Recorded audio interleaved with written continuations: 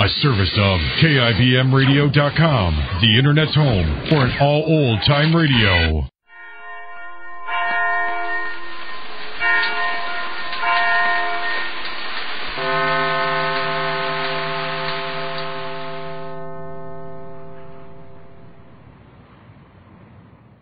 Well, Jane Ace's 19-year-old niece Betty has confessed she loves Carl Neff. He's the 22-year-old nephew of Mr. Race's wealthy business partner, Mr. T.Y. Neff. Last night, Mr. Neff learned that Carl had been going out with Betty and threatened to cut Carl out of his will if this did not stop. It's the following evening. This episode is in alternating scenes between the Aces' bungalow and the bench in the park. But first to the Aces, where we find Mr. Race and Marge just after dinner. Jane's busy with pencil and paper. Listen. Oh, this pencil's abdominal. It keeps breaking all the time. Have you got a pencil, dear? What? A pencil. Have you got a pencil I can borrow? Oh, a pencil. No, I haven't. Marge, have you? I'm afraid not, Jane. Lend you my fountain pen if Oh, no, I have to have a pencil with an eraser on it. There isn't a one around the house. I'm going to call up the drugstore and order one, and I'm going to chain it down here. I never saw pencils go so fast. What's that number? Oh, yes. It's Laura that's always taking the pencils around this house. Well, what do you need with a pencil, Jane? What are you doing there? Oh, well, I'm figuring out how much it takes for a boy and a girl to live on when they get married. You what? I'm figuring out how much it takes to live on if somebody wants to get married. Are you by any chance thinking of Betty and Carl? Yes.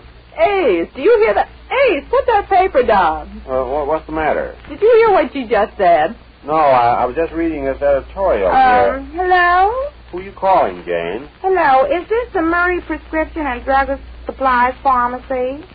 Well, I'd like a pencil. A pencil? What? Oh, please, Marge, I can't hear. What do you say? Oh, this is Mrs. Ace at 54... yes, a pencil. Oh, well, two pencils, I guess. The way we're always losing... hard, soft, or medium? Wait a minute. Dear, hard, soft, or medium? Scrambled, I guess. Well, I'll take them scrambled. Oh, now stop there. Just send two pencils any time. Yes. Well, I guess I'll take a couple of cakes of soap. You know the kind I use. Yes. Well, you can send me a box of writing paper and envelopes to match. Yes. Yes, I think that'll be... What? Well, all right. One electric iron, then. Yes. What? Hold the phone a minute, please. Dear, do you need any shirts? Shirts? What are you doing? Well, I hate to call up just for a pencil. Hurry, do you need any shirts? Isn't that awful? No, I don't. No, I guess not. That'll be all then. Will you please hurry it over? We need it right away. The pencils, I mean. You're welcome. Goodbye, then. Honestly, when a person asks a civilized question around here, you can't answer. What was all that about? I have to have a pencil. What, can I call a drugstore and bother them just to send a pencil? Yes. Of course not. So yes, I cannot. Yes, you can. Ask her what she wants with a pencil. Oh, yes. Well, what do you need a pencil for? I'm trying to figure out just how much a boy and a girl would need to get married on nowadays. Oh, a boy and... Yes. Wait a minute. Are you planning lives again? Betty's this time? And Carl. Yes, and Carl. You're getting them married in your plans, is that it? Well, they're thinking about it, aren't they? Are they? Sure they are. And you heard Mr. Neff last night. He said he's going to cut Carl out of his will if he doesn't stop going with Betty and pay attention to business. Yes, so what? So what? So let him. Oh, it's all right with you, is it? Oh, no. I'd much rather have him like Betty and give Carl a lot of the money he's got so Betty can have a home with servants and a garden and a spiral staircase. But if he What kind of a staircase? You know the kind that goes around. Yes, we know. Go on, Jane. You'd rather have that, but... But what? Well, but something. What is it you're trying to say? Oh, but if he won't... Oh, I see what you mean, but what? But if he won't, then I think they ought to get married and do the next worst thing. Just try to get along on what they can make. She's working and he's working, isn't she? She makes $20 a week, doesn't she? And she told me he gets $25 a week. Isn't that what you pay him? Yes, go on. Well, that makes, let me see. A grand total of $45. Oh, well, it may not be so grand, I know. You don't have to get sarcastic.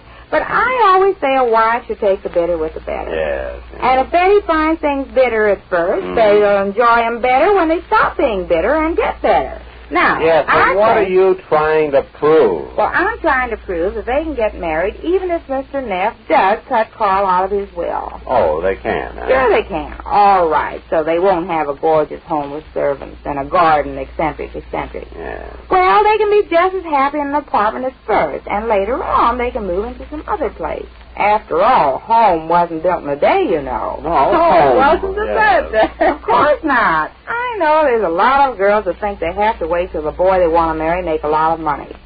But they can be just as happy with him in any kind of a tiny little apartment.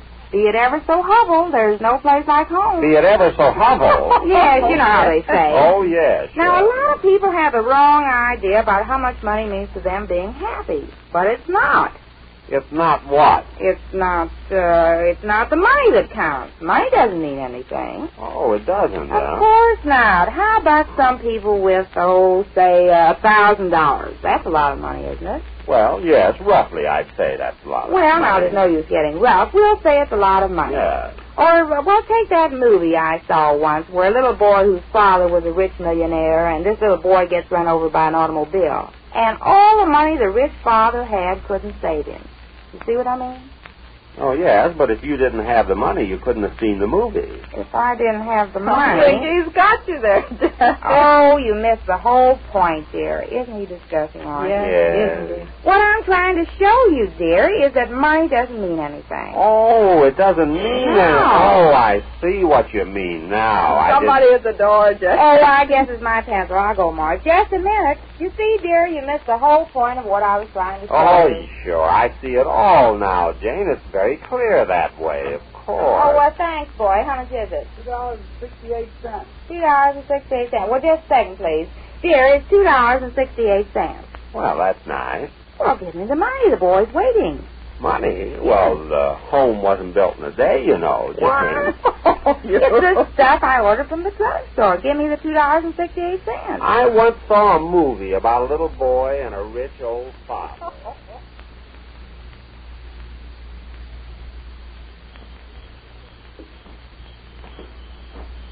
Let's sit here a minute, Betty. I want to talk to you. All right. Betty, I want to talk to you. Yes. You heard my uncle last night, didn't you? Please, Carl, we promised we wouldn't talk about that. Oh, what good's a promise like that? We must talk about it. We're just kidding ourselves if we don't. But there isn't anything to say. Oh, yes, there is. Plenty. We can't do anything about it, Carl. I'm not going to stand in the way of your success. Success? You mean being heir to an old man's money? Do you call that making a success of myself? Well, I'm not going to do anything that'll antagonize your uncle against you. That's what I want to talk to you about. Are you game? Game? Yeah, would you want to gamble? On me, I mean. What do you mean? Look, Betty, I got about $3,000. Would you start on that? Well, what do you mean? I'm asking you to marry me, Betty. Oh. I've got it all planned. I thought it out quite clearly last night. I couldn't sleep. You and I on a honeymoon until we've spent the whole $3,000. But $2,000. With the other $1,000, we'll come back and start housekeeping. Some little apartment, doesn't matter where. And I'll start to work at Route Law. I really learned something in school. I'm good, Betty. I'll even show you my report card if you insist. Oh, Carl, please. What do you say, Betty? Would you take a chance on me? I know it's asking a lot, but I've got that much confidence in myself. And in you. You to work for. But your uncle, he'll be furious. Oh, let him. You mean run away and get married without telling him? Exactly, an elopement and a honeymoon. We'll drive all over. I'll get a car, don't worry about that. I'll maneuver Uncle out of that. That'll be the last thing I'll take from him. I'll make him buy me a car. Oh, Carl, no. Why not? It'll be quite a joke on him. That's all I'm asking out of the $1 million or so he's been hoarding all these years. What do you say, Betty? Will you gamble? Do you love me enough for that? I love you more than that. I knew it. No, wait, Carl. I love you so much I can't be responsible for taking you away from all that your uncle is going to mean to you. But it means nothing. Can I make you see that? Won't you do it? I'll think about it. No, tell me now. Say you will. If there were only some way of winning your uncle over. Not a chance. I know just how he feels. This is all foolishness to him. He wants me to devote my life, my every minute, to preparing to step into his squeaky old shoes when he gets too tired to carry on. It isn't just you he's against. It's any girl. He says there's plenty of time for that later on. Later on. Look at him. He never got married. He's too busy being successful. And he's just dull enough to be successful, too. Oh, come on, Betty. Say you'll do it. Well... Oh, that's it, sweetheart. You'll never regret it. Now, it's going to be our secret. Not a word about this to your aunt or uncle. Let me see. Tomorrow I'll drop around and get the car. Now, that's our first move. Then there's the marriage license. And so you see, if she makes $20 a week and he makes $25 a week, they've got $45 a week. Now, I'm going to figure out right down to black bottom how much their expenses will be. Oh, just a minute, Jen.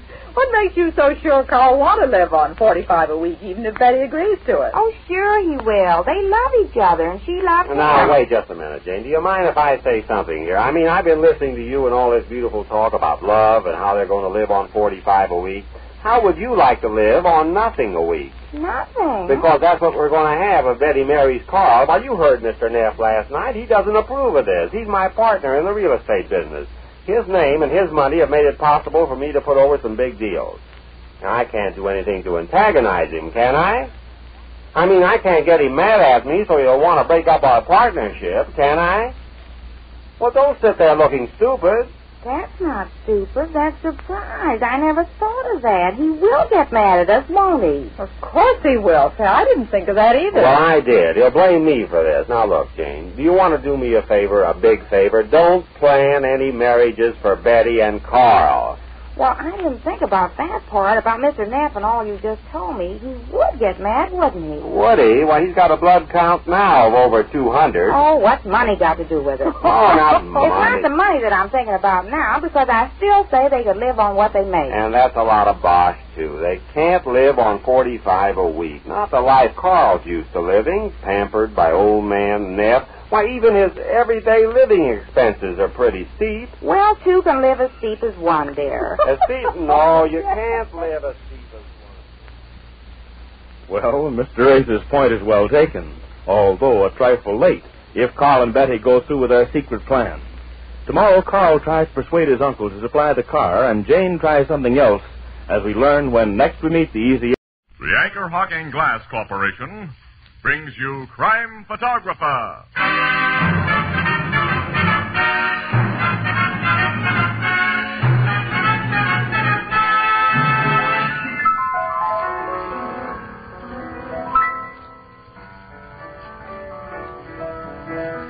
Say, Ethelbert, did you hear about the latest crime wave?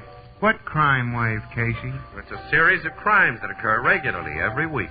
What's so unusual about that? Well, for one thing, every one of these crimes is solved in exactly half an hour.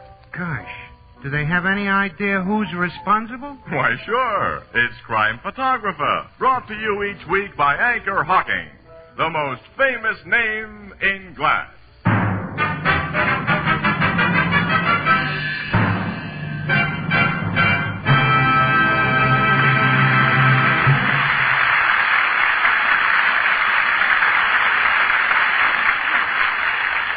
Good evening, ladies and gentlemen. This is Tony Marvin. Every week at this time, the Anchor Hawking Glass Corporation of Lancaster, Ohio, and its more than 10,000 employees bring you another adventure of Casey, Crime Photographer, ace cameraman who covers the crime news of a great city. Written by Alonzo Dean Cole, our adventure for tonight, Acquitted.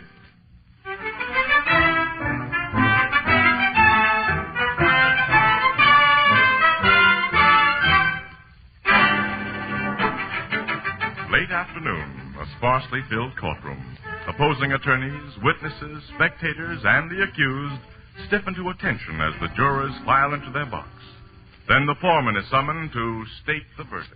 We, the jury, find the defendant not guilty. I told you it'd be that way, Annie. Well, you didn't have to tell me, Casey. I knew. Quiet, please. Quiet. Now, Judge Lucas will deliver a few remarks. He always does. I hope they're very few, because I want to get to a telephone. Ladies and gentlemen of the jury, this court thanks you for bringing in a verdict that is altogether in accord with the evidence that was presented to you. And similar thanks is accorded to the defendant's attorney, Mr. Freeman, for his presentation of his case. Thank you, Your Honor. Nuts. Freeman's a louse. You can say that again. But for the police officer who has figured so prominently in this case, the court has nothing but censure. Now it comes, Annie. Detective Ryan, evidence has shown that you deliberately and with malicious intent committed an unprovoked assault upon the defendant for the purpose of obtaining the confession that he here repudiated. That isn't so, Your Honor. That dirty crook Marlowe told you nothing but lies. Quiet! How can a man be fired when he's trained for doing his duty? That guy tried to escape, and I put him under arrest. He fought me and I had to subdue him. Bailiff, preserve order in this court. Mike Ryan was sure to blow his top under that one, Annie. Okay, I'll be quiet. And I beg the court's pardon. Detective Ryan, it is in the power of the court to impose a penalty upon you for your disgraceful outburst. But in view of your apology, I refrain. I shall, however, recommend to your superiors that you be called to answer for your conduct in all phases of this case. Prisoner at the bar, Leonard Waldo, you stand acquitted, and are hereby discharged from custody. Thanks, Judge. Ladies and gentlemen of the jury, you are discharged. Court adjourned. Well, now I get to a phone and give the city desk the story. Yeah, I'll stay here, Annie, get some pictures. Okay, I'll meet you in the car. Okay, honey. Mr. Allison. Thanks. Just wanted you to turn around so I can get a shot of it. I got it all right, thank you. What did you want a picture of me? You were the complaining witness in this case. Your property was stolen. And since this man's been acquitted, I never expect to see that property again. You fail to identify him as a thief. I couldn't be positive he was the man I surprised in front of my safe that night. And one must be positive. But you originally identified him as the guy. I said then he strongly resembled the burglar, as I said it again today. I never said more than that. I see. Excuse me, I want to say a word to the Assistant District Attorney, Mr. Yes, sure. Hey, Freeman. Hello, Casey. You and your lucky client look happy for the camera? Okay. Watch the birdie, Lenny. Yeah, sure. Thanks, I got you. But, what did you mean by lucky client? This lad was innocent as a newborn babe. Yeah. You just heard the jury and the judge agree on that, Casey. Sure, Lenny, I heard. I still say you're quite a lawyer, Freeman. Say, look ahead. Newspaper guys are naturally cynical, Lenny, and Casey's right about you having a good lawyer. Yeah, you're a good one, all right. Huh? Oh, Officer Ryan. Yeah. Hello, Mike. Hello, Casey. I hope there's no hard feelings, Mike. You know there's nothing personal. What I did to you on the witness stand, it was all part of the game. Sure. You lawyers can make an honest witness look like a fool and a liar. Take it easy, Mike. I am taking it easy, Casey. I'm not going to blow my top again. I'm just telling this slick mouthpiece I think he's a crooked louse. Look here, Shut up, Ryan. Freeman. As to you, Waldo, you know I didn't beat you up to get a confession out of you. You started to play rough, and I took care of you. I should let you have it right now, but, well, I won't. That's all. So long, Casey. So long, Mike.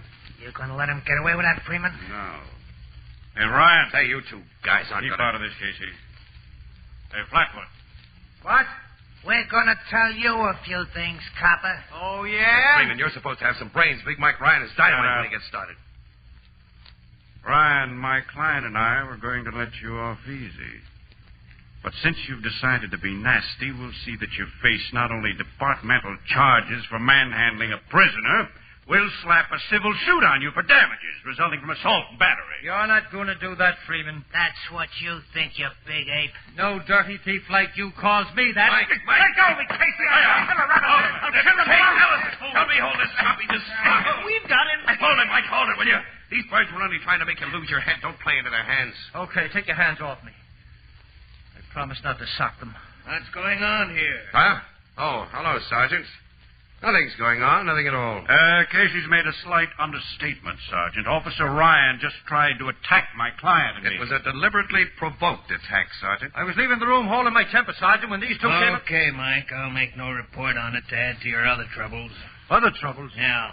Commissioner sent me here for you. You got to report at his office right away. Oh, well, that means... Judge Lucas just talked to him over the phone. You can guess what it means. I'm sorry, Ryan. Yeah. Oh, okay, Sarge. Let's go. So long, ex-copper. You're going to miss that badge of yours. Listen, Waldo and Freeman. I'm going to get you two for this. Just remember that. Gentlemen, you're witnesses to that man's threat. Yes, Freeman. And Mike Ryan's not the only one who'd like to take a poke at you two.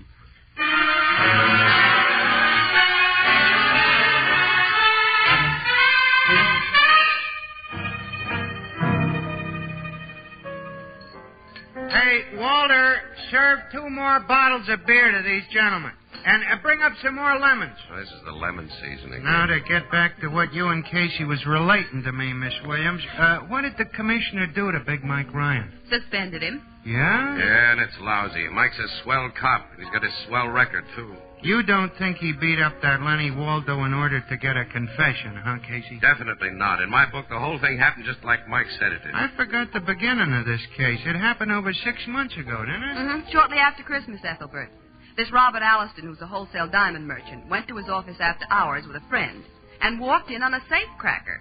Well, the burglar blackjacked him and made a getaway with around $100,000 worth of precious stones. Alliston's friend got socked before he had a good look at the guy, but Alliston himself described him to the cops, and the description fit Lenny Waldo, who, of course, has a long record for safecracking. Mike Ryan was one of the dicks assigned to look for Waldo. He found him. Waldo tried to make a break, and there was quite a fight. Waldo came off second best. When Waldo yelled uncle, he spotted a confession along with it. Oh, which he later affirmed in writing. Yeah, but before the trial, Dan Freeman, his lawyer, smuggled a camera into the jail and got some pictures of Waldo's bruises, showed the pictures in court. And then Waldo repudiated his confession, saying that he'd been beaten into it by Officer Ryan. Well, Alliston, who was the only person who could definitely place Waldo at the scene of the burglary, wouldn't make a positive identification. He's one of those ultra-careful people. Anyway, the whole case against Waldo blew up when Freeman got Mike Ryan's goat during cross-examination. And Ryan looked like the criminal instead of Waldo. And as there was no direct evidence, none of the stolen gems had been found in the man's possession. Now the insurance companies are holding the bag. And if they try to renege, it won't hurt Alliston much. He inherited a couple of million about a month after the robbery. He did? Yeah. A rich uncle of his died. Gee, I've always wished for a rich uncle in bad health. So have we all. Well, now the only one with any trouble on his hands is poor Mike Ryan, Casey, Freeman and Waldo threatened to press charges against Ryan and to institute civil action for damages. Oh, that was just bluff, Eddie. Well, they were pretty sore at him from what you've told me. And he was pretty sore at them. I'm not sure that... Excuse me, there's a bar phone. Annie, look. I'll bet you Cafe. that Mike will be back on duty in a week. And that Waldo and Freeman It's for you, will Casey, go... your city desk. Huh? Oh, see, give it to me. Hello, Burke. Yes, I'm here again. Yes. What? Gleiber's Cafe? Yes, sure, I know where the place is. What? Wait a minute. Say that again, Bert.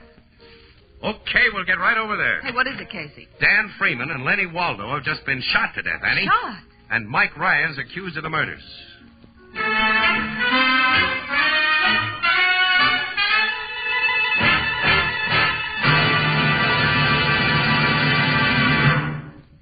Tomorrow, all over America, cool, frosty drinks will be poured from radiant Sunburst crystal pitchers into sparkling Sunburst crystal tumblers.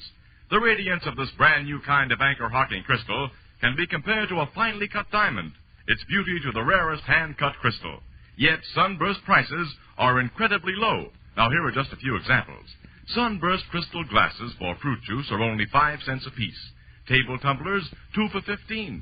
Big, oversized glasses for iced drinks, only 10 cents each. And to top it all, a magnificent 2-quart pitcher costs only 50 cents. Now, you'd expect to find crystal as beautiful as this only in a jewelry store. But as a matter of fact, all next week, the windows and counters of the retail stores of America will feature brilliant displays of Sunburst crystal, priced from 5 cents up, slightly more in distant cities.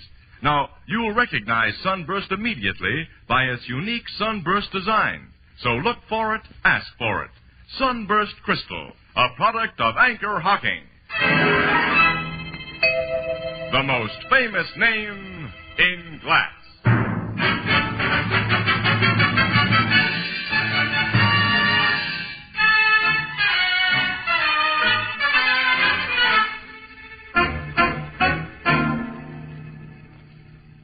Casey, it isn't pleasant for me to tag another cop for murder, but now this job spells Mike Ryan all the way.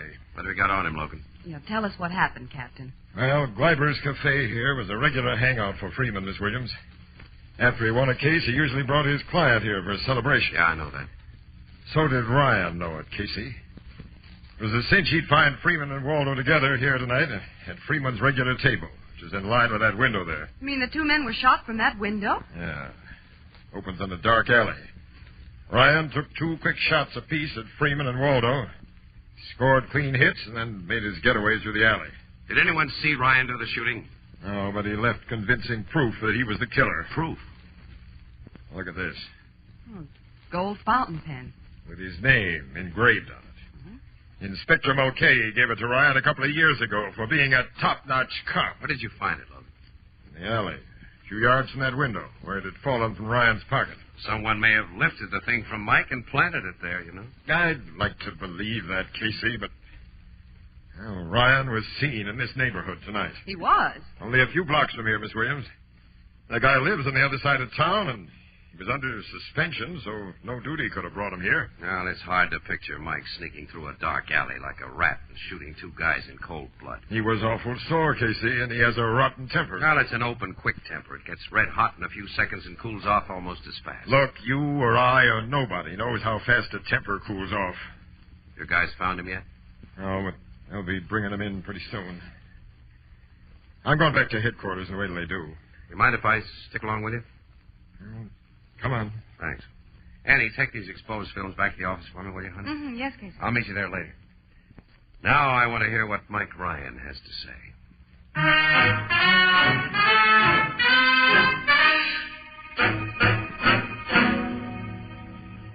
I swear I didn't do it, Captain. I didn't know a thing about it till I went home and found Sergeant Flanagan waiting there for me. What were you doing near Gleiber's Cafe just before the shooting, Ryan? I explained that to the sergeant, sir. I want to hear it. Well, okay. I got a phone call at my home tonight from a guy who wouldn't give his name. He said he'd give me a tip on the Weinstein robbery last week, if I'd meet him on Elder Street between Lexington and Grove at 10:30. Now, you've gotten that kind of calls from crooks yourself, Captain. And so have you, Casey. You know that's so, Logan. Keep out of this, Casey. Okay, sorry. So you were in the neighborhood, Ryan, only because you received this mysterious summons to be there, huh? Yes, and that's God's truth. Of course, your man showed up. Well, no, he didn't. I waited a while and then started back home. By way of the alley behind Gleiber's Cafe. I didn't go near Gleiber's. I walked in the other direction. You walked home, huh? Yes, a good part of the way, because I wanted to think. Think up the story you've just told me. What do you got to say about this fountain pen we found? Well, I lost it somewhere today. I don't know where. Captain, I've been framed for this job. You've heard that excuse from plenty of crooks yourself, haven't you? Yes, and sometimes it was true. 1 time in 1,000. Oh, yes, I know that. Captain, the boys gave me the dermal nitrate test right after they brought me in. It proved I haven't fired a gun for days. You know all the tricks, Ryan. You could beat the nitrate test. Well, yes, that's so. Well, where do we go from here, sir? I'm not going to confess to something I didn't do. And you know I won't let my man beat a confession out of you as you beat one out of Waldo. What's that? You heard me.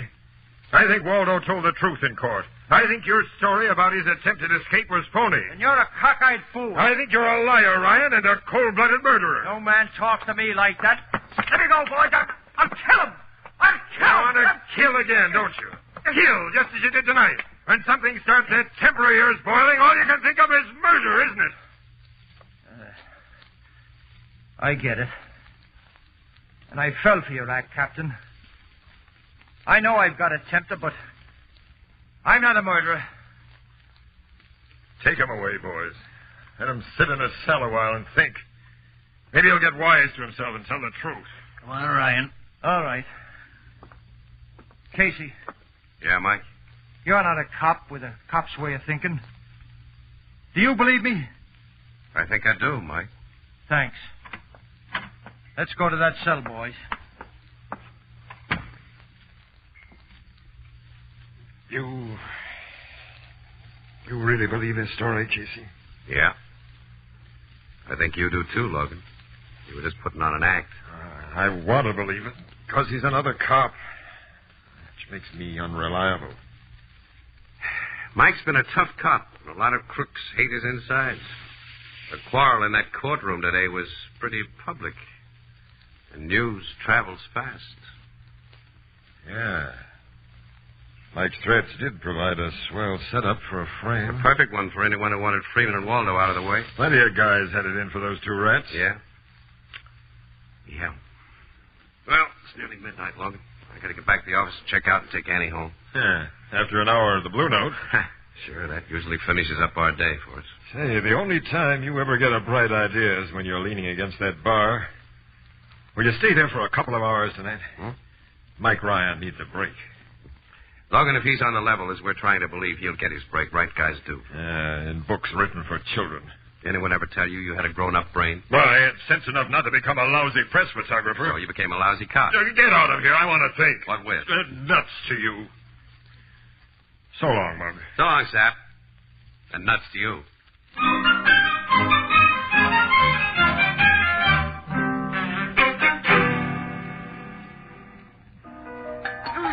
If we could only figure out who stole Ryan's fountain pen, Casey. Yeah, sure. That's the key to the whole thing, Annie. If the guy's been framed. But some dip might have let it slip out of his pocket. He may have lost it on the street. Somebody picked it up. Yeah. As soon as you get that ice chop, Joe, go down the cellar and bring up some more club soda. You hear me, Joe? Okay, Applewhite.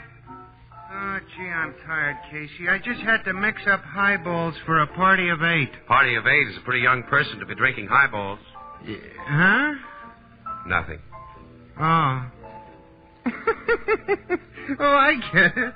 It's not bad. Not bad at all. It was terrible. Not that Was bad, it? Annie. No. Yeah, I guess you're right, Miss Williams.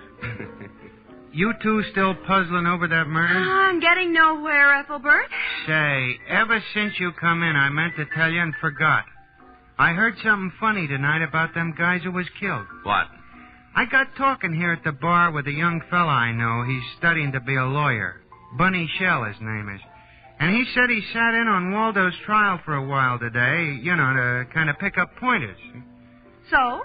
Well, so he said he was very much surprised that Dan Freeman didn't tell the jury about Waldo's alibi. Well, he would have if the rat had an alibi. This young fella said he had a dandy. Oh, now, how did he know? Well, he'd seen Waldo a lot of times at a bowling alley where he goes to, and he knows Waldo was there at the time he was supposed to be robbing that safe, because Waldo picked a fight with him. Almost. Hey, wait a minute. He can't be sure. Sure he's sure. Well, okay, a good alibi would have gotten Waldo out of jail right after he got in. The guy Ethelbert talked to is nuts, Annie. No, he ain't, He's always talking to Casey. nuts. No, he's a nice fella.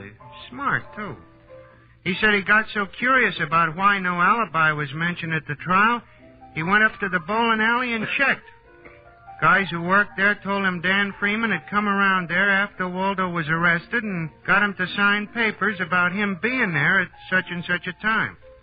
But they didn't hear from him again. Did he tell you what bowling alley it was? Yeah, the Acme on 11th Street. Acme, all right. Annie, come on. We're going to do some checking there. Why? It may be Ryan's break. Oh, I don't get it. Annie, if this story's true, the whole thing is simple. I'll know who really killed those two guys tonight and why.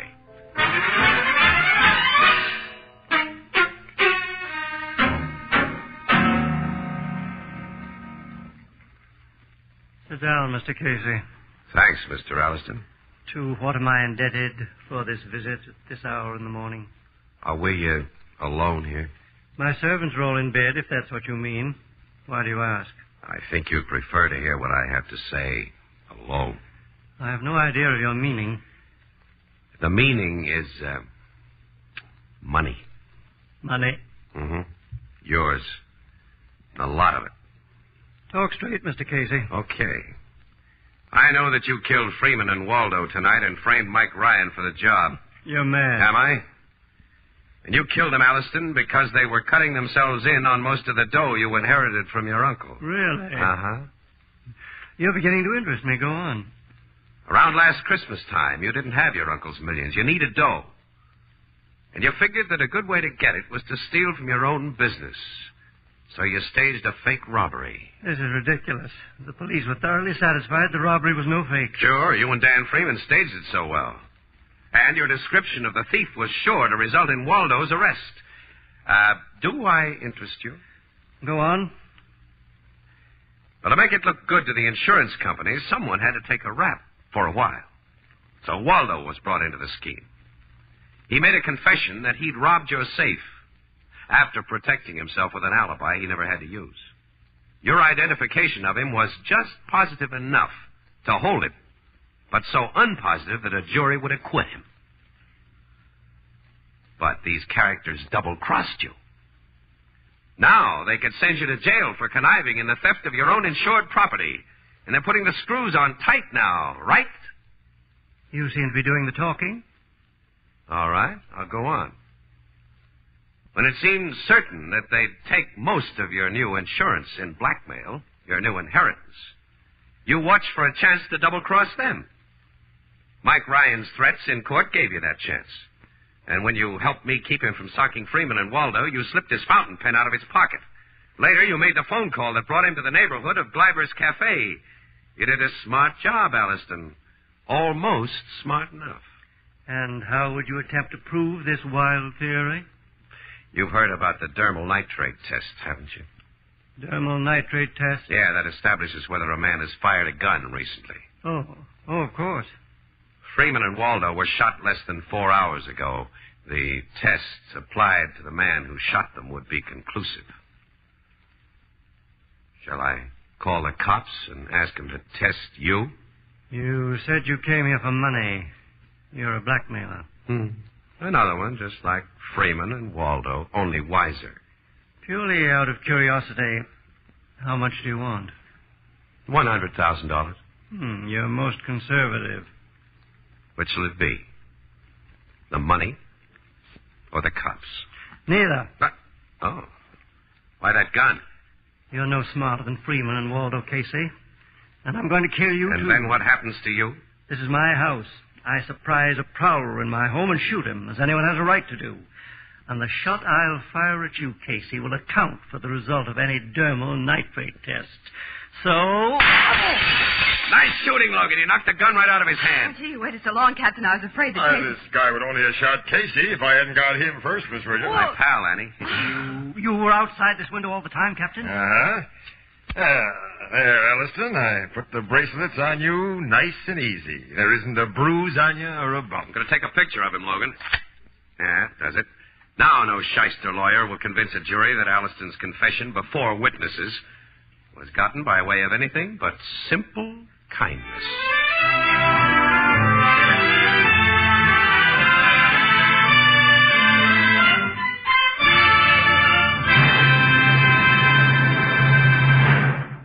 We'll join the crowd at the Blue Note in just a moment.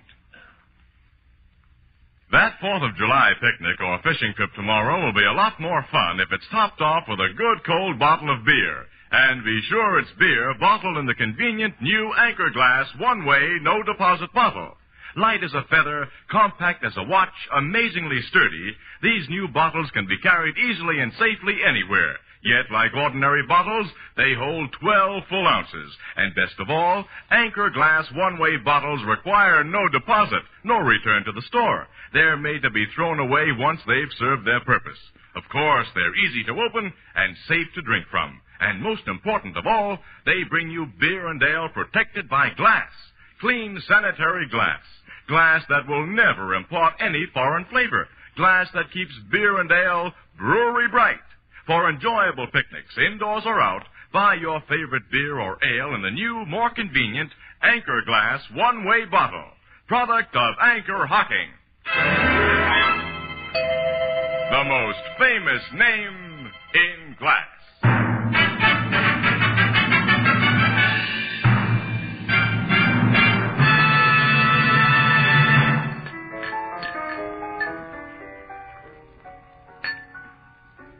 Mike Ryan's back on the force, huh, Casey? Naturally, Ethelbert. And reinstated, with apologies from the commissioner and Judge Lucas. There's a couple of things I still don't understand. Why did me telling you about Waldo's alibi give you the big idea that... Ethelbert, when a crook gets into a jam, the first thing he pulls is an alibi. If he has one, that is. Well, Waldo had one. Yet neither he nor his lawyer ever even mentioned it. No, there had to be a reason. Sure. The only reason must be that he wanted to be thought guilty of that robbery. Oh, which was covered by insurance. So they were trying to fool the insurance company. That's right. And they'd have no point in doing that unless the insured person, Alliston, was in on the deal. Then, knowing Alliston had inherited big dough, it was a cinch to figure the blackmail angle. Oh, sure, the whole thing was perfectly simple. Yeah? Simplicity itself. Casey, there's a couple of things I still don't understand. Would you mind explaining that again? Come on, Annie. This is where we came in. Good night, Ethelbert. Good night. Huh?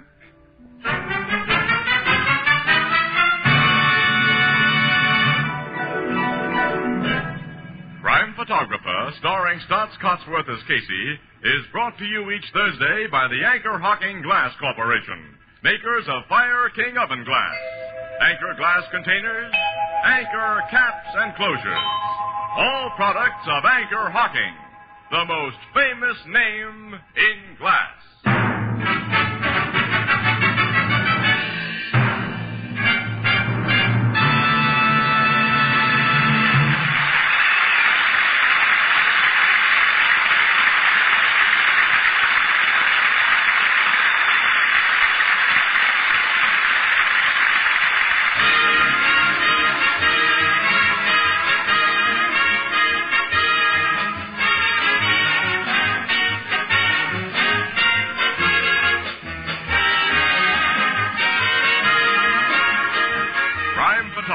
Is directed by John Dietz. The original music is by Archie Blyer, and the program features Miss Jan Miner as Anne and John Gibson as Ethelbert. This is Tony Marvin saying goodnight for the Anchor Hocking Glass Corporation of Lancaster, Ohio, with offices in all principal cities of the United States and Canada.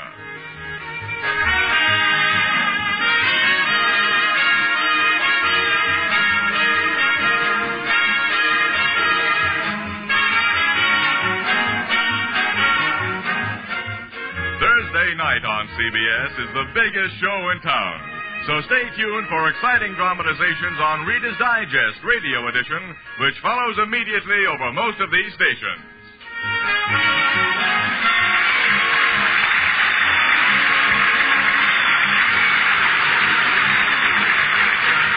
This is CBS, the Columbia Broadcasting System.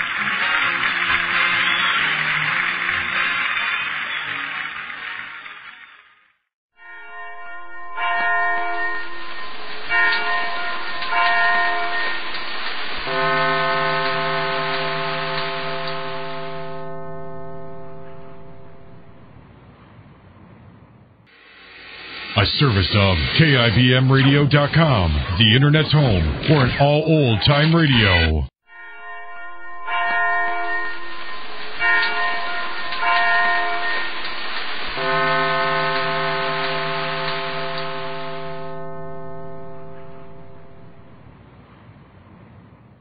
Well, Jane Ace's 19-year-old niece Betty has confessed she loves Carl Neff.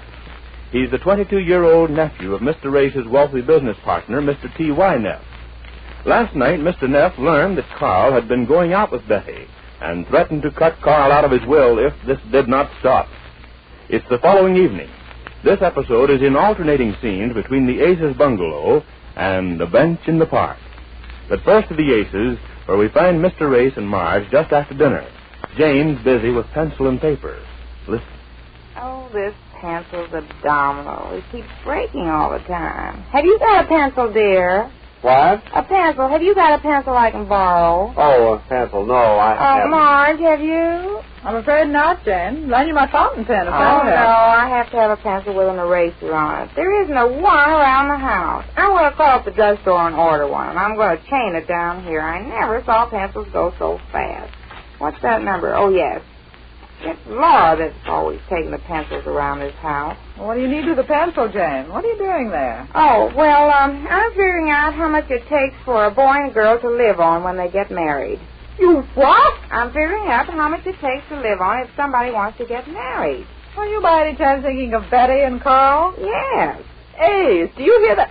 Ace, put that paper down. What's the matter? Did you hear what she just said? No, I was just reading this editorial here. Hello? Who are you calling, Jane? Hello, is this the Murray Prescription and Drug Supplies Pharmacy?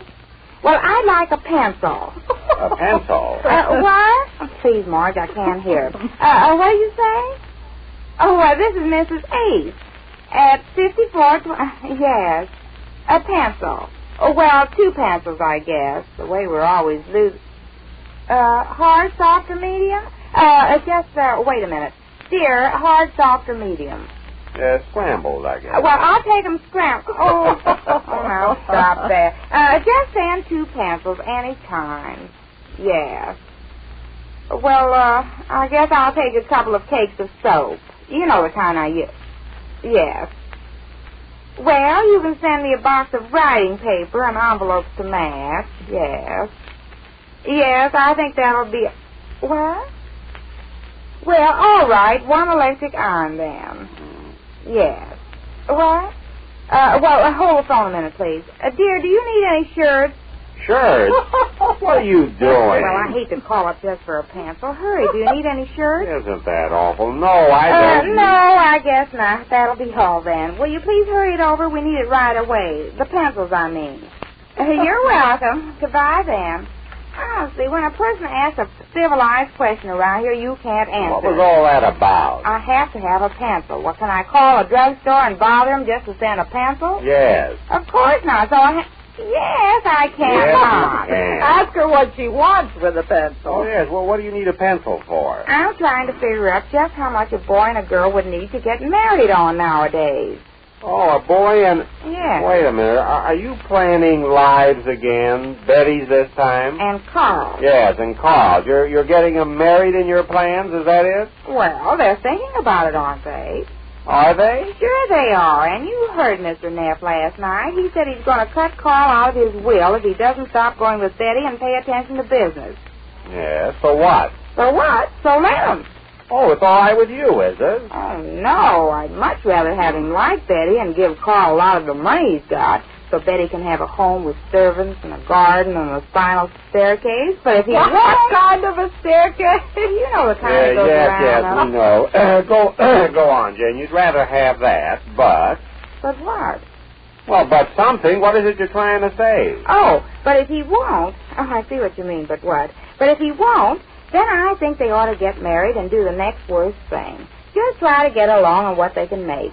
She's working and he's working, isn't she? She makes $20 a week, doesn't she? And she told me he gets $25 a week. Isn't that what you pay him? Yes, go on. Well, that makes, let me see. A grand total of $45. Oh, well, it may not be so grand, I know. You don't have to get sarcastic. But I always say a wife should take the bitter with the better. Yes. And if Betty finds things bitter at first, they'll enjoy them better when they stop being bitter and get better. Now, yes, but what are you trying to prove? Well, I'm trying to prove that they can get married even if Mr. Neff does cut Carl out of his will. Oh, they can, huh? Sure they can. All right, so they won't have a gorgeous home with servants and a garden, eccentric. Yeah. Well, they can be just as happy in an apartment as first, and later on they can move into some other place. After all, home wasn't built in a day, you know. No, it wasn't a day. Of course not. I know there's a lot of girls that think they have to wait till the boy they want to marry make a lot of money. But they can be just as happy with him in any kind of a tiny little apartment. Be it ever so humble, there's no place like home. Be it ever so humble. Yes, you know how they say. Oh, yes. Now, a lot of people have the wrong idea about how much money means to them being happy. But it's not. It's not what? It's not the money that counts. Money doesn't mean anything. Oh, it doesn't, Of course not. How about some people with, say, $1,000? That's a lot of money, isn't it? Well, yes, roughly I'd say that's a lot of money. Well, now, there's no use getting rough. We'll say it's a lot of money. Yeah. Or, well, take that movie I saw once where a little boy whose father was a rich millionaire, and this little boy gets run over by an automobile. And all the money the rich father had couldn't save him. You see what I mean? Oh, yes, but if you didn't have the money, you couldn't have seen the movie. If I didn't have the money... He's got you there.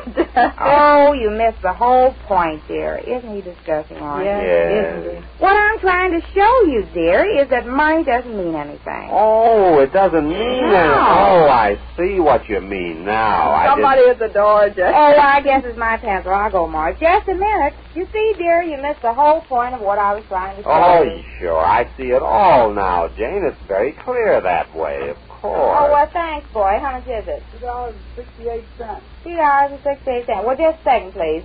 Dear, it's $2.68. Well, that's nice. Well, give me the money. The boy's waiting. Money? Well, the home wasn't built in a day, you know. What? It's the stuff I ordered from the drugstore. Give me the $2.68. I once saw a movie about a little boy and a rich old father.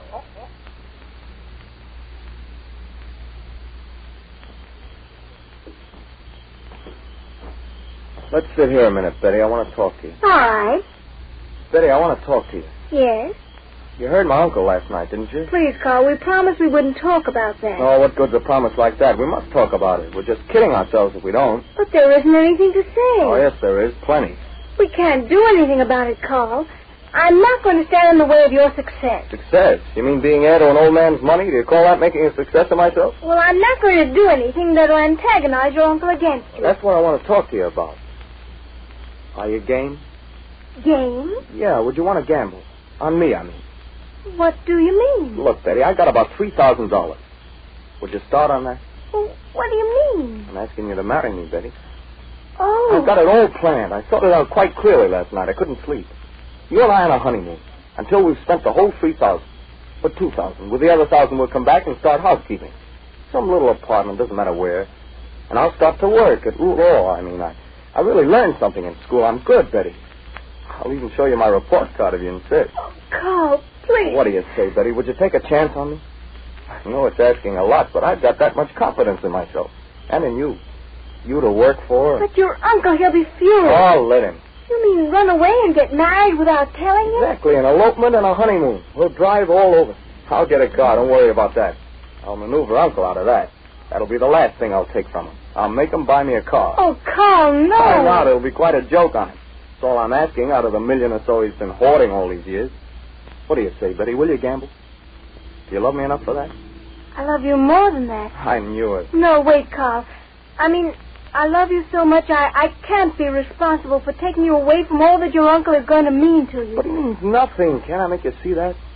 Won't you do it? I'll think about it. No, tell me now. Say you will. If there were only some way of winning your uncle over. Not a chance. I know just how he feels. This is all foolishness to him. He wants me to devote my life, my every minute, to preparing to step into his squeaky old shoes when he gets too tired to carry on. It isn't just you he's against. It's any girl. He says there's plenty of time for that later on. Later on. Look at him. He never got married. He's too busy being successful. And he's just dull enough to be successful, too. Oh, come on, Betty. Say you'll do it. Well... Oh, that's it, sweetheart. You'll never regret it. Now, it's going to be our secret. Not a word about this to your aunt or uncle. Let me see. Tomorrow I'll drop around and get the car. Now, that's our first move. Then there's the marriage life. And so you see, if she makes $20 a week and he makes $25 a week, they've got $45 a week. Now, I'm going to figure out right down to black bottom how much their expenses will be. Oh, just a minute, Daphne. What makes you so sure Carl want to live on $45 a week, even if Betty agrees to it? Oh, sure he will. They love each other, and she loves him. Now, wait just a minute, Jane. Do you mind if I say something here? I've been listening to you and all this beautiful talk about love and how they're going to live on $45 a week. How would you like to live on nothing a week? Nothing? Because that's what we're going to have if Betty marries Carl. Well, you heard Mr. Neff last night. He doesn't approve of this. He's my partner in the real estate business. His name and his money have made it possible for me to put over some big deals. Now, I can't do anything to antagonize him, can I? I can't get him mad at me so he'll want to break up our partnership, can I? Well, don't sit there looking stupid. That's not stupid. That's surprise. I never thought of that. He will get mad at us, won't he? Of course he will, Sal. I didn't think of that either. Well, I did. He'll blame me for this. Now, look, Jane, do you want to do me a favor, a big favor? Don't plan any marriages for Betty and Carl. Well, I didn't think about that part, about Mr. Neff and all you just told me. He would get mad, wouldn't he? Would he? Well, he's got a blood count now of over 200. Oh, what's money got to do with it? Oh, not money. It's not the money that I'm thinking about now, because I still say they could live on what they make. And that's a lot of bosh, too. They can't live on $45 a week. Not the life Carl's used to living, pampered by old man Neff. Why, even his everyday living expenses are pretty steep. Well, two can live as steep as one, dear. As steep? No, you can't live as steep as one. Well, Mr. Ace's point is well taken, although a trifle late, if Carl and Betty go through with their secret plan. Tomorrow, Carl tries to persuade his uncle to supply the car, and Jane tries something else, as we learn when next we meet the Easy. The Anchor Hocking Glass Corporation brings you Crime Photographer.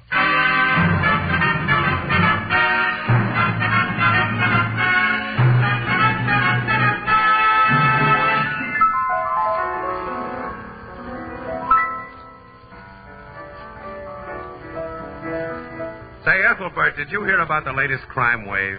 What crime wave, Casey? It's a series of crimes that occur regularly every week.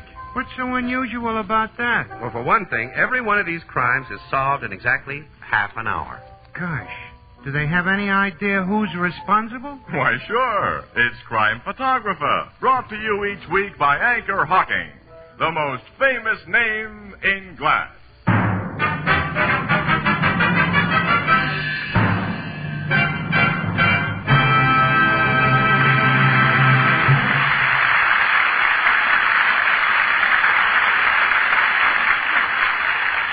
Good evening, ladies and gentlemen. This is Tony Marvin.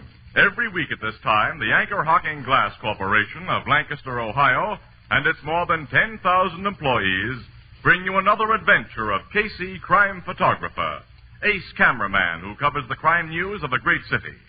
Written by Alonzo Dean Cole. Our adventure for tonight, Acquitted.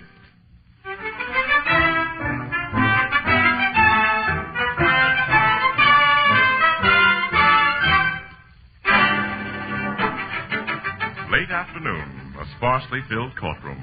Opposing attorneys, witnesses, spectators, and the accused stiffen to attention as the jurors file into their box. Then the foreman is summoned to state the verdict. We, the jury, find the defendant not guilty. I told you it'd be that way, Annie. Well, you didn't have to tell me, Casey. I knew. Quiet, please. Quiet. Now, Judge Lucas will deliver a few remarks. He always does. I hope they're very few, because I want to get to a telephone. Ladies and gentlemen of the jury, this court thanks you for bringing in a verdict that is altogether in accord with the evidence that was presented to you. And similar thanks is accorded to the defendant's attorney, Mr. Freeman, for his presentation of his case. Thank you, Your Honor. Nuts.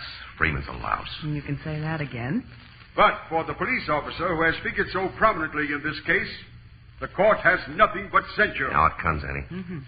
Detective Ryan, evidence has shown that you deliberately and with malicious intent committed an unprovoked assault upon the defendant for the purpose of obtaining the confession that he here repudiated. That isn't so, Your Honor.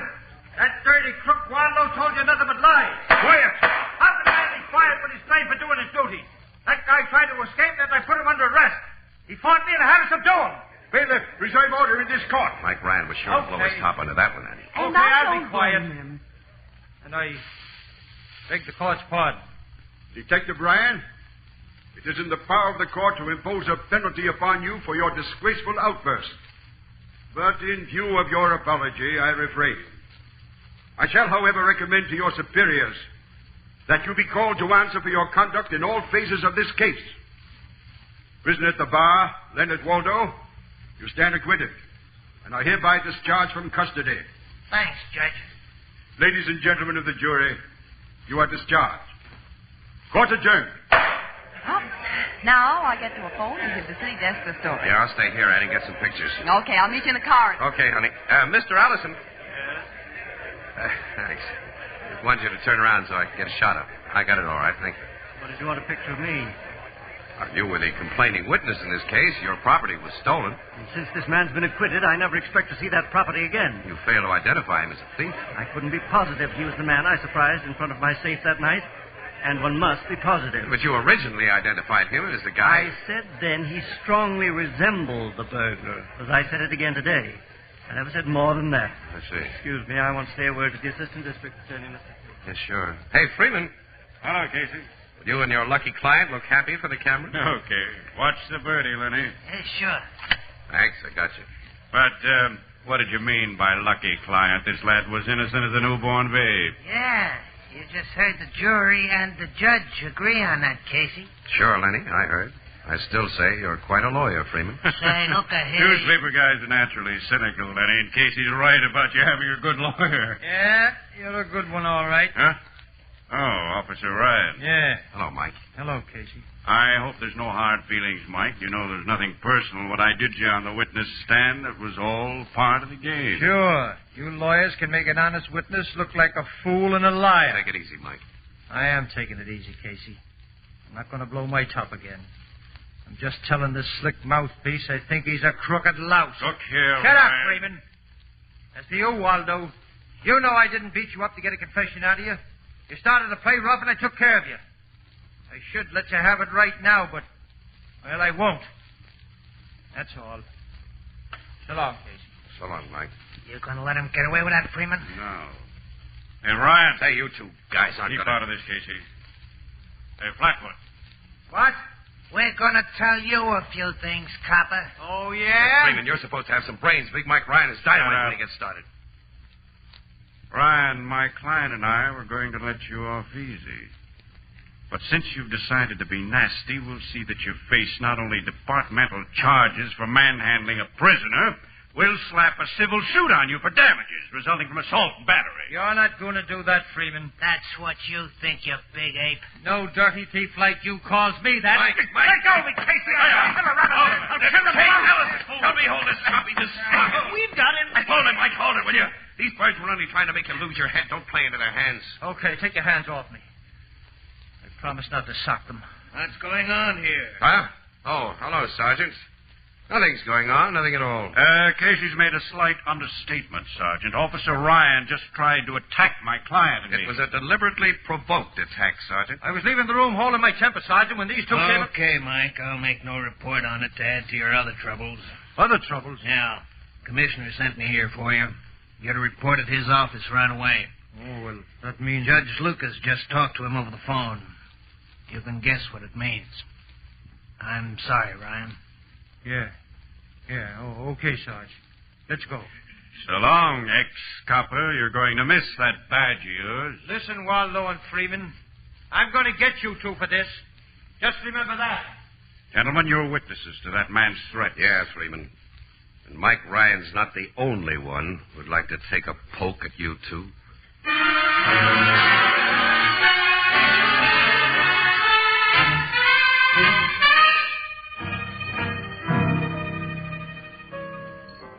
Hey, Walter, serve 2 more bottles of beer to these gentlemen. And bring up some more lemons. This is the lemon seasoning. Now, to get back to what you and Casey was relating to me, Miss Williams, what did the commissioner do to Big Mike Ryan? Suspended him. Yeah? Yeah, and it's lousy. Mike's a swell cop. He's got a swell record, too. You don't think he beat up that Lenny Waldo in order to get a confession, huh, Casey? Definitely not. In my book, the whole thing happened just like Mike said it did. I forgot the beginning of this case. It happened over 6 months ago, didn't it? Mm-hmm. Shortly after Christmas, Ethelbert. This Robert Alliston, who's a wholesale diamond merchant, went to his office after hours with a friend and walked in on a safe cracker. Well, the burglar blackjacked him and made a getaway with around $100,000 worth of precious stones. Alliston's friend got socked before he had a good look at the guy, but Alliston himself described him to the cops, and the description fit Lenny Waldo, who, of course, has a long record for safe cracking. Mike Ryan was one of the dicks assigned to look for Waldo. He found him. Waldo tried to make a break, and there was quite a fight. Waldo came off second best. When Waldo yelled uncle, he spotted a confession along with it. Oh, which he later affirmed in writing. Yeah, but before the trial, Dan Freeman, his lawyer, smuggled a camera into the jail and got some pictures of Waldo's bruises, showed the pictures in court. And then Waldo repudiated his confession, saying that he'd been beaten into it by Officer Ryan. Well, Alliston, who was the only person who could definitely place Waldo at the scene of the burglary, wouldn't make a positive identification. He's one of those ultra-careful people. Anyway, the whole case against Waldo blew up when Freeman got Mike Ryan's goat during cross-examination. Ryan looked like the criminal instead of Waldo. And as there was no direct evidence, none of the stolen gems had been found in the man's possession. Now the insurance companies are holding the bag. And if they try to renege, it won't hurt Alliston much. He inherited $2 million about a month after the robbery. He did? Yeah. A rich uncle of his died. Gee, I've always wished for a rich uncle in bad health. So have we all. Well, now the only one with any trouble on his hands is poor Mike Ryan, Casey, Freeman and Waldo threatened to press charges against Ryan, and to institute civil action for damages. Oh, that was just bluff, Eddie. Well, they were pretty sore at him from what you've told me. And he was pretty sore at them. I'm not sure that... All right, excuse me, there's a bar phone. Annie, look. I'll bet you Cafe, that Mike will be speaking. back on duty in a week. And that Yeah. Waldo and Freeman It's for you, will Casey, go... your city desk. Huh? Oh, see, give it to me. Hmm. Hello, Burke. Yes, I'm here again. Yes. What? Gleiber's Cafe? Yes, sure, I know where the place is. What? Wait a minute. Say that again, Bert. Okay, we'll get right over there. Hey, what is it, Casey? Dan Freeman and Lenny Waldo have just been shot to death, Annie. Shot? And Mike Ryan's accused of the murders.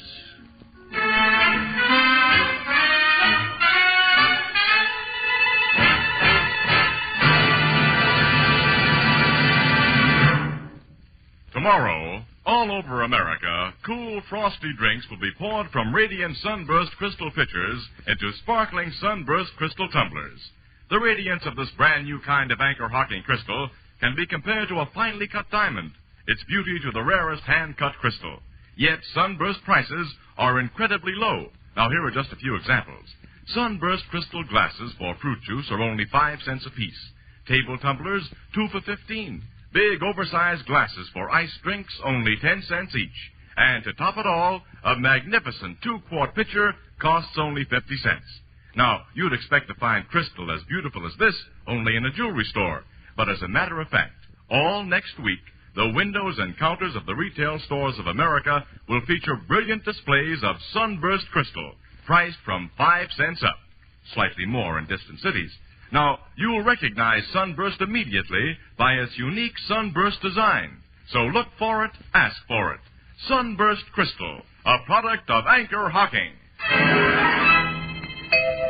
The most famous name in glass.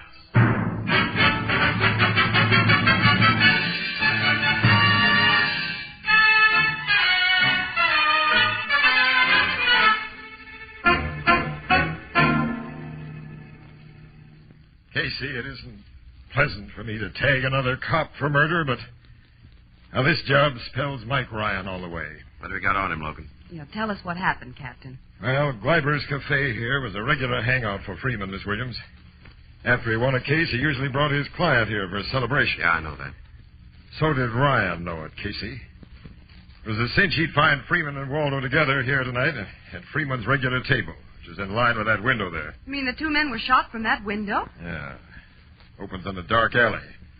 Ryan took 2 quick shots apiece at Freeman and Waldo, scored clean hits, and then made his getaway through the alley. Did anyone see Ryan do the shooting? No, but he left convincing proof that he was the killer. Proof? Look at this. Oh, gold fountain pen. With his name engraved on it. Inspector Mulcahy gave it to Ryan a couple of years ago for being a top-notch cop. Where did you find it, Logan? In the alley. A few yards from that window, where it had fallen from Ryan's pocket. Someone may have lifted the thing from Mike and planted it there, you know. I'd like to believe that, Casey, but... Well, Ryan was seen in this neighborhood tonight. He was? Only a few blocks from here, Miss Williams. The guy lives on the other side of town, and he was under suspension, so no duty could have brought him here. Well, it's hard to picture Mike sneaking through a dark alley like a rat and shooting 2 guys in cold blood. He was awful sore, Casey, and he has a rotten temper. Well, it's an open, quick temper. It gets red hot in a few seconds and cools off almost as fast. Look, you or I or nobody knows how fast a temper cools off. Your guys found him yet? Oh, but they'll be bringing him in pretty soon. I'm going back to headquarters and wait till they do. You mind if I stick along with you? Come on. Thanks. Annie, take these exposed films back to the office for me, will you, honey? Mm-hmm. Yes, Casey. I'll meet you there later. Now I want to hear what Mike Ryan has to say.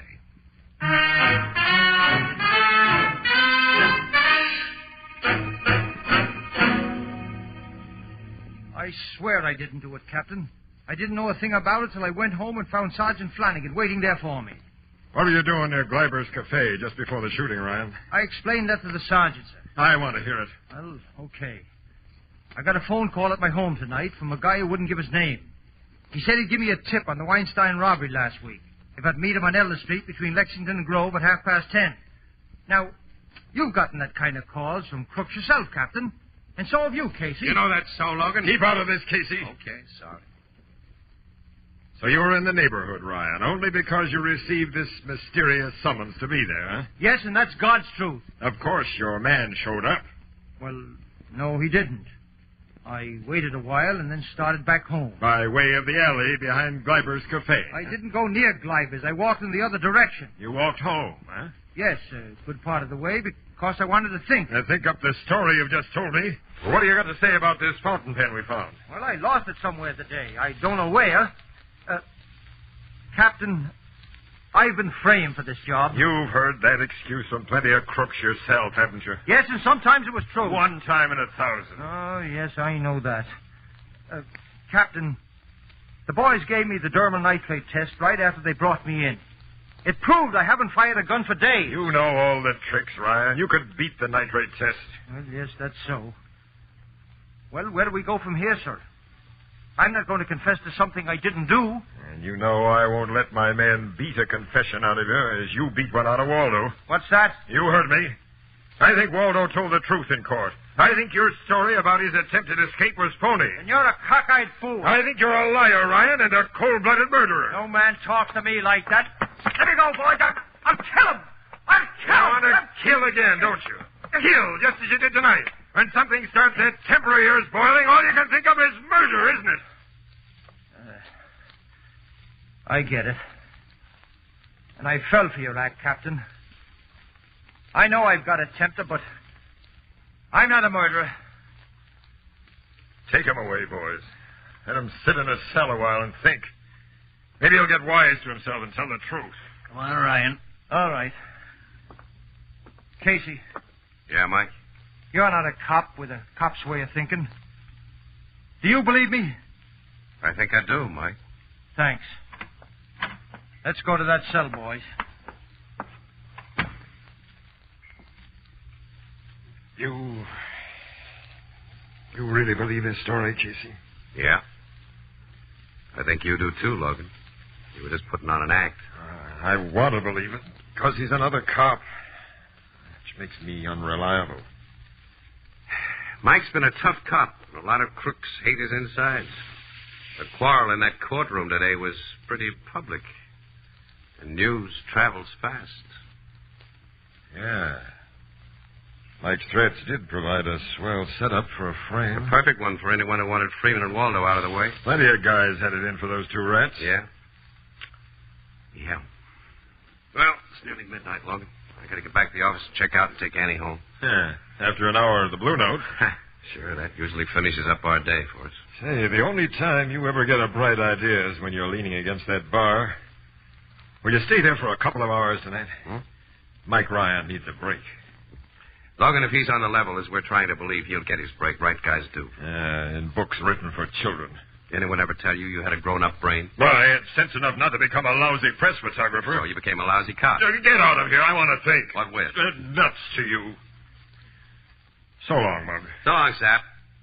And nuts to you.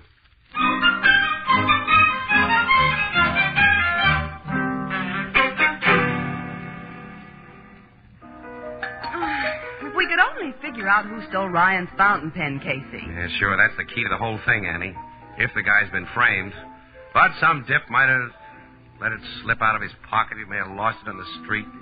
Somebody picked it up. Yeah. As soon as you get that ice chop, Joe, go down the cellar and bring up some more club soda. You hear me, Joe? Okay, Applewhite. Oh, gee, I'm tired, Casey. I just had to mix up highballs for a party of 8. Party of 8 is a pretty young person to be drinking highballs. Yeah. Huh? Nothing. Oh. Oh, I get it. It's not bad. Not bad at all. It was terrible. Not that Was bad, it? Annie. No. Yeah, I guess you're right, Miss Wales. You two still puzzling over that murder? I'm getting nowhere, Ethelbert. Say, ever since you come in, I meant to tell you and forgot. I heard something funny tonight about them guys who was killed. What? I got talking here at the bar with a young fella I know. He's studying to be a lawyer. Bunny Shell, his name is. And he said he sat in on Waldo's trial for a while today, you know, to kind of pick up pointers. So? Well, so he said he was very much surprised that Dan Freeman didn't tell the jury about Waldo's alibi. Well, he would have if the rat had an alibi.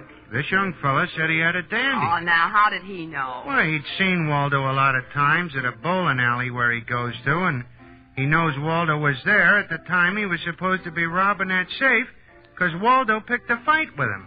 Almost. Hey, wait a minute. He can't be sure. Sure he's sure. Well, okay, a good alibi would have gotten Waldo out of jail right after he got in. The guy Ethelbert talked to is nuts, Annie. No, he ain't, He's always talking Casey. to nuts. No, he's a nice fella. Smart, too.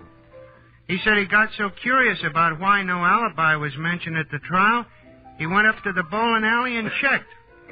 Guys who worked there told him Dan Freeman had come around there after Waldo was arrested and got him to sign papers about him being there at such and such a time. But they didn't hear from him again. Did he tell you what bowling alley it was? Yeah, the Acme on 11th Street. Acme, all right. Annie, come on. We're going to do some checking there. Why? It may be Ryan's break. Oh, I don't get it. Annie, if this story's true, the whole thing is simple. I'll know who really killed those two guys tonight and why.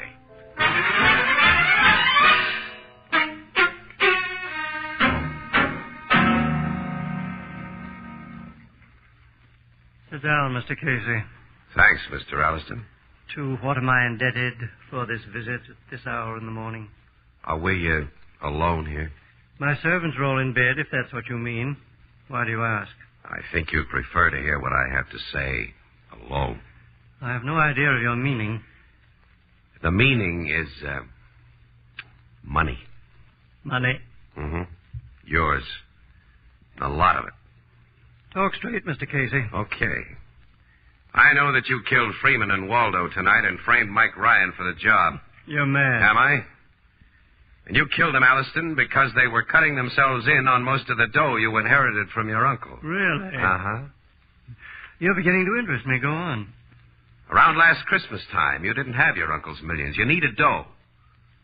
And you figured that a good way to get it was to steal from your own business. So you staged a fake robbery. This is ridiculous.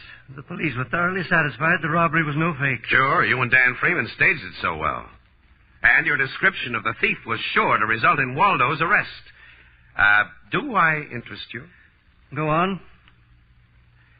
Well, to make it look good to the insurance company, someone had to take a rap for a while. So Waldo was brought into the scheme. He made a confession that he'd robbed your safe after protecting himself with an alibi he never had to use. Your identification of him was just positive enough to hold him, but so unpositive that a jury would acquit him. But these characters double-crossed you. Now they could send you to jail for conniving in the theft of your own insured property. And they're putting the screws on tight now, right? You seem to be doing the talking. All right, I'll go on. When it seemed certain that they'd take most of your new insurance in blackmail, your new inheritance, you watched for a chance to double-cross them. Mike Ryan's threats in court gave you that chance. And when you helped me keep him from socking Freeman and Waldo, you slipped his fountain pen out of his pocket. Later, you made the phone call that brought him to the neighborhood of Gleiber's Cafe. You did a smart job, Alliston. Almost smart enough. And how would you attempt to prove this wild theory? You've heard about the dermal nitrate test, haven't you? Dermal nitrate test? Yeah, that establishes whether a man has fired a gun recently. Oh, of course. Freeman and Waldo were shot less than 4 hours ago. The tests applied to the man who shot them would be conclusive. Shall I call the cops and ask them to test you? You said you came here for money. You're a blackmailer. Another one, just like Freeman and Waldo, only wiser. Purely out of curiosity, how much do you want? $100,000. You're most conservative. Which will it be? The money or the cops? Neither. Oh. Why that gun? You're no smarter than Freeman and Waldo, Casey. And I'm going to kill you, And too. then what happens to you? This is my house. I surprise a prowler in my home and shoot him, as anyone has a right to do. And the shot I'll fire at you, Casey, will account for the result of any dermal nitrate test. So... Nice shooting, Logan. You knocked the gun right out of his hand. Oh, gee, you waited so long, Captain. I was afraid that Casey... This guy would only have shot Casey if I hadn't got him first, Miss Virgil. My pal, Annie. You were outside this window all the time, Captain? Uh-huh. There, Elliston. I put the bracelets on you nice and easy. There isn't a bruise on you or a bump. I'm going to take a picture of him, Logan. Yeah, does it. Now no shyster lawyer will convince a jury that Alliston's confession before witnesses was gotten by way of anything but simple kindness.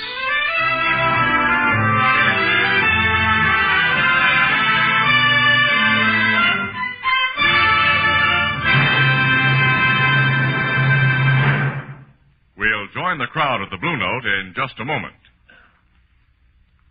That 4th of July picnic or fishing trip tomorrow will be a lot more fun if it's topped off with a good cold bottle of beer. And be sure it's beer bottled in the convenient new Anchor Glass one-way, no-deposit bottle. Light as a feather, compact as a watch, amazingly sturdy, these new bottles can be carried easily and safely anywhere. Yet, like ordinary bottles, they hold 12 full ounces. And best of all, Anchor Glass one-way bottles require no deposit, no return to the store. They're made to be thrown away once they've served their purpose.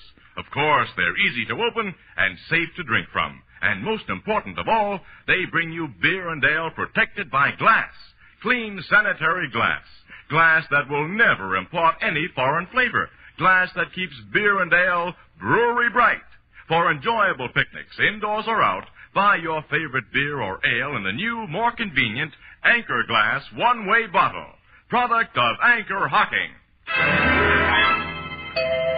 The most famous name in glass.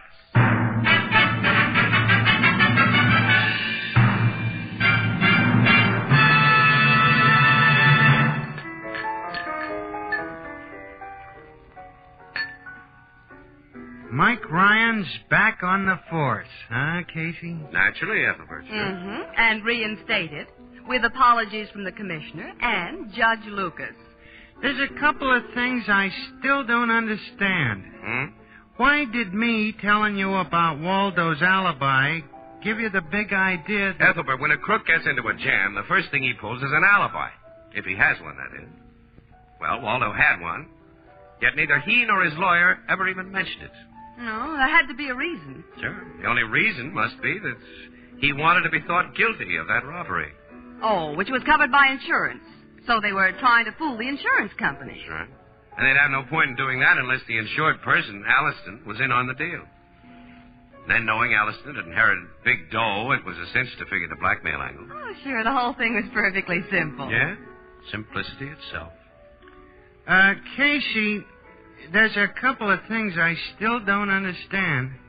Would you mind explaining that again? Come on, Annie. This is where we came in. Good night, Ethelbert. Good night. Huh?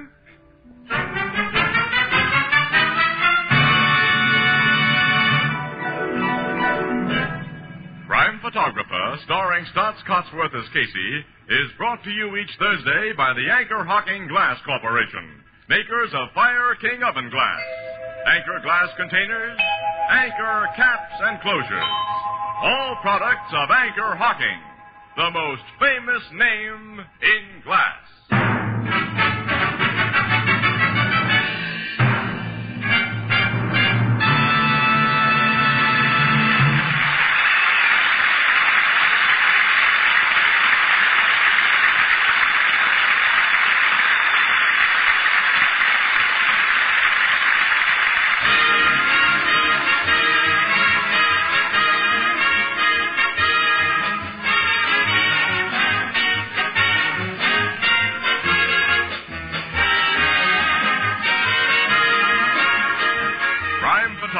Is directed by John Dietz. The original music is by Archie Blyer, and the program features Miss Jan Miner as Anne and John Gibson as Ethelbert. This is Tony Marvin saying goodnight for the Anchor Hocking Glass Corporation of Lancaster, Ohio, with offices in all principal cities of the United States and Canada.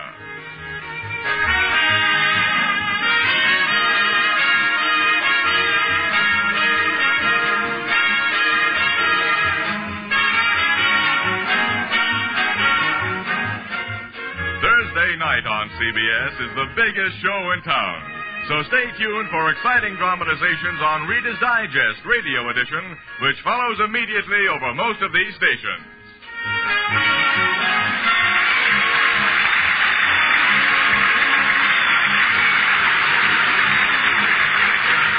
This is CBS, the Columbia Broadcasting System.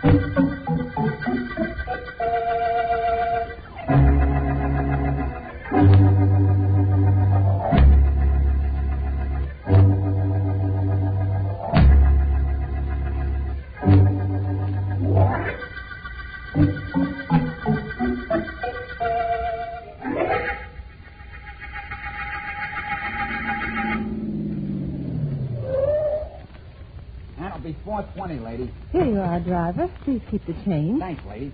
You're quite welcome, I'm sure.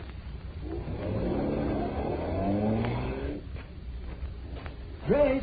Oh, Grace! David! What in the world are you doing here at this hour? Rather early, isn't it? You see, I have an appointment to interview your husband for my magazine this morning.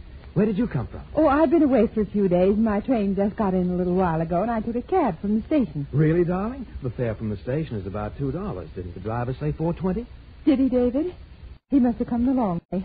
Come on to the house. Oh, I'm supposed to meet your husband out by the pool. He's going to demonstrate some tricks on trout fishing, which our readers will positively drool over. Oh, that magazine of yours gives you a good living, David. I wouldn't belittle it if I were you.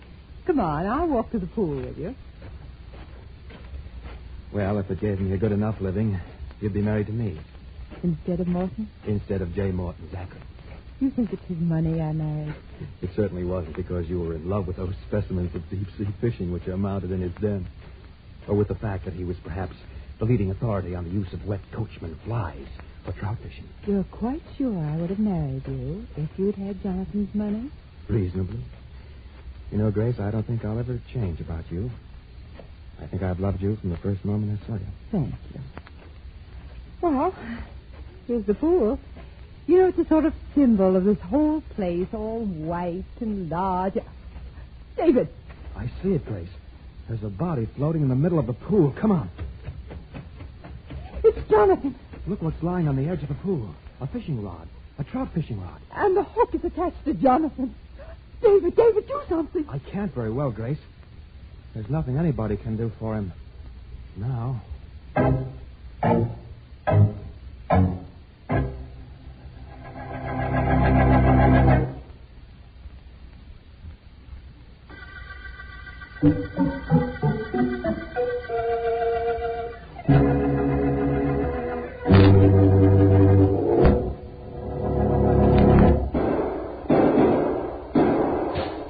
Did you get him, Chief? Did you? I don't think so. Maybe winged him, but he got away through that window. Casey will pick him up downstairs. I put him under the fire escape. If I remember Casey, it's more likely the killer got him.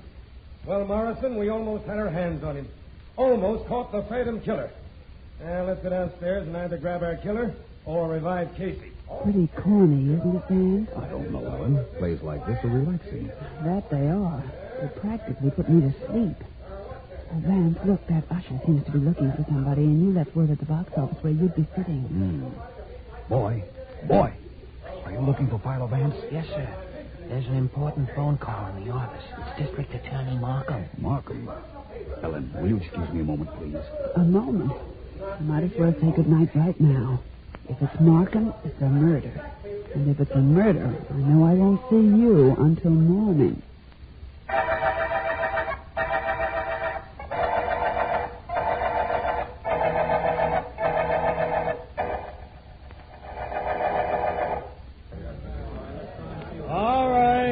All right now. I want you few men to go over every inch of the grounds. Somebody got in here early this morning and murdered Mr. Zachary and left some kind of a clue before he scrammed. Okay, now go out and find something for me. Rather excellent performance, Sergeant Heath. Resourceful homicide detective orders his men to bring him a clue. What do you expect they'll find? Nothing, D.A. Absolutely nothing. But I can't have him hanging around here at the pool either, can I? Oh, hello, Vance. Hello, Sergeant. District Attorney Markham and I just had a look at the late J. Morton Zachary. Pretty ugly knife he had in his chest. Any knife in any chest ain't pretty, Vance. Well, all I know so far is his wife and that magazine editor, David Douglas, found him. What about that fishing rod that was on the edge of the pool with the hook in Zachary's clothing? Yes, please, Heath, something about that. A prominent fisherman found dead in a pool with a rod and reel as accessories before the fact. Rod, reel, and hook, complete with Coachman fly as bait. Intriguing. I don't know about it being intriguing. All I know is I'm working on my day off. Well, the hook was attached to him, all right, and the rod lying on the edge of the pool. Why, I don't know. Or who killed him, I don't know. Glad you came, Vance. Certainly, Markham. I admire mystery plays. Ellen and I were seeing one when you phoned me. But I'm more partial to unusual real-life murder cases. No, I gotta go to work. Hey, Morgan. Yes? Get in that overgrown pad house and see what you can find. These articles on the ground here, the ones in the sergeant's handkerchief. I imagine they were found on the dead man. So I understand. Handkerchief, wallet with nothing unusual in it, and these keys. Oh, funny thing about these keys, Vance. Wonderful example of colonial architecture, Markham. The house, I mean, and beautifully kept ground. Vance, I was saying there's a funny thing about these keys. Yes, I know. One of them doesn't open any lock belonging to Zachary. You know there's a definite resemblance between colonial... Now, wait a minute, Southern... Vance. How could you possibly know that about that key? It's true, isn't it? Yes, it is true. He's tried every one of them. Each one is for some different door or Zachary's office or car.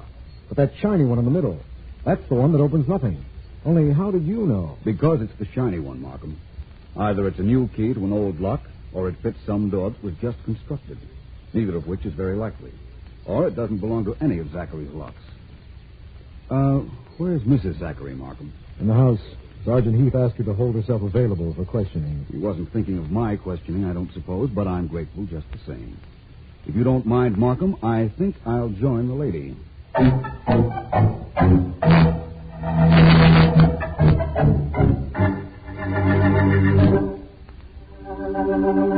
You were away for 3 days, Mrs. Zachary. Came home this morning. Took a cab from the station, found Mr. Douglas here on your arrival, and the two of you discovered your husband's body? Yes. Yes, Mr. Vance. How long had Mr. Douglas been here? I don't know. He said he'd just arrived. Then it's possible that he might have killed your husband. Oh, no. Not David. He couldn't do anything so brutal. Oh, it's David, is it?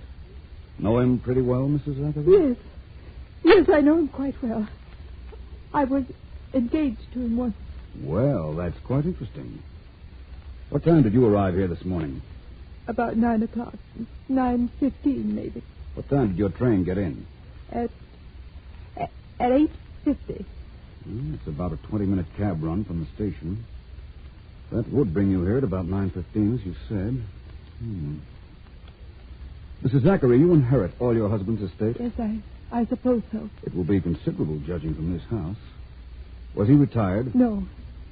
He was the head of a number of corporations, something to do with the manufacture of rayon. You can find out all about that at his office. I'm not particularly interested at the moment, Mrs. Zachary. Where can I find David Douglas?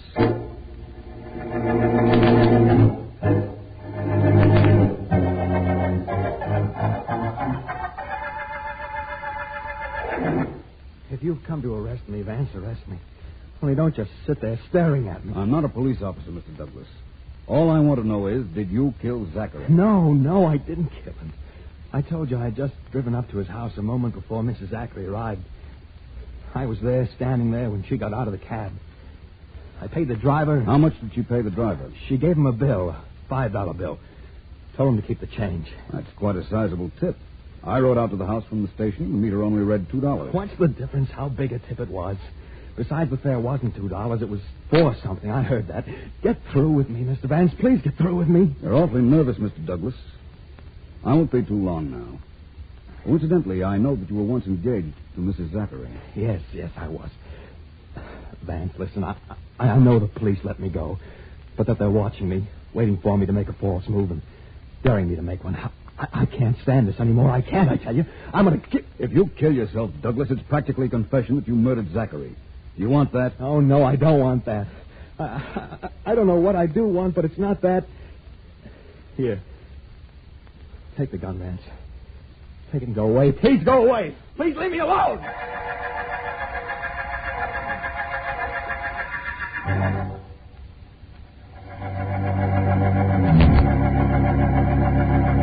Thank you very much, sir. Goodbye.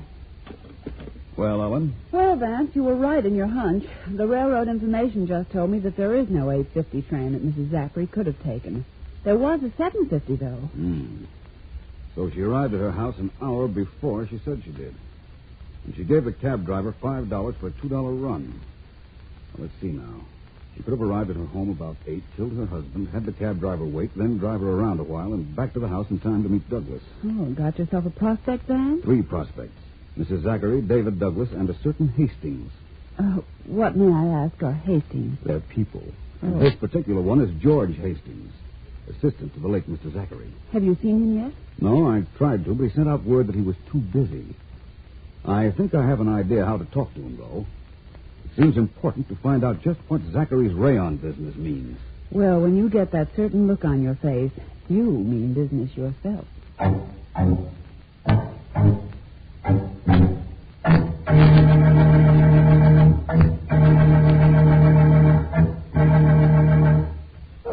little bit higher, Frankie. Up around the shoulders. That's better. Nothing like a massage to keep you fit, is there? There certainly isn't. Oh, waiting for Frankie to get finished with me? Yes, but there's no hurry. Always said I would know what I'd do if I couldn't run over to the gym a couple of times a week to get a workout and a rub down. I haven't seen you in here before. It's my first visit. Well, you'll like it here. Okay, Frankie. Hold it up. I'll just lie here and relax a minute. You can think better when your body's in top condition, I've always thought. Oh, you sure can. And I've got to be able to think. Think fast. I'm in rayons. Hastings, the name. How do you do, sir? I'm Robert Williams. Rayons, did you say? Right. Read about that fellow named Zachary who was murdered? Mm-hmm. Well, I was his assistant. I'm taking over the firm now. Oh, is that so? Oh, yes. That murder ruined the biggest merger ever attempted. Secret merger. Zachary representing the East and a fellow named William Bartlett, the West. Wow. What that would have done to the industry. We'd have monopolized it. Had to keep it secret. Didn't want anyone to know. It doesn't matter now anymore, I gather. Nope. The deal was dead when Mr. Zachary got killed. Really? Mr. Hastings, I'm not Robert Williams, as I said. My name is Philo Vance. Oh, I see. I tried to make an appointment with you, but you wouldn't see me. So I followed you here to the gymnasium. You did? What for? To find out what you might know about Mr. Zachary's death. It seems to me that you know a great deal about Mr. Zachary's business. Why shouldn't I know about it? Mr. Zachary never did anything without my help. No, Mr. Hastings? Not even die?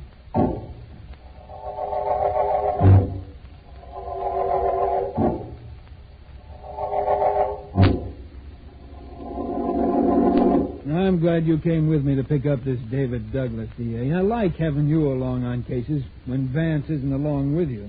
I don't know why that is, Heath. Vance never objected to you. Why should he object? I never outsmarted him, did I? This is the Douglas apartment right here. Wait a minute. I'm pretty sure he did it, D.A. Just found out he was engaged to Mrs. Zachary before she married her husband in that rod and reel business. That'd be right up his alley. Come on, open up in there. Open up. Oh. That shot came from Douglas' apartment. Break down the door, Heath. Here, I'll help you. All right. Once more, and I think we've got it, Heath. All right. They're in, D.A. Oh, they're a little late. Look at him. Still holding the gun, too. Now, look around the apartment, Heath. And while you're at it, you might look around for another suspect who had as good a motive and opportunity to kill Mr. Zachary as the late David Douglas.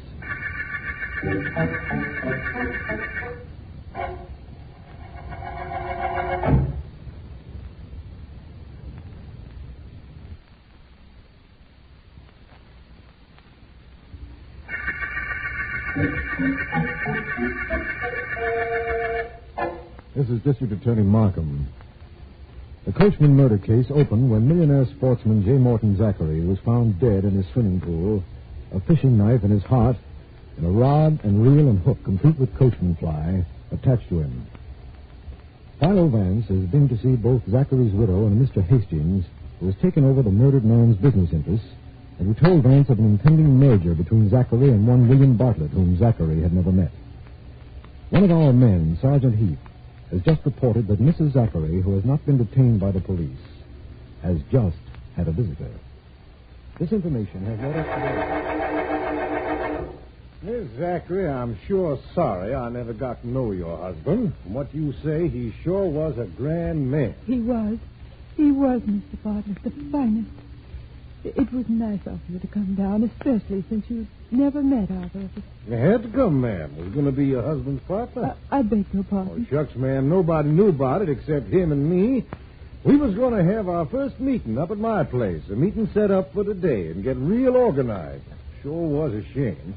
Well, now, ma'am, if there's anything I can do... This is terribly rude of me, I know, but may I please come in? Mr. Vance. I apologize deeply for this intrusion. I did knock on the door, but nobody answered, and the door was open. Mr. Vance, this is Mr. Bartlett. How do you do? Hi, son. Glad to meet you. I wish it was under different conditions, but I'm glad to meet you. I was just going in case you got something to talk to Miss Zachary private-like. I'd like to talk to you, if you don't mind, Mr. Bartlett. Me, son? About what? About that merger you and Mr. Zachary were planning. Well, how'd you hear about that? I didn't even know about it until just now, Mr. Vance. A private investigator makes it his business to find out things that people in general don't know. In this case, it wasn't very difficult. Well, son, what do you want to know about the merger? Oh, I guess just why you were merging and some of the details. Well, why? Because we've been cutting each other's throats, Zachary and me, for years. One way to stop being competitors was to become partners. But we never did get to meet on account of, well, asking your pardon, ma'am, on account of what happened here yesterday. You'd never met Zachary, eh, Bartlett?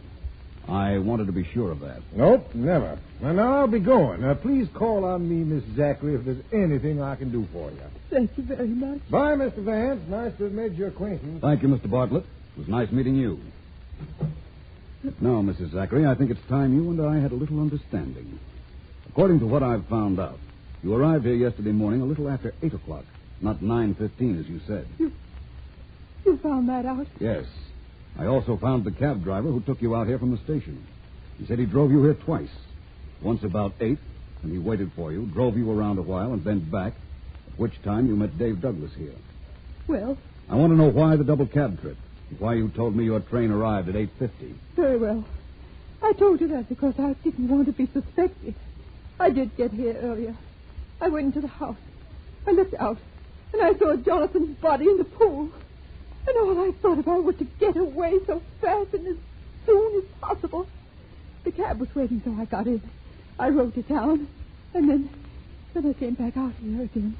I believe that David Douglas thought you killed your husband, Mrs. Zachary. He committed suicide in the belief that he was taking suspicion from you. He must have loved you very much. He always said he did. But taking his own life was so unnecessary. I didn't kill Jonathan. I didn't. Perhaps you didn't. Perhaps the explanation of who did lies in that shiny key, the fishing rod, the reel, and the hook we found attached to your husband's clothes. We'll see, Mrs. Zachary. We'll see. Now, if you don't mind, I'd like to call Mr. Markham and have him invite some people to a meeting at your swimming pool.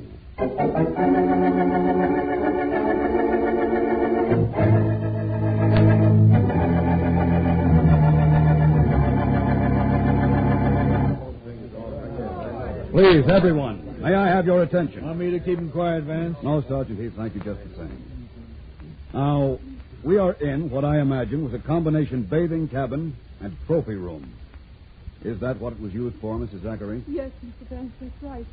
All of you can see that there is fishing equipment, mounted fish, and fishing knives in this room. And that one of the fishing knives is missing from the box on my right. That is the state's Exhibit A. It's the knife that killed Mr. Zachary. Vance, must you go into all the terrible details? I'm sorry, Mr. Hastings.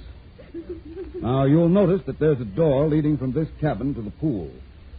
It's Only a few short steps. Mr. Vance, I sort of wish you'd stop wasting time and get down to Casey. I will, Mr. Bartlett.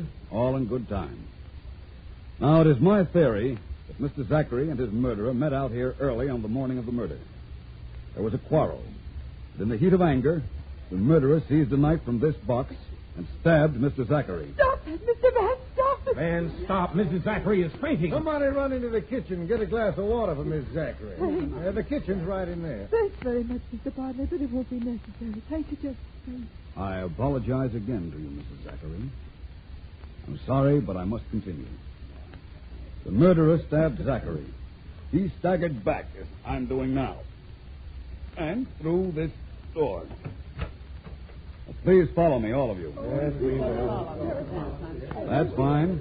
Thank you. Zachary staggered through this door.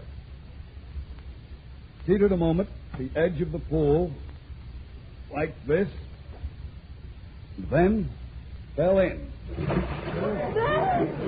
Ben, look at him. He's floating face down out to the center of the pool. Ben! I'm all right, Ellen. Don't worry. Oh, dear.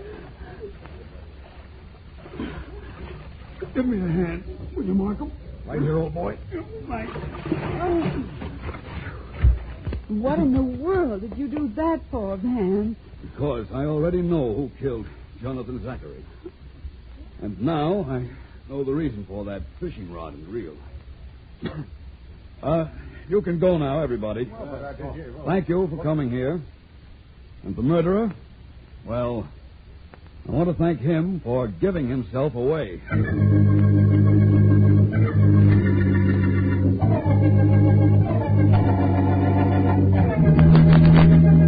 Well, Vance, we're here. You said to drive you here, and I did. Now tell me what this place is. It's the place, Sergeant Heath, that's going to give me the proof of who murdered Mr. Zachary.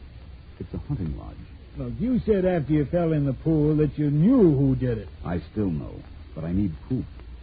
You brought the key, Sergeant? The shiny one we found in Zachary's pocket? Sure. Only what makes you think it's going to open a door you never saw before? I'm the positive type. Come on, let's try it.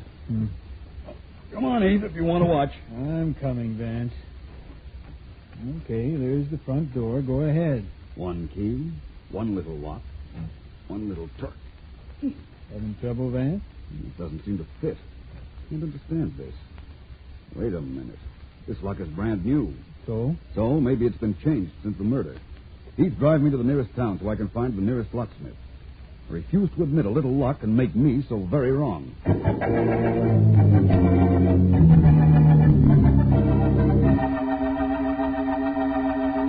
Yes, sir. He did put a new lock on that front door. Did it yesterday. Why'd you want to know? Why? Well, I can't tell you, but I can tell you this, that I am completely indebted to you. Please accept this $5. Sure, I'll take it. Tell you what, I'll give you the lock that took off that door. Got it right here someplace. Well, that'll be very nice. Thank you very much. I assure you, I'll never forget you for this. And I'm equally certain a certain Mr. William Bartlett will never forgive you for it.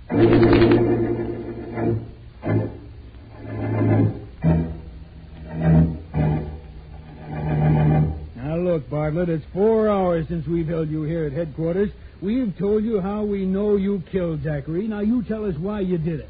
I don't see why the why is bothering you so much, Sergeant Heath. Bothering me? Of course it's bothering me. We know you got down to Zachary's early on the morning you murdered him. You do, eh? Sure. And after you stabbed him and the body fell into the pool, you remembered that the key to your hunting lodge was in Zachary's clothes. So you grabbed the rod and reel. It was only a trout fishing rod, but you figured it'd be strong enough, and you threw the line out toward the body. Did I? Yeah, you did.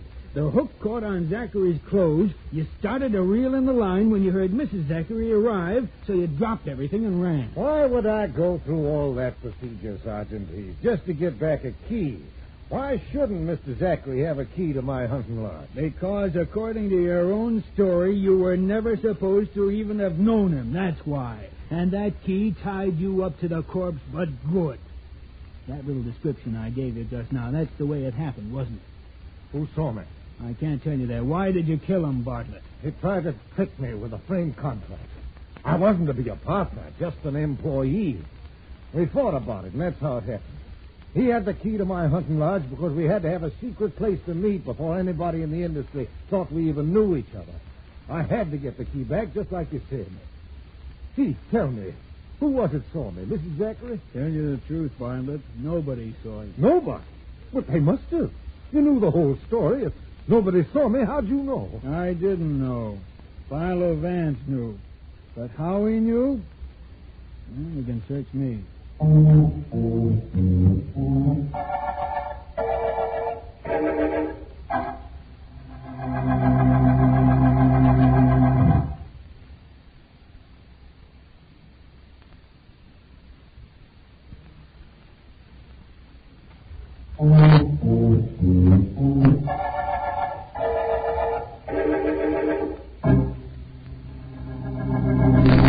Vance, please, can we play 20 questions? You need 20, Ellen? I'm not sure yet. Let me start with 1.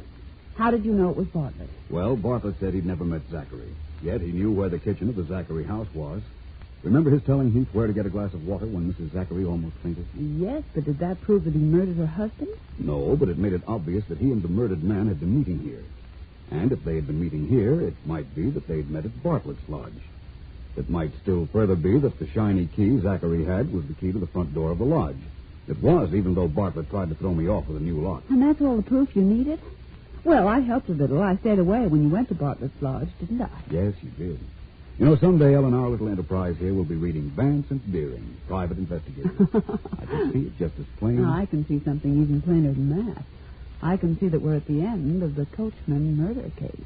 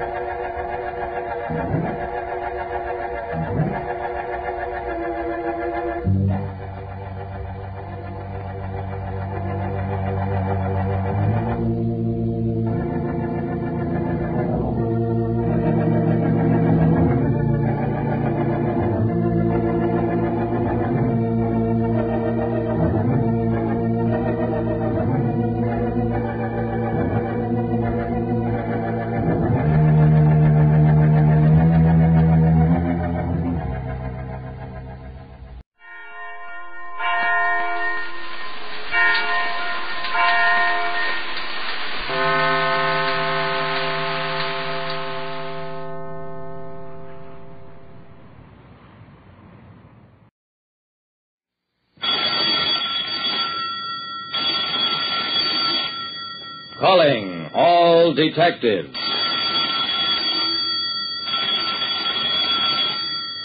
A man in a turtleneck sweater, an heiress with a broken leg, and a blackjack. Those are the exhibits on this page from my casebook, the casebook of Jerry Browning, private detective. A certain amount of the work I, Jerry Browning, private detective, get is acting as a bodyguard. As a rule, it pays well and is easy, but not always.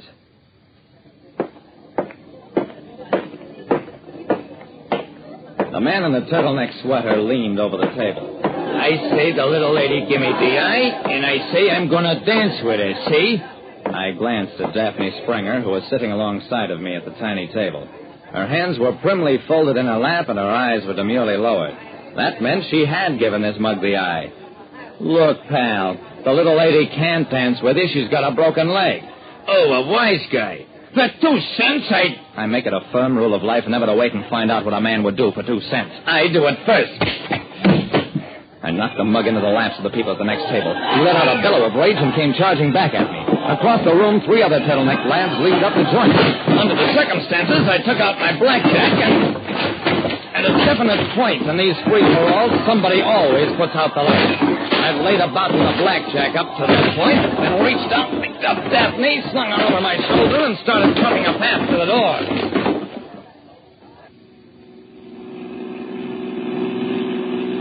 Well, Daphne, I hope you're satisfied. Daphne wasn't satisfied. She considered it unsporting to use a blackjack against only 4 opponents and a couple of bouncers, who, in a manner of speaking, were really neutral. I listened to her patiently, then, Daphne, if you didn't actually have a broken leg, I'd break it, and I may break the other one. Now shut up, you're going home. For answer, Daphne suddenly reached over, turned the ignition key, cut the motor, and tossed the key out the window. I didn't have a chance to comment on that, because just then a car overhauled and cut in front of us. In it were my late opponents, the Turtleneck Boys. Hired as a bodyguard for an heiress with a broken leg, I found myself in a stalled car and facing a gang of toughs.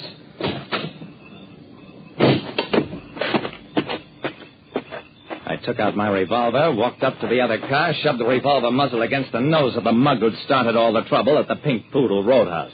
I think I'll blow your brains out. What's more, I'm a detective and can get away with it. The mug looked as though he'd faint. Please, we was only kidding. I'll bet. Okay, all of you out of the car and start walking. What are you going to do? I'm taking your car. You can pick it up in the morning at the police garage. I went back to my car, picked up Daphne, flung her in the back seat of the car I'd commandeered, and drove her home. She didn't open her mouth once.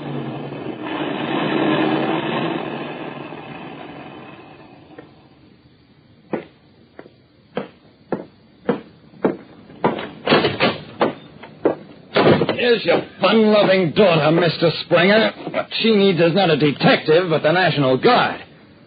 Springer watched as his daughter was carried upstairs by a couple of servants. Come into the library, Browning. Browning, shall I tell you what's wrong with Debbie? I know what's wrong. She's crazy trying to ski down a mountainside on one foot and... Well, she may be a little crazy, but that's not the main trouble. She's in love. With you. I sat down. This is just a plot. To have me bodyguard her free. I'm through. I quit. I resign as of yesterday.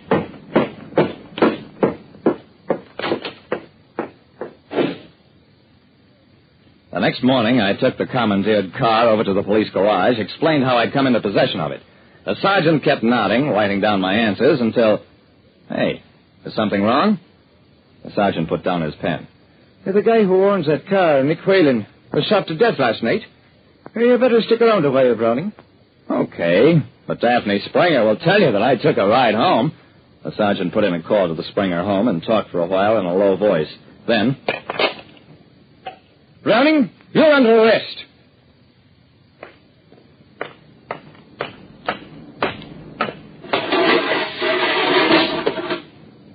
So, there I was, a nice, comfortable cell. I lay down, had a good, long nap. A while later, the guard came by and woke me up.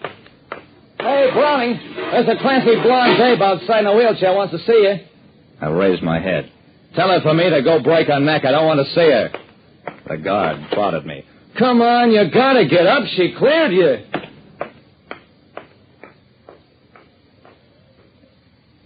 Daphne was dressed all in black, as though already in mourning for me. When I started to bawl her out, she dabbed delicately at her eyes with a tiny handkerchief. Finally, the sergeant couldn't stand it any longer. Browning, anybody who talks that rough to a poor little girl must be a killer. I ain't got a mind to lock you up again. It would probably be the safest thing that could happen to me. Oh, well, come on, Daphne. I'll wheel you outside to your car.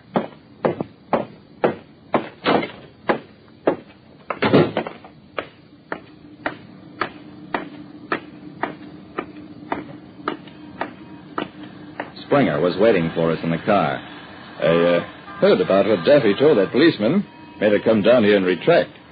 I hope you're not in trouble. Nothing I can't handle, if she'll just stay out of my life.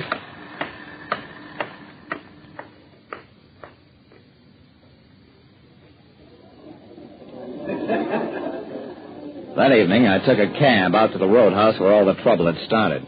At the door, I halted and ducked back out of sight. Daphne Springer was in there, sitting at a table with 3 of the Turtleneck Boys.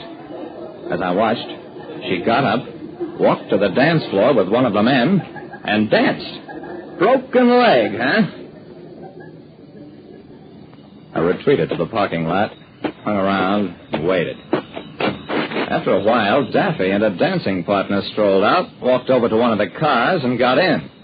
Daphne, what do you want to worry about Nick for? He had it coming to him. Hey, just a little kiss, eh? Daphne made it plain she wasn't handing out kisses just yet. When a classy babe like you, I could go places. Hey, you was smart to shake off that dumb shamus. Now, me, I'm strictly from the big time. And I'll let you in on something. Nick had a jukebox route in this territory. But did he develop it? Did he put in slot machines? Nah. So, naturally, somebody smart has to take it over. Like me. I got up from my hiding place and laid my blackjack alongside his skull. Then, slide over, Daphne. We're taking this big-time operator into the police.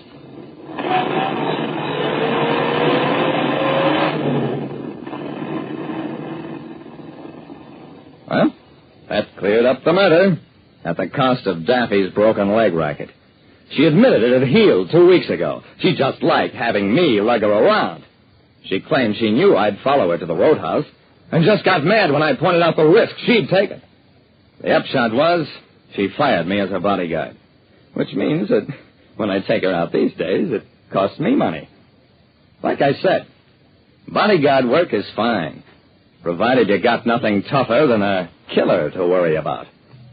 Listen next time to Calling All Detectives, mystery drama, mystery quiz, and a chance for you to match wits with yours truly, Jerry Browning, private detective.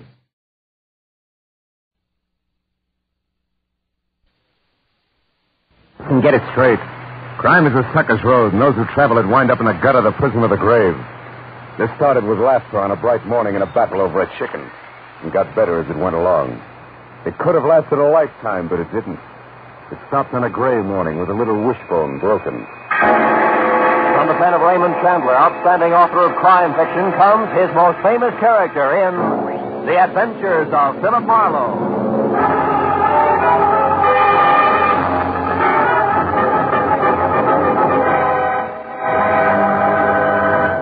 Now, with Gerald Moore starred as Philip Marlowe, we bring you tonight's exciting story, The Little Wishbone.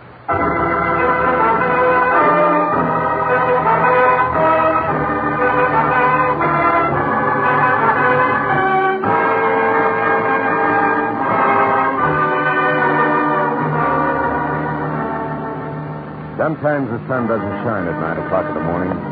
Sometimes everything's just gray. The sky, the buildings, the streets, the faces going by, gray in a man's mind. And when I parked in front of the politely landscaped Freckles Square on Sunset Boulevard and got out of my car, I knew that this was just such a morning. And that was right as it should be, because what I had to tell her, what had to be said, belonged in gray to the chilling half-light that leaves everything and everybody something less than real.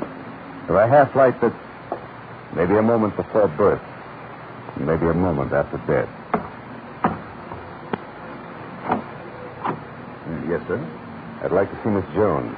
Miss Cordelia Jones, please. I called. My name is Philip Marlowe. Oh, yes, Mr. Marlowe. I'm Mr. Early. Come in, please. The police told me what happened, sir. I'm sorry.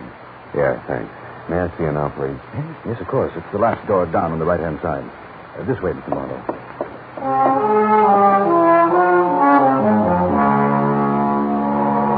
The plush carpet that ran the length of the corridor was also gray. And that fit, too, with the morning and with what I had to tell Miss Cordelia Jones.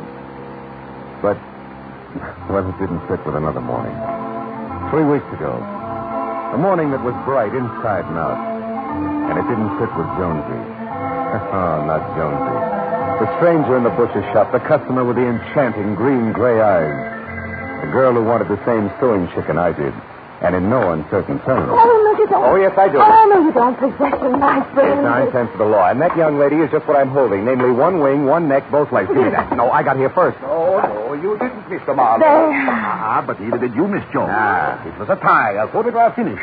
Now, who really needs this scrawny little bird the most? Me. I do. I'm the one who needs... Not all talking together. Now, you first, Miss Jones. I'll be the judge. Fair enough, Mr. Schwartz. Your Honor, early this morning I was inspired. Yeah? I woke up thinking about chicken cacciatore. Chicken cacciatore. What do you think I was thinking about? I was thinking about... No interruptions now. Now, young lady, you woke up thinking about chicken cacciatore. Huh? Go ahead, Mikey. Well, that's it.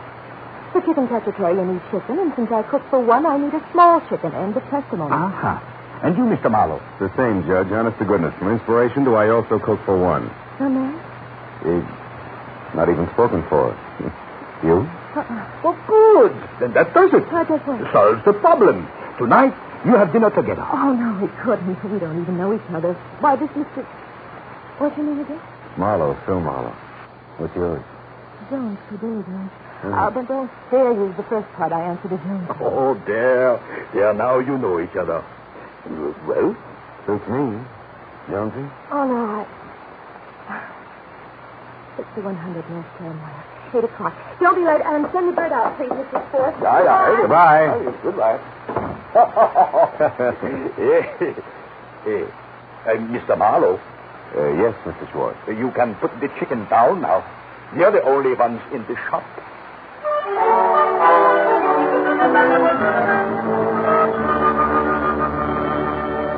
Well, that's the way it started.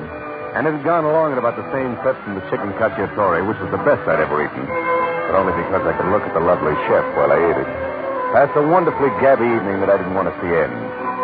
But end it did. For lunch the next day and the day after. Oh, yeah, Jonesy was something, all right. By profession, an artist around the edges. She painted beer cans and the like for an ad agency downtown. So her place on Cherimoya was half studio, half apartment, and all cozy. You know the kind of cozy that makes you want to curl up the second you walk in? Always makes you hate to leave. But leave you did because Jonesy liked to go places. Jonesy liked to do things. Liked to play miniature golf and badminton and, of course, bowling every Wednesday night. Okay. Marlowe out in front it is, but the lady still has one car left. All right, let's see it. Here we go. Hey! Try. Bill, boy, you lose. Honey, you're whipped. Now, tell me, am I great or no? Whip. Great, baby. Real great.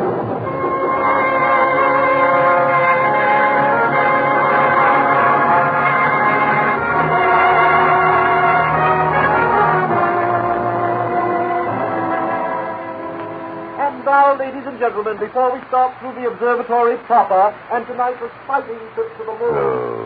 Of all the dirty, double-crossing deals. I'm talking about you. You call my office. 2 beers tonight, you say. Let's just look at the moon. Are you silly?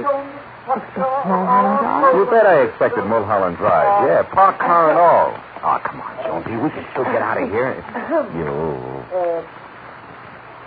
Have you two quite finished your little chat? Quite. Here's We're sorry. We'll be very quiet, we promise. Go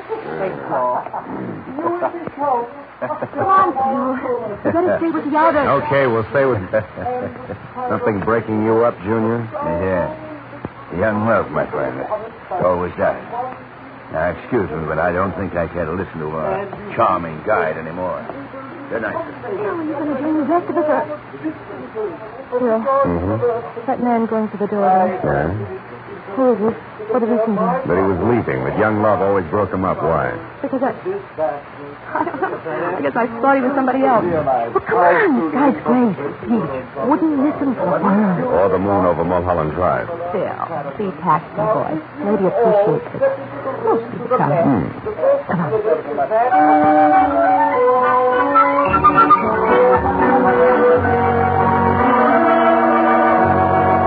In her own most inimitable style, Jonesy was crazy. But there, too, I went right along with her. Because in those 3 weeks, I passed up a half a dozen jobs for every one I took. Never stuck my chin out very far when I did go to work, and all in all, tried my best not to behave like the high school sophomore who suddenly realized that spring can mean something more important than baseball. We were at her place one night. The evening plans had called for me to sit as a model, from the wrist down exclusively. All I had to do was hold a bottle of Johnny Walker in the pouring position while she sketched it. But I just couldn't get with things. Phil, you're fidgeting again. Yeah, and I'm not going to get any steadier. How much longer, Jonesy? A minute? Just don't think about it. What about tomorrow? Sunday. What do we plan? Loads of them. Give. What happens first? I come over here. It's breakfast, no doubt. Mm-hmm. And after hot cakes, bacon and eggs, coffee, and lots of cigarettes, we can... Skipped anything. Huh? Oh, yeah. Well, come to think of it, I have. Grapefruit broiled. We'll start with that. Then the eggs basted, and then... It's impossible. I'm helpless. What next? After you've gorged yourself, I mean. Yeah, well, after I've gorged, we'll get into my car and take a ride. Say, Laguna Beach? Oh, no, not there, Phil. Not Laguna. You what? What is it, Jonesy? What's wrong with Laguna? Nothing, Phil. It's just that I don't like it there. It's an artist colony, you know. Right. And it's where I couldn't make a go of it once. I'd rather not go back. I'd rather go someplace else. Anyplace. All right? Sure. Yeah, I thought it was something more serious, Jonesy. I mean, not that your work doesn't count, You're but... a detective without office hours, huh? Yeah, I guess so. Do I go back to the bottle bar? You don't move an inch down. That's good. Phil? Hey, give me that stuff. Pencils, board, paper, all of it. We'll put it over here, and I... Oh, good God, my arm crazy. Oh, I'm sorry. Nervous, huh? Yeah. Oh, no damage done. I don't think. Glad it wasn't your watch. Catch broken? Mm-hmm. Hey, baby, it's kind of cute. Miniature ice skates, huh? For my kid brother. Mm. I think we were going to be a great skating team when we grew up. Really? And the four-leaf clover? A well-wisher. Way back at college. A girl. Mm-hmm. Hey, kid. Tear our hearts entwined. How about that? Also back at college and none of your business. Okay. And this thing? Here, where the piece is broken off near the chain. What was that? Well? It was a wishbone. A gold one. I lost it. You'll put the bracelet on my wrist, please. I just remembered I got to finish this sketch. It's due first thing Monday morning. Do you mind? You mean I got to pose some more? No, thanks, Phil. I can finish it alone. I'll look for you tomorrow morning at 10. All right? All right. Good night, Jonesy.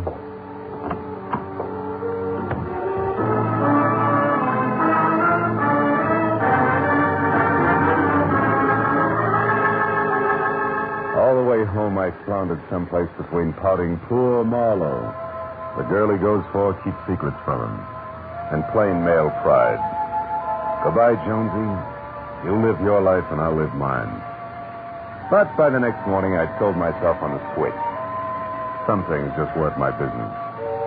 I wasn't a private detective where Jonesy was concerned. It would all work itself out. Life would go on. And it did. Breakfast was wonderful. Broiled grapefruit included. And the rides to what turned out to be Santa Barbara perfect. So in the days that followed, no more was said about it, and nothing unusual happened. Until the following Friday night. That was night before last. We were at a square dance at a local Daughters of Something or Other lodge. The exercise would do me good, she said, and I was learning in a hurry. I thought.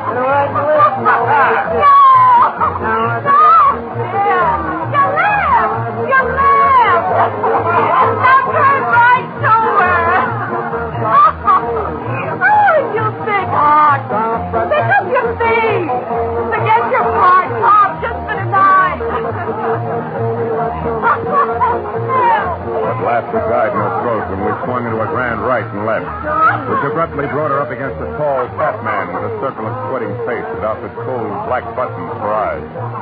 Almost no nose and thin pale lips that were twisted as far away from a smile as possible. Without saying a word to me, she ran from the floor toward the check room. And I started after her until suddenly I remembered the face that had just frightened. It was the man who had laughed at young love that night at the observatory. The man Jonesy had thought she'd known. I turned back just in time to see him walk off the other side of the dance floor. Calmly leave the building by a side entrance, which was all the cue I needed.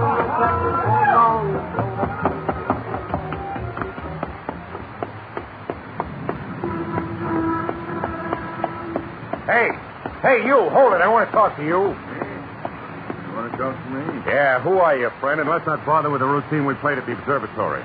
Oh, Yes, I remember you now. Good. What else do you remember? Come on, the girl in there. I want answers, mister. They mean a lot to me. Yes, so I see. So you saw before, now start talking. All right.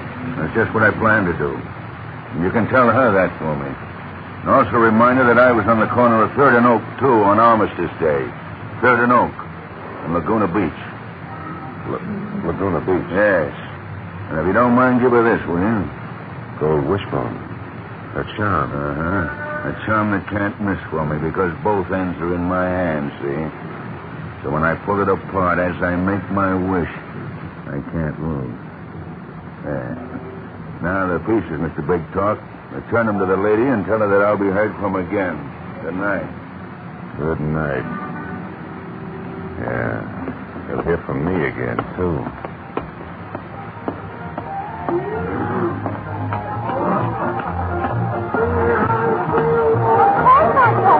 Now listen, Beth, if us access people don't stick together, we haven't got a chance against them others. Well, we'll be so... Oh, wait a minute, a customer. Call you back. Yes, sir. You checked? Yeah. But first, miss, there was a girl. About your height, dark hair, pretty green eyes, green dress, cut like... Wait a minute. Are you Mr. Marlowe, maybe? That's right. Did she leave a message? Yeah, she said to tell you she was going, but not home, just going. Just going? Yeah. Just going. For good. Oh, want your hat and coat now, mister? Yeah. My hat and coat.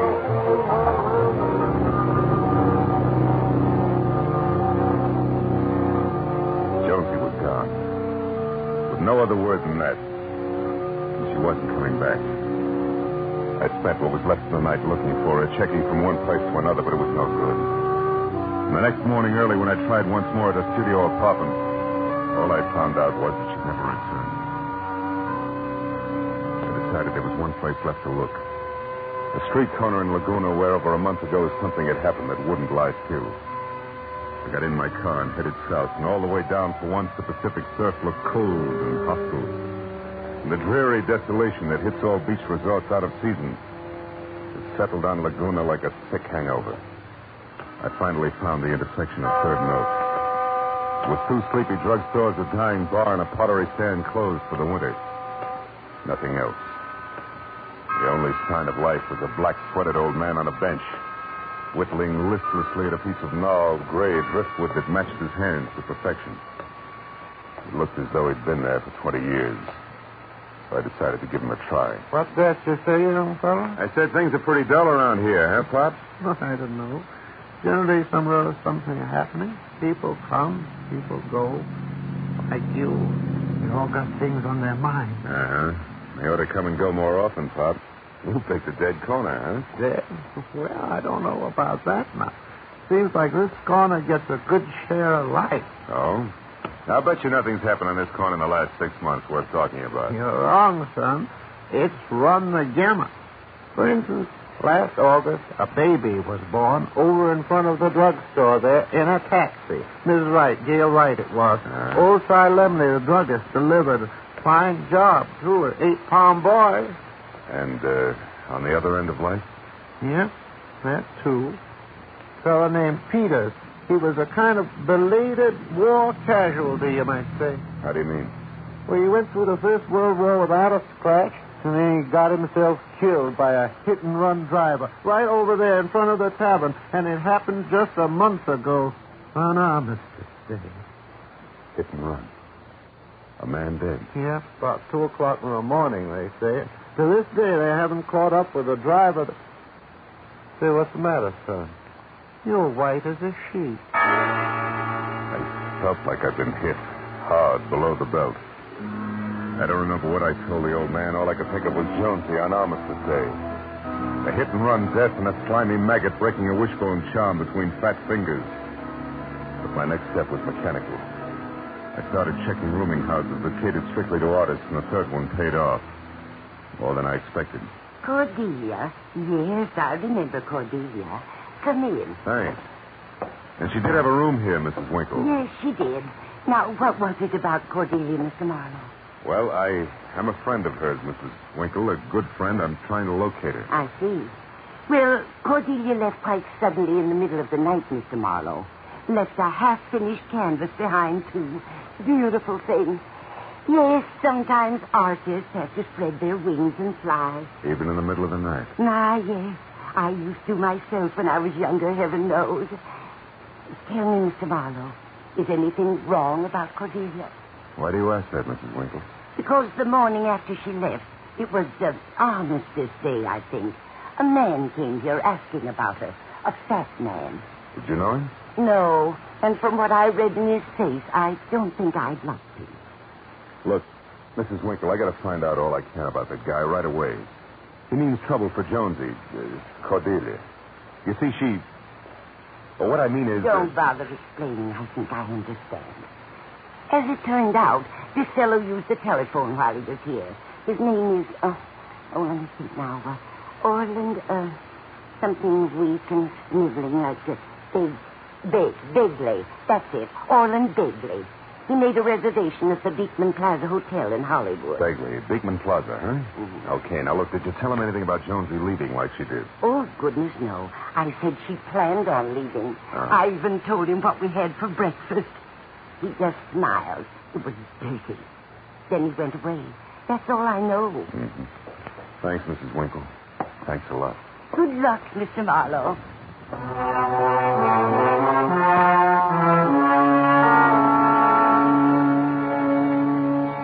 Good luck, she said. Sure. All the good luck Marlowe and a girl named Jonesy had coming was burned out on a street corner at 2 o'clock in the morning a month ago. But we still had a chance. If I could only talk to Jonesy. All the way back to L.A., I worried because for that I had to find her first. I was halfway down the hall to my apartment when I heard it. My phone. I ran to the door and practically ripped it off the hinges before it stopped ringing.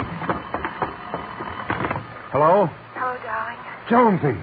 Jonesy, where are you? That doesn't matter. I just called to say goodbye, Phil. I couldn't leave without that. Now, look, you're not going anyplace. You're going to sit tight right where you are till I get there. No, it's no use, Phil. I'm in a bad jam.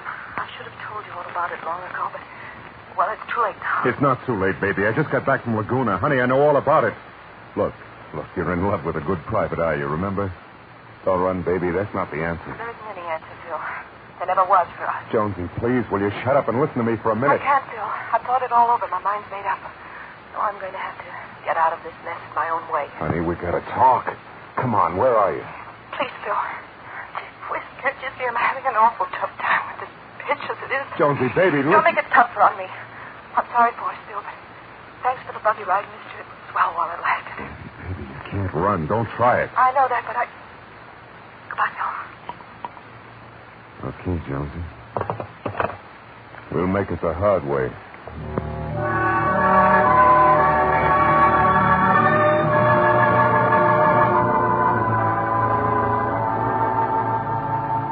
Since I couldn't stop Jonesy from running, I figured I could at least stop the guy who was chasing her.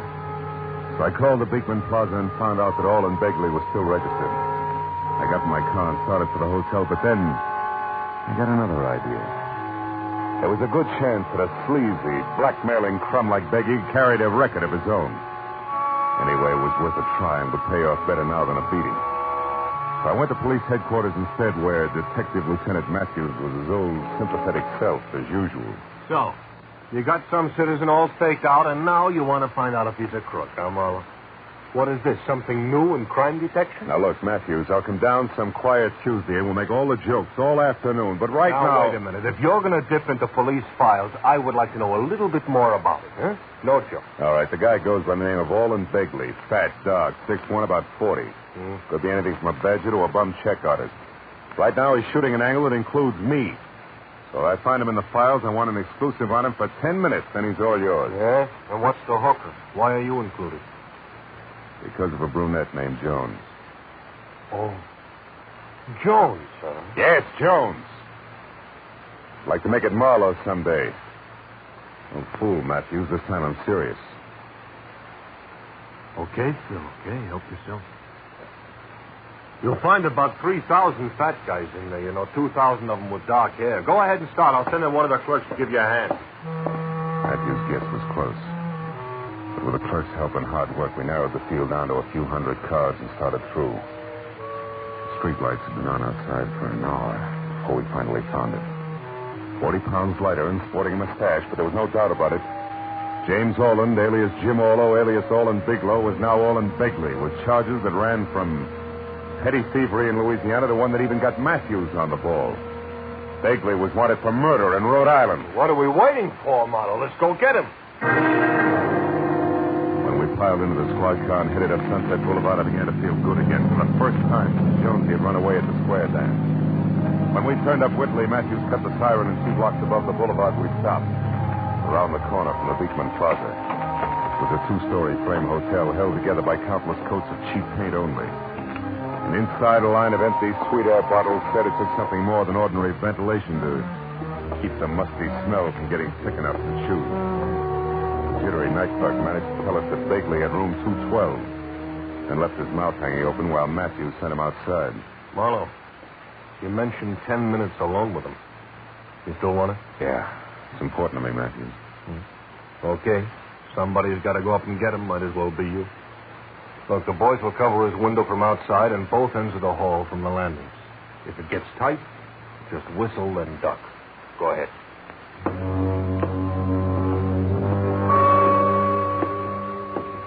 I went upstairs to the second floor where the only light was a red bulb at the far end of the hall marked fire exit. Just then, midway down, I saw a figure backing out of a door. A fat figure was having trouble with a lock. He turned, took 3 fast steps toward me before he realized I was there. It was Orland Begley. When he saw me, he stopped and began slowly backing up. You? What do you want? What are you doing here? Where is she, Begley? I don't know. She ran out, I guess. I saw her off anyway. I'm not going through with it. I changed my mind. Sure you did. Come here, you! You lousy murdering pig, Begley. Get up! How did you know that?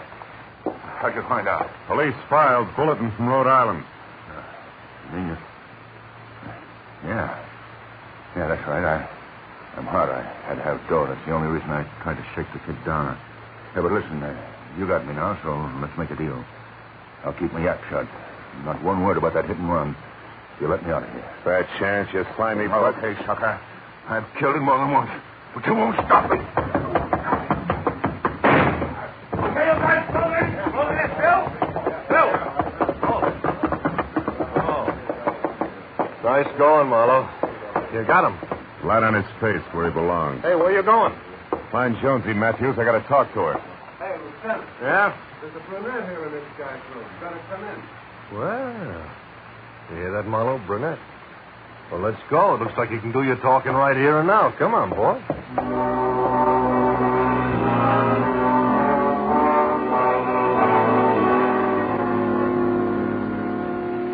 I went along with Matthews, all right. But it didn't work out like he expected because what I had to say to Jonesy then just couldn't be said. Not in a cheap hotel with a bunch of tough cops standing around it. I had to wait. Wait for the hours of a long night to pass. A night I spent pounding the sidewalks through miles of back streets while I tried to get hold of myself. But all that had been 12 hours ago. Now it was morning. Now I could look at her again. Yeah, now as I followed Mr. Early down the gray carpeted hall to a door, I figured I could tell Jonesy all I wanted to say. She's here, Mr. Marlowe. In here. Thanks.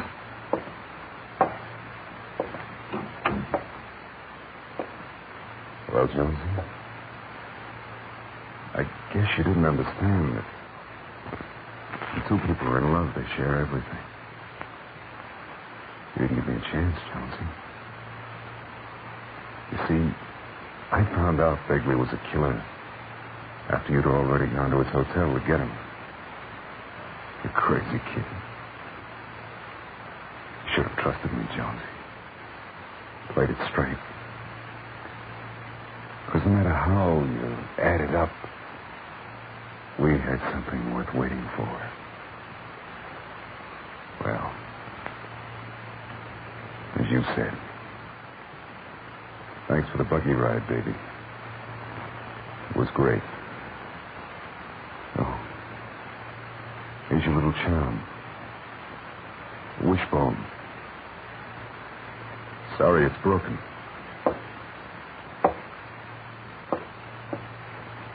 Goodbye, Jonesy.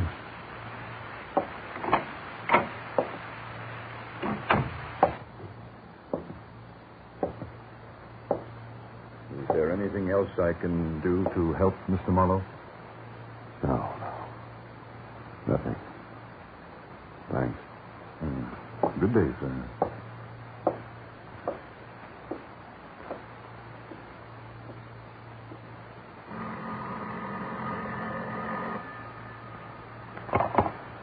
Hillcrest Mortuary. Mr. Early is speaking.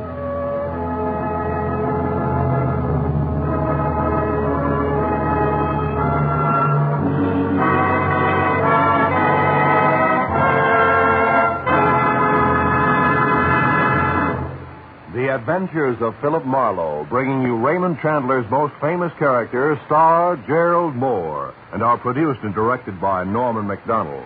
Script is by Robert Mitchell and Gene Levitt. Featured in the cast were Gene Bates, Bill Johnstone, Jane Morgan, John Daner, Edgar Barrier, and Ann Morrison. The square dance was called by Paul Pierce. Detective Lieutenant Matthews is played by Larry Dobkin. The special music is composed and conducted by Richard O'Rourke. Be sure and be with us again next week when Philip Marlowe says... This time a tobacco-chewing engineer, a redhead running a bulldozer, and a leprechaun on a drag line, all added up to death at an unfinished trestle. And there could have been more. But then I found out which one had actually submitted the lowest bid.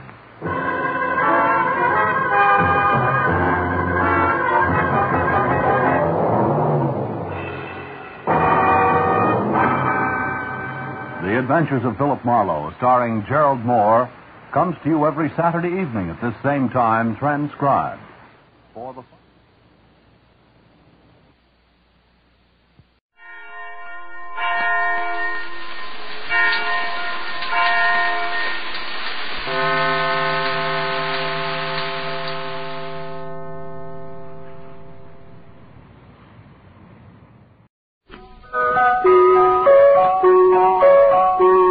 Pepsi-Cola, P-E-P-S-I. That's your smartest cola buy.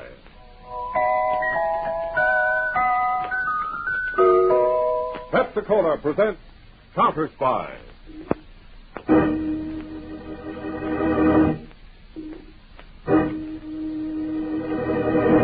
Washington calling David Harding, Counterspy. Washington calling David Harding, Counterspy. Harding, Counterspy. Calling Washington.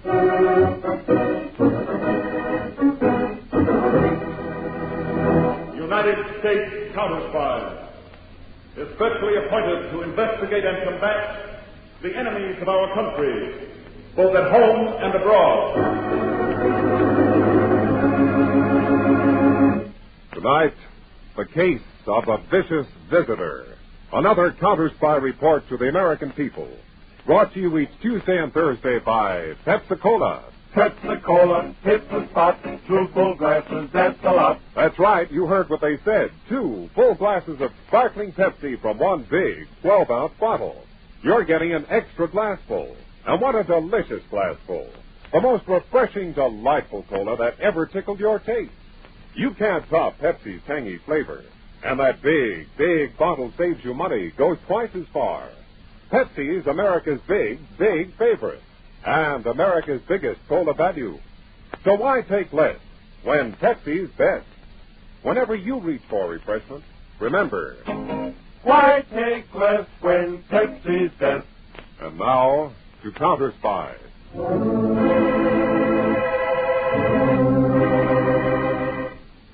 A penitentiary, its high, thick walls looming black in the darkness.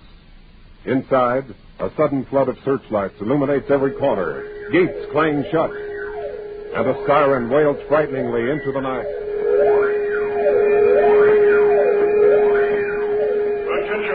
Attention all posts. Special alert. Block all exits. This is Warden Dean. Prisoner 196523, Rocky Gaines. Escaped from prison workshop 3 minutes ago. Block all exits. And be careful. Gaines is armed. He's a psychotic murderer and will shoot to kill.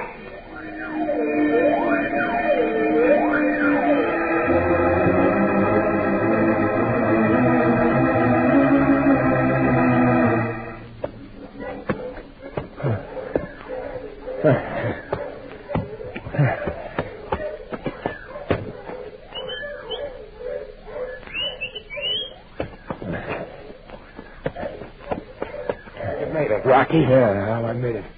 You got the clothes? Yeah, in the car. All right. I can change on the way. Yeah. Vance are getting closer. Come on, let's get going. Oh, fagged out, Al. Where's the car? Right where I said it'd be, Rocky. Road cuts through this swamp just a few feet ahead. Crowds are getting closer, Rocky. I got this far, Al. I'll get the rest of the way. I hope. There's the car. Bedford's in the back seat. You can change it. Up. What? Rocky, I'm hit. A couple of shots might hold him off a minute.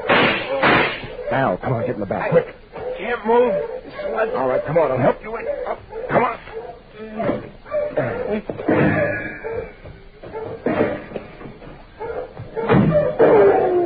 Give up.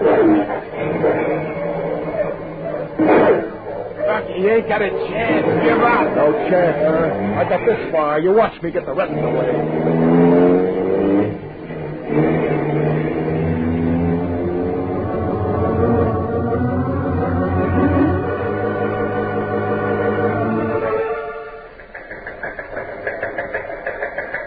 To David Harding, Chief, United States Counterspies, Washington. From Warden Deans, Aldolanda Federal Penitentiary, Maxton City. Rocky Gaines, serving time here for armed bank robbery, made successful break 5 p.m. this date. After gun battle with prison search squad in nearby swamp, Gaines and unidentified companion made getaway in black Buick sedan.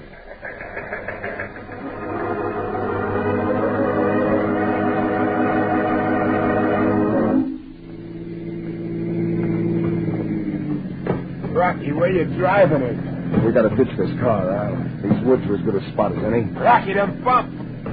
Every time you hit a bump, it kills me. I'm all shot up. Oh, they got money on the do. You don't hear me yapping, do you? It hurts, Rocky. How does it hurt? Yeah. Oh. Okay, we'll leave the jalopy here. Come on, Al. Get out of that back seat. Out, I said. We gotta keep moving. Yeah, Rocky, I swear. Down to my legs, I can't move. Rocky, I'll wait here for you. What do you mean, wait? You gotta get me a doc, Rocky, please. Rocky, a doc's the only one that can help me. Oh, sure. Doc, I'll say, come with me and help my pal. He got shot helping me break out of the pen. Sure, you come running. You gotta do something. I can't take it. It's like a fire inside of me. You're my pal. You gotta do something. Okay, Al, I'll do something for you. Rocky, that gun. What's the idea? I told you I'd do something, didn't I? This'll put you out of your misery. Rocky, don't. You're gonna die anyway. I'm doing you a favor. Don't pull that trigger. So long, Al. Wait. See you around. Rocky,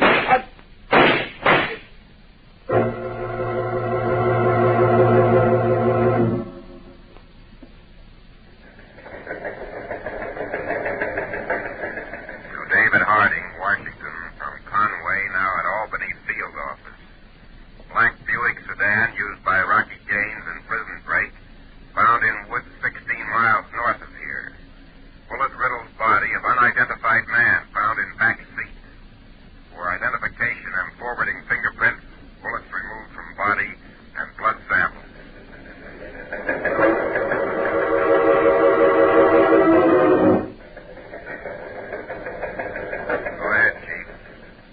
Harding, Washington, to Conway, Albany.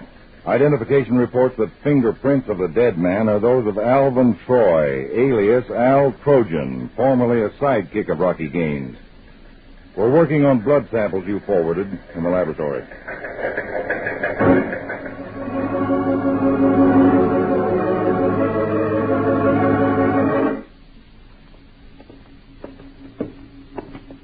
How's it coming, Dr. Lowe? Well, I finished the blood test, Mr. Harding. And? Well, have a look. This microscope first. Uh-huh. Now that's a specimen of the blood we found in the rear seat of the getaway car. Type O. The deadpan, Al Trojan, had type O. Yes, sir. Now, look at the specimen under this other microscope. See, that's a smear we got from the front seat of the car. That's different. It certainly is.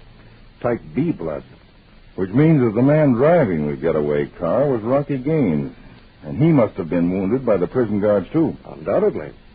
Well, Dr. Lawton, when the other reports are completed, let me know. I'll be back in my office with Harry Peters.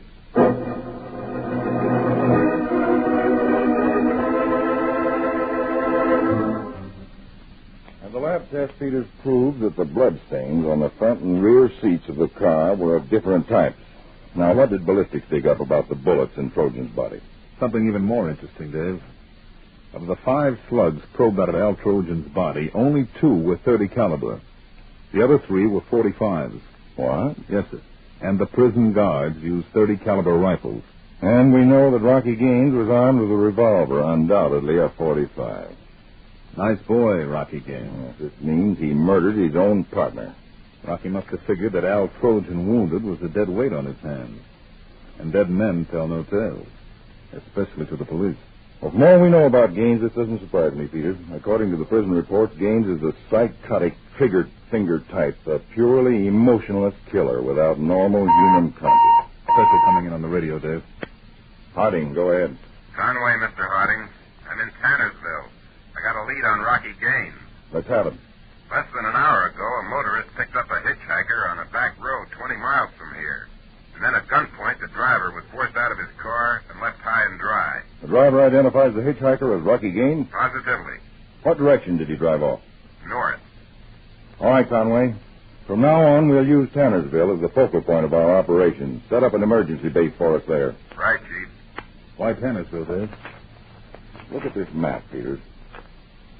Here's Tannersville, the last large town this side of those mountains. Now, you heard Conway. Rocky was driving north. Which means he's probably headed into the mountains, Right. And with the local police, we'll set up blocks at every intersection of those mountain roads. Rocky may get into those mountains, but he has at least one bullet wound. Sooner or later, he'll have to get help up there, or come out for it. And when he does, we'll have to be close by, or some innocent people may get killed.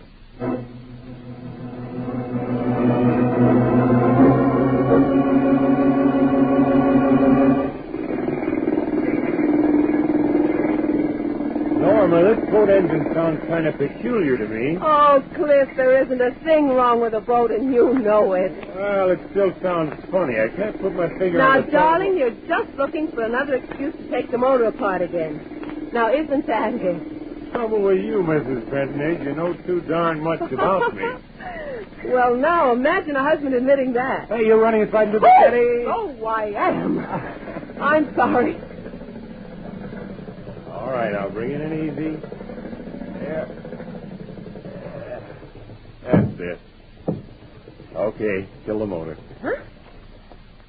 This is a nice landing. Thank you. Anything special you want in town, Norma? No. Oh, yes, Cliff. Will you stop by Jane Tompkins and ask if she heard anything about that material I ordered? Jane Tompkins material. Anything else? Not a thing. I'll be back to pick you up here at 12. All right, honey. Here at the jetty at 12. Bye.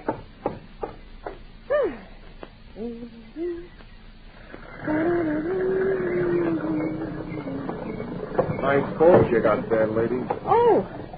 Oh, thanks. My husband takes a lot of pride in it. Looks like things turned out okay for you, Norma. What? What's the matter, Norma? Don't you remember me? An old friend like me? Take another look. Rocky Gaines. Yeah, it's been a long time, huh, baby? How many years? 15? Still don't look a day over 20. What are you doing here? You don't look so glad to see your old friend, Rocky. You and me used to get along swell in the old days, remember? Norma and Rocky? Quite a pair. What do you want, Rocky? For old time's sake, baby, just a little favor. What kind of a favor? I happened to be in the neighborhood, and I remember hearing that after you left town, you come up here and there's yourself a square. Some guy who runs duck hunting blinds out on that island on a lake. Yes, we live there, Cliff and I. I figured that island's just about the right place for me to lay low a while till the heat's off. Well, what do you say, Norma, baby? For old time's sake? I'm sorry, Rocky. I got a slug in my shoulder. I need a doc to take care of it. I got a healthy wad of dough. You'll get nice room and board. No, I won't do it, Rocky. I can't. I'll just pretend that you weren't here. But I didn't see you. You pretend, huh? It's the best I can do, Rocky. The best you can do? Now, you listen to me. I'm wise to your setup, baby. Nobody around here is supposed to know what you were before you came here. You're a nice, sweet lily of the valley in these parts, Rocky, I've changed. I'm different. Norma, baby. That character Cliff who got out of that boat a few minutes ago. You two looked awful happy from where I was standing. Ever tell your husband about the old days, Norma? About yourself and Rocky Gaines? No, I guess you didn't. Now, you wouldn't want to spoil everything and make Mr. Benton unhappy, would you? Of all the places in the world, why did you have to come here? Baby, I knew you'd come through for an old friend. Oh. Now, after you take me over to your island, you call the town doctor and tell him there was a gun accident. But, Cliff, what will I tell Cliff? Let's tell your husband that an old friend named Steve Evans is staying for a visit. Now, turn that motor over, baby. Let's get out to that island fast.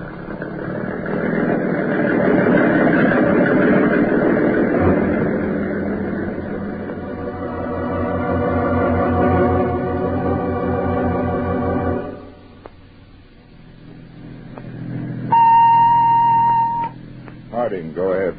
This is Conway, Mr. Harding. We've just located a car stolen by Rocky Gaines. It's lying at the bottom of a ravine, completely wrecked. What about Rocky? No trace of him, Chief. What's the location, Conway? Just off a dirt road called Elder Lane, 9 miles south of Crystal Lake. All right, Conway, we'll head that way. Better step on the feet. Right, Dave.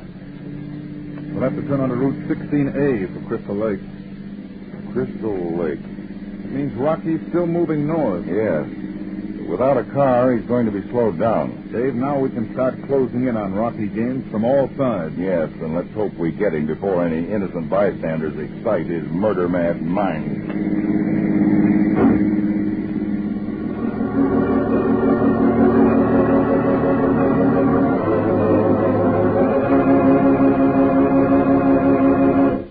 In just a moment, we'll return to Counterspy, brought to you by Pepsi-Cola. Pepsi-Cola hits the spot. 2 full glasses, that's a lot. Lots more value, lots more zest. Why take less when Pepsi's best? More and more, among fellows and girls, among mothers and dads, you hear that sane and sensible question. Why take less when Pepsi is best? No budget, no allowance ever had a better friend than tangy, sparkling Pepsi-Cola. Because one big 12-ounce Pepsi bottle gives you 2 delicious drinks. That's twice as much tangy taste. Twice as much delicious Pepsi to go just twice as far. That's why more and more families say, why take less when Pepsi's best? Yes, families like yours and mine, families all over America, they're all saying, why take less when Pepsi's best? Pepsi-Cola hits the spot. Tastes terrific when you're hot. More and better than the rest. Why take less when Pepsi's best? Today, tomorrow, always. Get America's biggest cola value. Take home a carton of 6 big Pepsi bottles. Insist on Pepsi at the store. And say Pepsi at the fountain. Say Pepsi at the stand. Say Pepsi. Whenever you reach for refreshment, remember, why take less when Pepsi's best? Now, back to Counterspy. David Harding and his assistant, Harry Peters, looking for the escaped federal prisoner and murderer, Rocky Gaines, are now in the office of a Dr. Raymond Vincent in the town of Greendale on the shore of Crystal Lake. Dr. Vincent, this is my assistant, Harry Peters. How do you do, Mr. Peters? Dr. Vincent.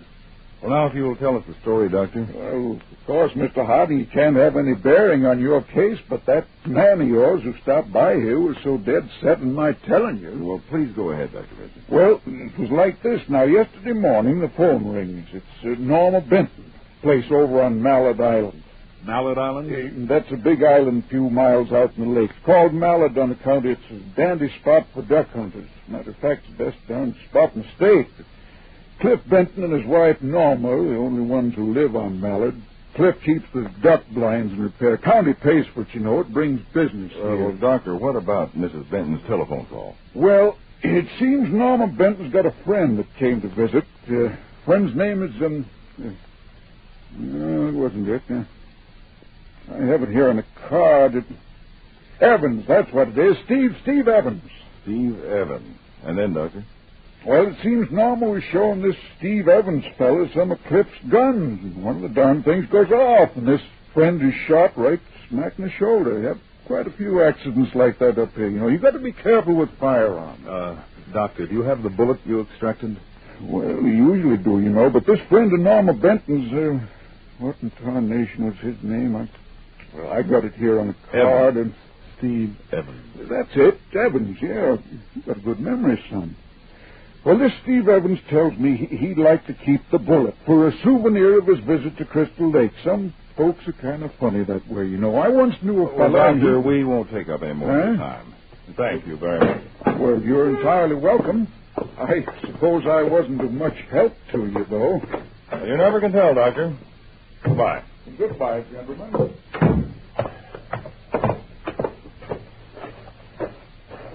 What do you think, Dave? I'll bet you my pension that the Benton's visitor is Rocky Gaines. Hop in, Peter.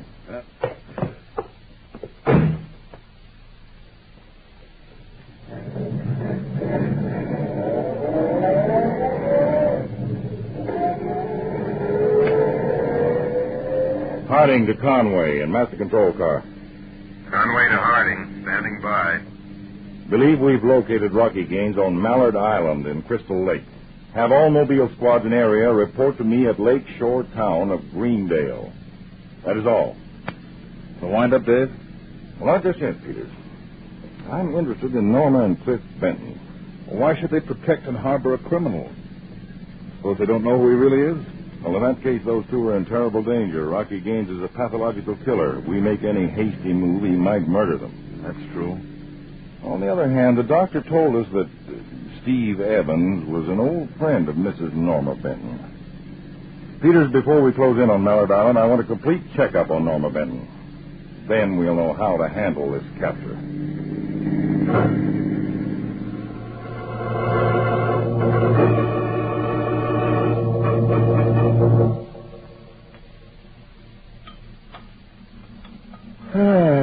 That was a real swell dinner, Mrs. Benton. Norma's my favorite cook, Mr. Evans. You're lucky to have a wife like her. Yes, don't I know it. But Norma, dear, you haven't said a word all evening. Is there something wrong? No. You hardly ate anything, did you?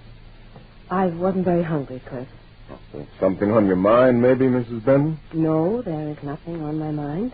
Norma, dear, something is bothering me. Now, you haven't been all right for the past few days. What is it, dear? I'm all right, Cliff. How many times do I have to tell you I'm perfectly all right? Now let me alone. Norma, wait. I just want to be let alone. Norma! Well, looks like I maybe started something, Mr. Benton. No, it's not your fault, Mr. Evans. Only I can't understand what's gotten into her. She was always so happy here, you know, on the island. It's such a safe, peaceful place. Yeah, Mr. Benton. This island's about the safest place I've ever been in my life.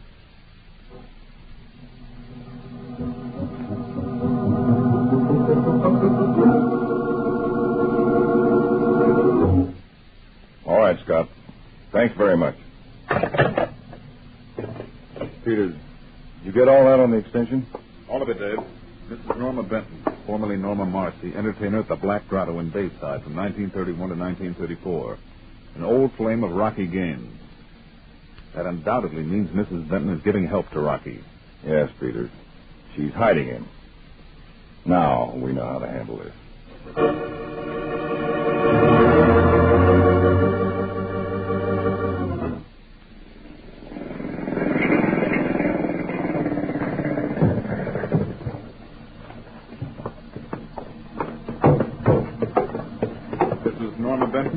Yes, I'm Norma Benton. What is it? I've been waiting for you to come over here from the island. But who are you? Agent Harry Peters, United States Counterspies. Come with me, please.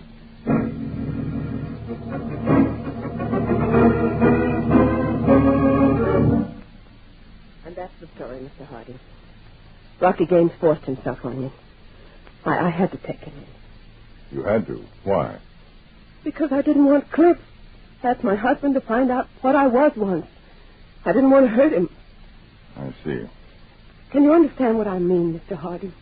Well, yes, Mrs. Benton, but there are a great many people like you who make the same mistake. Once you were in a bad crowd, but at least you had the sense to get out. You've nothing to be ashamed of.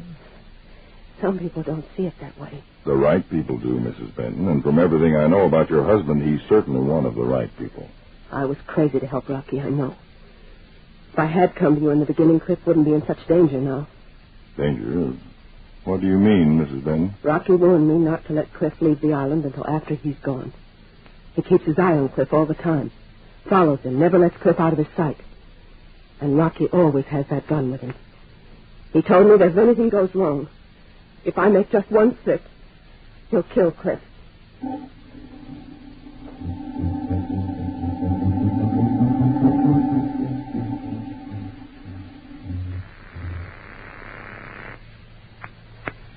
Hello?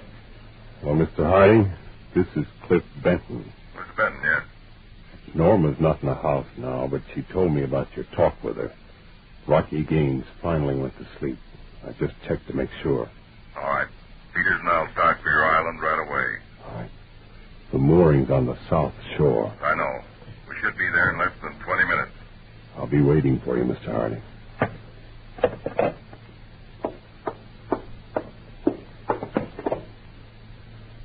You'll be waiting, huh, Benton? Gaines. I told Norma what had happened if either of you tried playing games with me. You should have left my wife alone. I knew her long before you did, you... Gaines, don't hit me again. All you and Norma had to do was keep your traps tight till I got away. What did you have to squeal for? The Counterspy found out themselves, Gaines. You're licked now. They're on their way here. And you think I'm going to sit here like one of those dumb ducks of yours, huh? Well, I can play games too, Ben, with red-hot slugs for you and for Norma. Wait, Gaines. Wait, yeah, don't worry, I'll wait. Till Harding gets here. And then I start.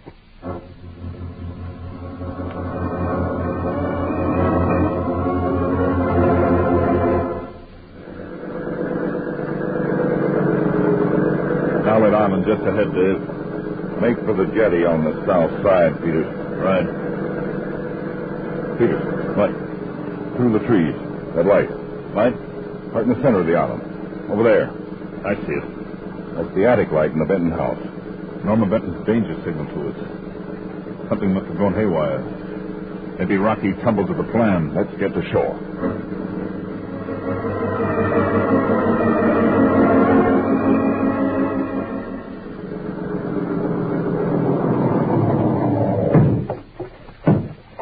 I'll make it fast. Mr. Harding. Mrs. Benton, Dave. Mr. Harding, did you see the attic signal? Yes. Last I heard was from your husband. What happened? I was outside the room when Cliff called you.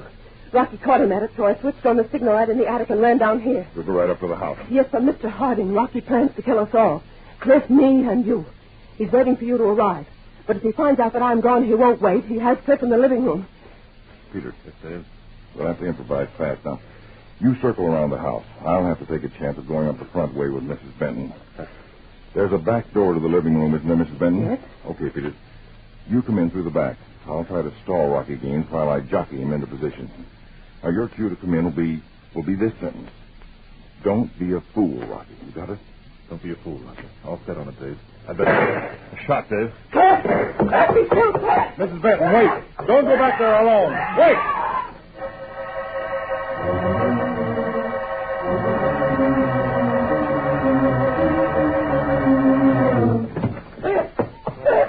Oh, Cliff, he didn't. You're all right. Mr. Benton, where's the shot? Mr. Harding, it wasn't Cliff. Thank heaven it Those wasn't. shots, Mr. Benton. What happened? Where's Rocky Gaines? Right here, Harding. Ooh.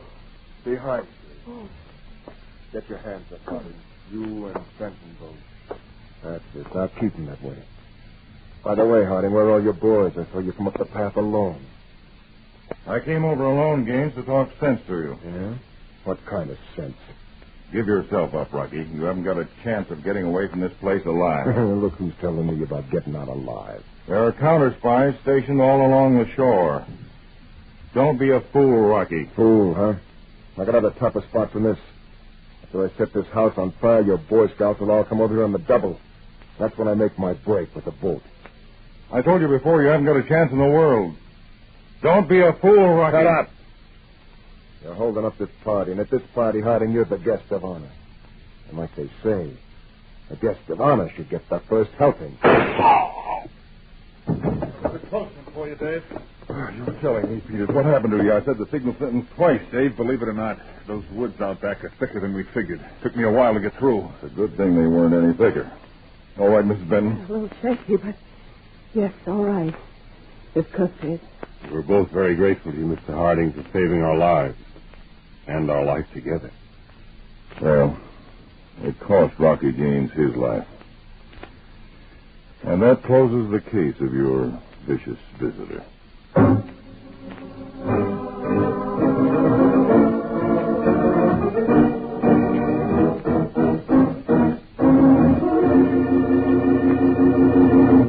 When your friends drop in, be generous, but be thrifty, too. Serve plenty of delicious Pepsi-Cola. Pepsi's big 12-ounce bottle gives you not just one sparkling glassful, but two. Get a carton of 6 and serve 12 delicious drinks. Yes, Pepsi is America's biggest cola value. You get twice the tangy taste, twice the refreshment, twice the Pepsi. So why take less when Pepsi is best? Whenever you reach for refreshment, remember, Pepsi-Cola hits the spot. 2 full glasses, that's a lot. Lot more value, lot more zest. Why take less when Pepsi's best? This is David Harding again. A special word to employers. Give work to our handicapped veterans. Next time a job opens, write to Captain Maurice Witherspoon, Masonic Veterans Committee, 71 West 23rd Street, New York City. Give our fighting men a fighting chance for rehabilitation. Tune in every Tuesday and Thursday, same time, same station to Counterspy. Listen next Tuesday for the exciting Counterspy case of the sweepstake murders. When frightened witnesses could gasp only murdered by a golden sword. When strange and eerie sounds came from the depths of a ship. When a man had to be shot at to make him talk. These were some of the elements your counterspies face in our next case. Tune in on Tuesday to Case of the Sweepstake Murders on Counterspy.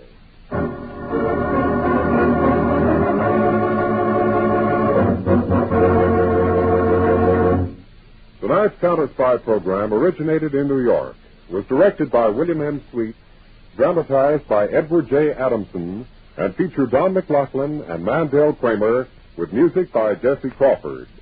Counterspy is a Philip H. Lord production for Pepsi-Cola. Enjoy some Pepsi, ice cold tonight.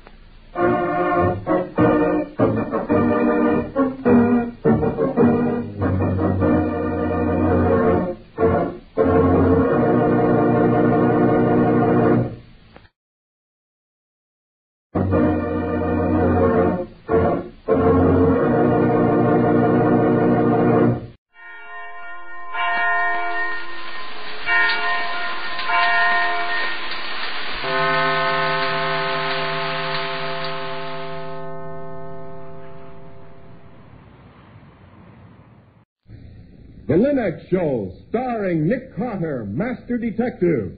Presented by Acme, America's great producer of fine quality paints.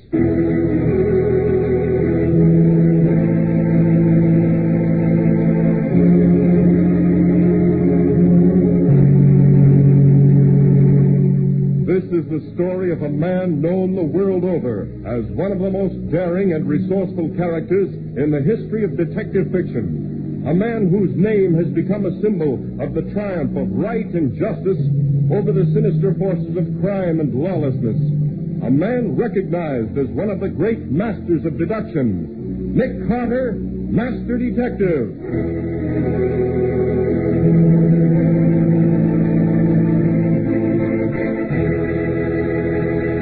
Today's exciting case, The Sixth Statue. Another exciting chapter dramatized from the life story of Nick Carter.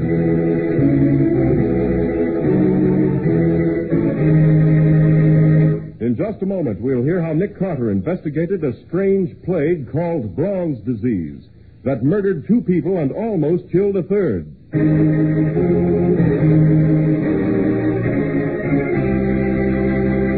And now for today's exciting case from the life of Nick Carter. The regular morning work in the old brownstone mansion at the corner of 5th and 4th begins with Nick's voluminous correspondence.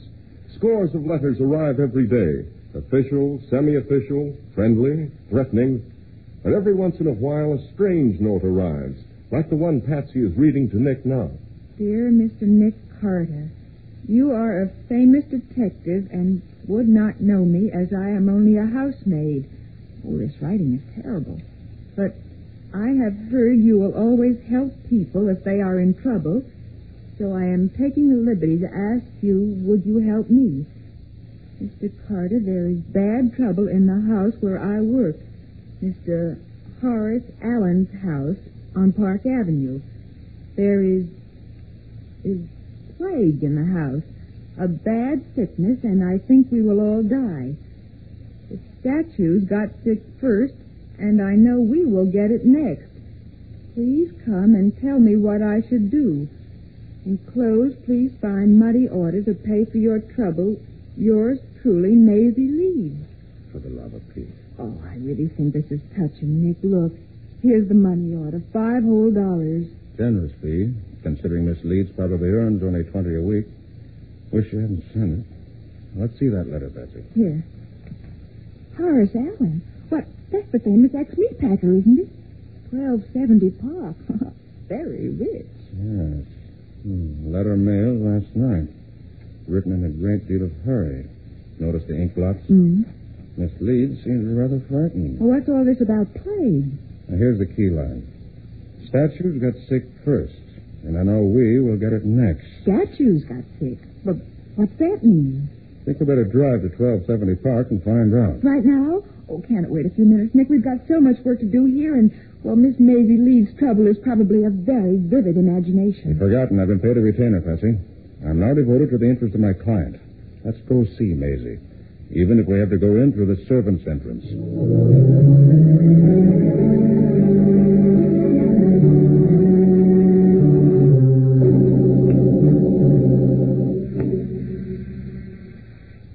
This is a pretty swank mansion for an ex-meat packer, Nick.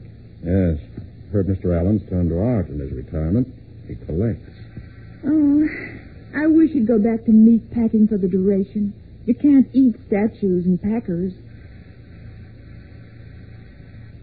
Very funny. No one home. Should be servants in the house. Don't seem to be. Oh, Nick, you're not going Don't have to. The door's been left ajar. Come on. Oh, Nick, this isn't right. I've got a treat to earn, Patsy. Come on in. Besides, it's rather unusual for a collector of art to leave the house door open when there's no one home. Oh, there's the library. Let's go in. Oh, golly. Plenty of stuff here. Paintings, statues. Nick, look at those statues. The bronze ones. Yes. They're all greenish and crusted. Like they've got some kind of skin disease. Those bronze spears, too. And this bronze chest. Wonder how it looks inside. Maybe this... Nick. Yes. Looks as if the plague has killed our client. As I'm very much mistaken, this body in the chest is that of Maisie Leeds.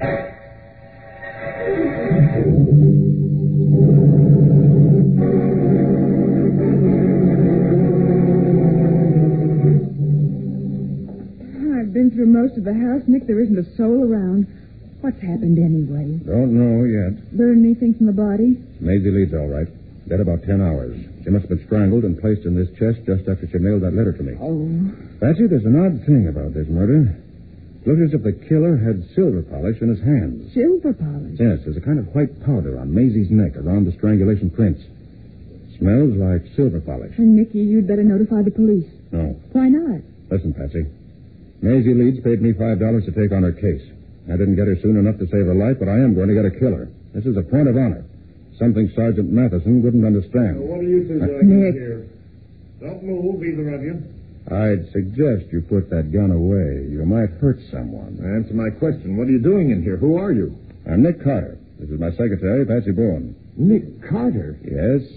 Well, I'm Peter Craig, Horace Allen's nephew. I was up on the top floor, heard someone calling down here. That was me. So I came down. What's the matter, Mr. Carter? Look in the bronze chest. Good grief, Maisie. All right, Craig, I want some quick answers from you. Why was the house empty when we arrived? Where's your uncle? Where are the servants? Well, there aren't any servants. They all quit yesterday, except Maisie here. Uncle Horace rushed down to the employment agency this morning. That's why I'm alone in the house. I see. But you didn't see Maisie leave this morning? No, I generally stay in my rooms on the top floor. Uncle Horace just yelled up that he was going to the agency. What agency? The Sun Agency on Vanderbilt Street. One more question, Craig. You know anything about bronze statues? No. Who sold these to your uncle? St. John Arrowfield, English dealer at the plaza. All right. You stay here. Try and locate your uncle on the phone and get him home. We're hustling over to see Arrowfield. I want to find out what 6 statues have got to do with murder.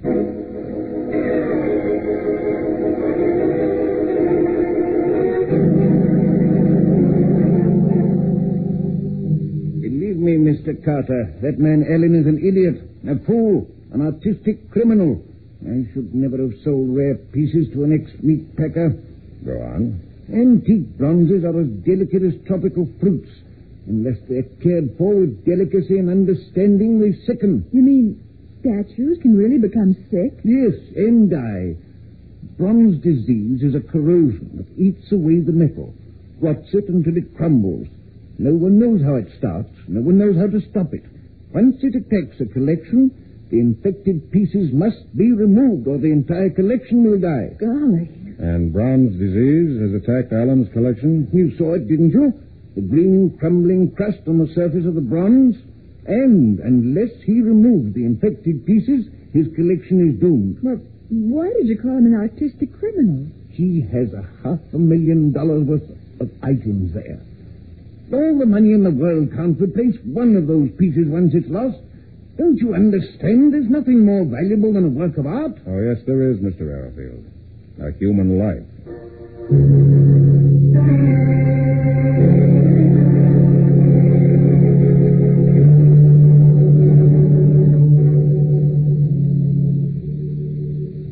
Here we are, Patsy. The Sun Employment Agency. Doesn't look very busy. I'm sorry, nothing available. We're looking for Mr. Horace Allen. Not here. He was here this morning? Here and gone. Can't supply him with anything. Why not? Sleeping quarters are impossible. The nephew's a chemist or something. Did you say the nephew's a chemist? Yes, has a laboratory alongside the servants' quarters. Terrible smells all day and all night. Well, chemists ought to know more about bronze disease than Craig seemed to. Patsy, let's have a talk with that young man right now.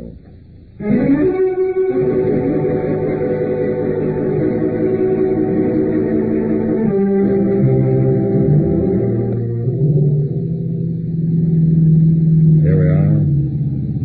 Nick, do you think Craig was lying? Don't know, Patsy. Perfectly possible. I hope Mr. Allen's back by this time. With somebody to answer the door. At least Craig ought to answer. Probably back upstairs in his laboratory. Well, Nick. Just my little pick lock, Patsy. Can't wait here all day. 1 second. There we are. Hello? Anybody home? Funny. You told Craig to stay here. Well, let's run up to the top floor. We'll find him there. Walk? Right. Haven't you noticed? Allen has a neat little private elevator installed. Oh. Step in. Call your floor, please. First floor, dining room, smoking rooms, lounge room. Second floor, bedrooms, and more bedrooms. Third floor, hot houses, bedrooms, and more bedrooms. Fourth and top floor, servants' quarters, and... Nick, look. On the floor. It's Craig. Yes. 4th and top floor, murder.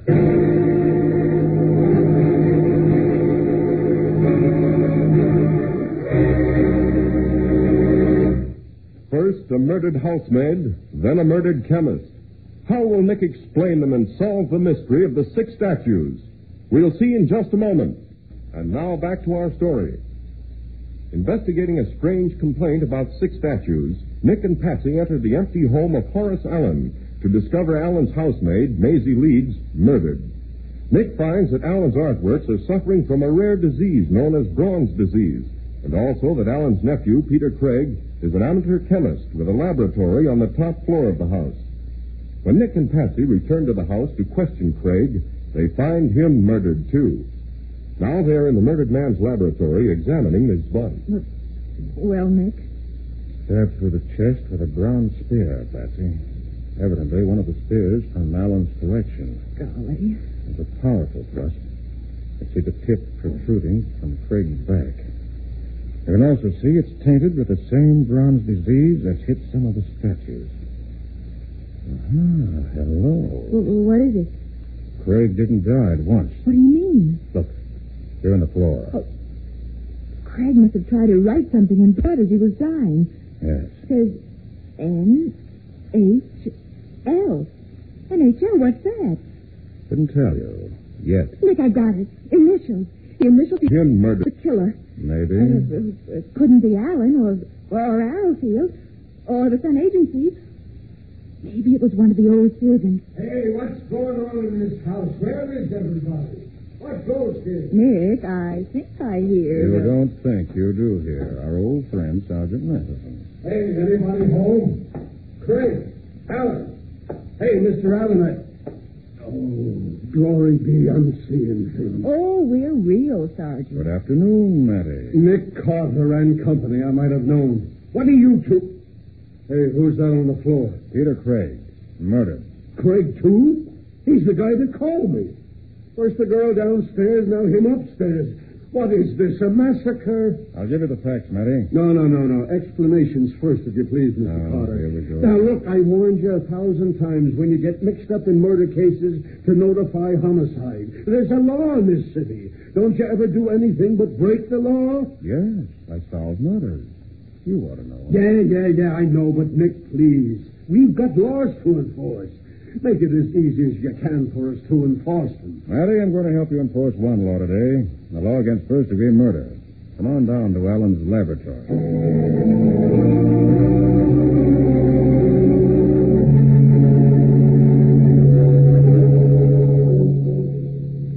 So that's exactly where we stand on the case, Matty.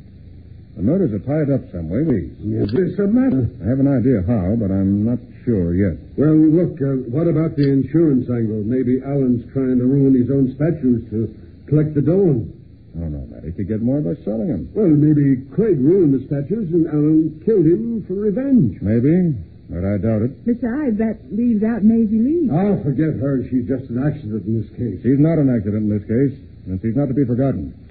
Matty, you won't understand this, but in this case, I'm working for Maisie Leeds. I'm not working for you or the police. What's that? I'm working for justice.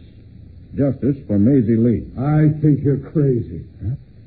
See, Patsy, I told you. Well. I'm pleased to see you all here. And a fine lot of people you seem to be. I'm Mr. Allen. Oh, yeah? Yes, indeed. Very easy man to work for. Just myself, my nephew in the house. Big house, few people, not too difficult, eh? I suppose the agency explained. Mr. Allen. You're the housemaid, eh? Very pretty, my dear. Very attractive. Mr. Allen, your housemaid is Miss Patsy Bowen, my assistant. What? I am Nick Carter. Nick Carter? I'm going to be blunt, Mr. Allen. No sense beating around the bush. Your maid, Maisie Leeds, was strangled to death. Your nephew, Peter Craig, was stabbed to death. What? Well, help him in the chair, Matty. Right, Nick. Thank you. I'll be all right. I didn't spare you because we're pressed for time, Mr. Allen. The killer may strike again. We've got to work fast. Now, where were you all day? At the employment agencies, trying to hire servants. A likely story. It's true. I had to have them in the house today. I have a very important guest arriving on the 6:30 train from Washington. Says you. You can get the list of agencies with Mr. Allen and check the story later, Matty. Okay. Mr. Allen, I want to take one of your statues home with me. One of the diseased ones. I'm sorry. I can't permit that, Mr. Carter. My guest coming tonight. But you ought to remove the 6 statues anyway, Mr. Allen. Mr. Arrowfield said so. Why, they'll infect everything. I know, but I can't. My guest is a famous collector and wants to buy some of my pieces. I've got to show him all of them. I see. Well, in that case, we've got to work without your help. Come on, Patsy. We'll be in my lab if anything breaks, Matty. Right. Oh, by the way, Mr. Allen, What's the name of this famous collector who's visiting you tonight? Norman Lane. Norman Hadley Lane.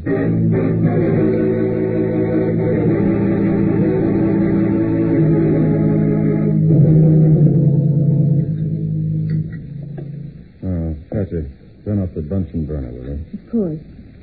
Nick, I just realized what Alan said. What's that, Patsy? The man coming up on the 6:30 train from Washington. Norman Hadley Lane. NHL. Mm-hmm. Found a couple of museums. Put a trial on him. But the letters, NHL, that's his initials. Mm-hmm. Oh, Nick, you're not listening. Just finishing this analysis, Patsy. Here. See this precipitate? Yes. That's the silver polish from Maisie Lee's throat. Is it silver polish? No. Something that came from Peter Craig's lab. Now, hand me that package I brought from Alan's house. Here. Thanks. I'll wrap this. Nick, you don't seem to care about the initials. I'll bet Lane's the killer. I bet he isn't even on the train. He's probably here already. Huh. Well? Nick, that's the spear that killed Craig. Right. But that's stealing police evidence. Oh, golly, Sergeant Matheson's going to be sore. Alan would let me have a sample of his diseased bronze, so I had to steal it. Now, let's cut a sliver of bronze off the tip of the spear, and we'll take a look at it under the microscope. Now you're destroying evidence. Oh, Nick, I don't like it. Not destroying. I'm just taking off a shaving. There. Now, let's see. Well? Well, what do you see, germs? Yeah. Why don't you have a look? You see? This is a slice across the tip of the spear. Now, you see the outer portion? Those crystals all around the edges? Yes. The malachite crystal. Shows the presence of the brown disease. Now, what do you see inside? Toward the core of the section? Just reddish metal. Exactly. Amorphous bronze metal. Just pure, uncrystallized bronze. And that, Miss Bowen, breaks the case right open. Why, what do you mean, Nick? I mean that... Oh, I'll get it. Hello? Nick Carter? Speaking. Who's this? Here's a tip for you, Mr. Nick Carter. If you want to find who killed Peter Craig, watch the clerk from the Sun Employment Agency. Quick, Patsy. Get a line on this call. Trace it. Right. Afraid I don't follow you. The clerk from the Sun Employment Agency. You'll find him at the Hotel Brighton. Now, he'll tell you who killed Craig.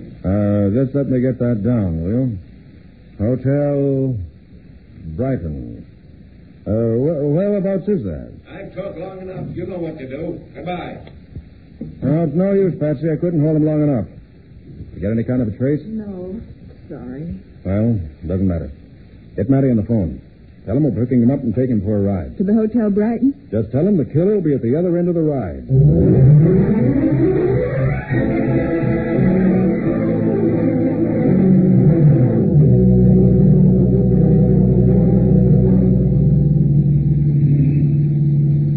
Nick, never mind the mysterioso stuff. Where are we going? Thought Patsy told you, Matty, to meet a murderer. Where? Didn't Patsy tell you that? The Hotel Brighton. Then we're going the wrong way. The Brighton's downtown in the village. You're driving uptown. That's right. But Nick, the man on the phone said that... The man on the phone was wrong, Patsy. Here we are. This is where we're going. Huh? What time is it? 6:25. Oh, just in time. Come on. Oh, this is Pennsylvania Station. Right. And we're going to meet the Washington train. You mean to tell me the killer is this Lane guy? Norman Hadley Lane? That's who we're going to meet.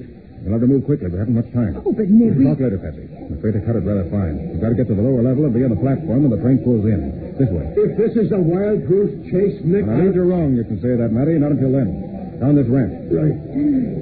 Now, that's the Washington train. Quick. Oh, we'll never get through the crowd. We've got to. Here are pictures of Lane. Yeah. Take him. Can't miss him. He's a big man, quite stout.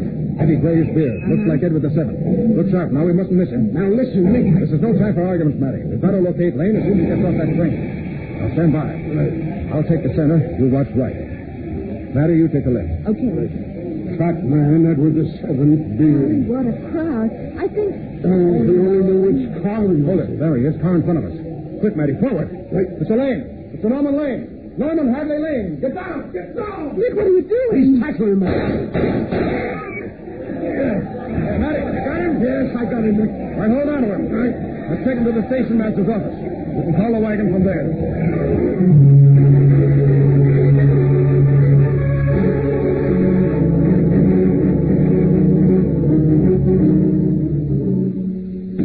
Well, this is quieter at least. Hey, Nick, why didn't you warn me it was going to be an assassination? Didn't know when it was going to happen. What about Mr. Lane? Oh, I just put him in a cab. He's all right. He's pretty well shaken up, and I knocked him out of the way of the bullets. But that's a lot better than a shot through the heart. Huh, Mr. Arrowfield? Oh, you dirty gumshoe snooper. I'd like to... Hold on a minute. He's a dangerous little man and a very clever actor.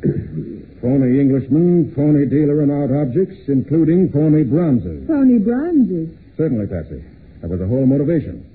When Mr. Allen took up collecting objects of art, Arrowfield got hold of them and sold him a lot of supposedly antique bronze masterpieces. But in reality, they were completely phony, being merely modern copies of those masterpieces. And unless I'm wrong, Mr. Norman Lane owned many of the originals from which Allen's bronzes were copied. Well, Nick, what about that bronze disease? When Arrowfield learned that Lane was coming to see Allen's collection, he knew Lane would recognize many of Allen's bronzes as copies of items in his own collection. Yeah? So Arrowfield, in order to force Allen to remove those phony pieces from his collection, deliberately infected them with a bronze disease. What do you know? Allen refused to remove them in spite of the disease, so Arrowfield had to do the next best thing, kill Lane. Otherwise, he faced exposure as a dealer in fakes and phony pieces. The murder of Lane, fortunately, didn't succeed. The others did. And I am going to see that you pay for them, Arrowfield. I want to be sure that Maisie Leeds, wherever she is now, gets her full $5 worth.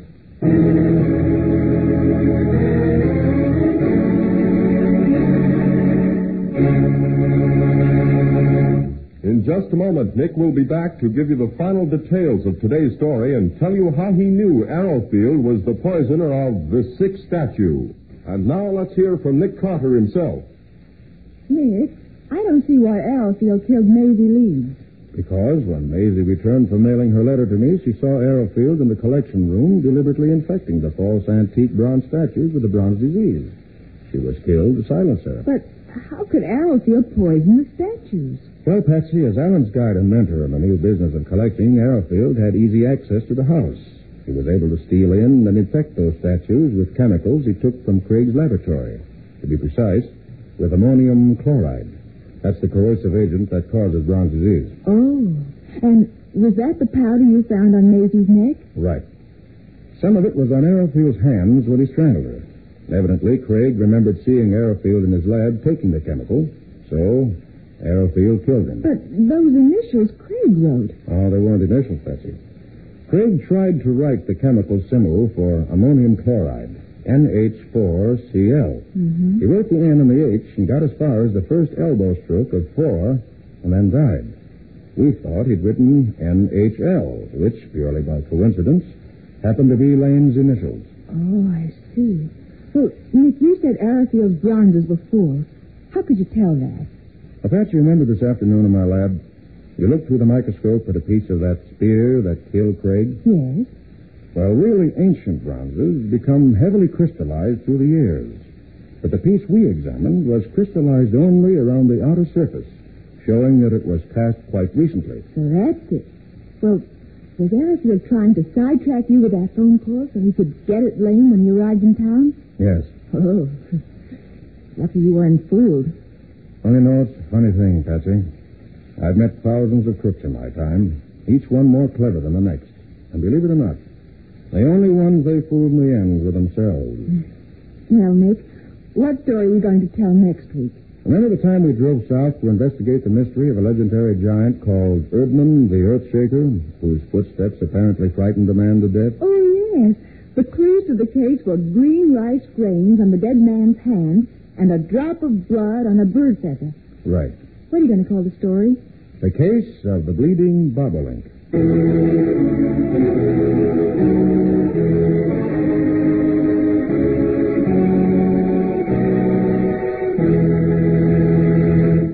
Nick Carter, Master Detective, is copyrighted by Street and Smith Publications, Incorporated. Lon Clark is starred as Nick. Charlotte Manson plays Patsy.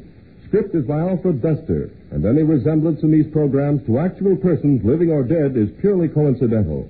The entire production is under the direction of Jock McGregor.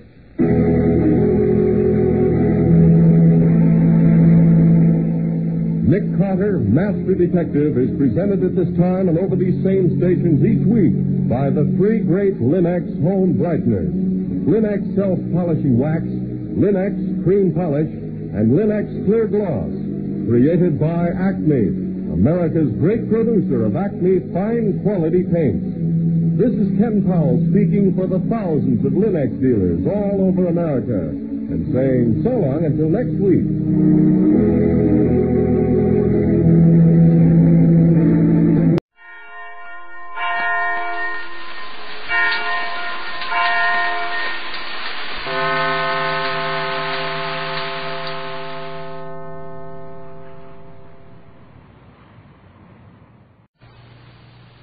Wheaties presents Night Beat.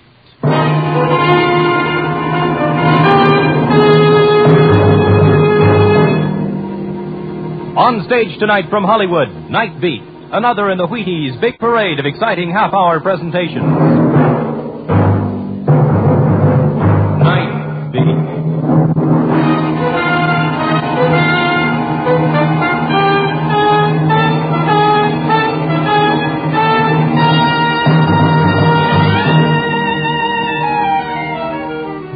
Hi, this is Randy Stone. I cover the Night Beat for the Chicago Star.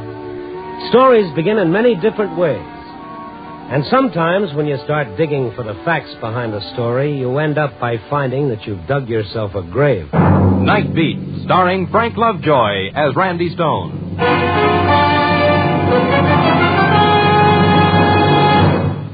On a hot August afternoon back in 1936, young Bobby Feller stepped out on the mound and started his first major league game as a Cleveland Indian. He was just 17 years old. Bob, step up here and tell us what happened that day. Well, Ed, I was really loaded with Wheaties for that game. I struck out 15 St. Louis Browns. You think the Wheaties helped, eh, Bob? Ed, I'll tell you, Wheaties always help. I've been eating them for pretty near 20 years, 4 or 5 times a week. And Wheaties with milk and fruit are still my favorite breakfast dish. That's wonderful, Bob. Thanks for stopping by, and best wishes to a real Wheaties champion. Yes, thank you, Bob Feller. And folks, did you hear what the man said? Wheaties always help. Now, you may not play baseball for a living, but you can use whole wheat energy, too.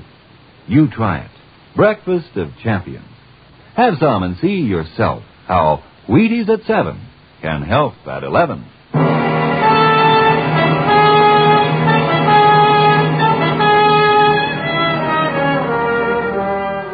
If anyone had told me once about seeing flying saucers in the sky, I'd have tagged him either as a joker or a candidate for the booby edge. But nowadays, anything is possible, apparently. You know, you could tell me that you saw a little man from Mars 3 feet high, and I wouldn't disbelieve you. Because tonight, I saw someone almost as strange. Fred Muller's bookshop is a shabby little place amidst a teeming stretch of tattoo parlors and penny arcades. It was the book in its window that caught my eye as I was passing. An early edition Bible, richly bound in antique leather, hand-tooled and inlaid with heavy gold leaf. It stood out against the books that surrounded it like a 90-carat diamond in a display of 10-cent jewelry. I looked up, and there was Mr. Moeller watching me through the dusty window with the smile of a man holding in his fear. And I went in. Hello. A little early, aren't you? Early? It's almost 10 o'clock. I know. I'm just looking at that old Bible in your window. You are a collector of old Bibles, no doubt. No, not exactly. I just happened to see that same book on Mr. Ron Heileman's living room floor the night he was murdered about 6 months ago. I am aware of that. You mind if I have a look at it?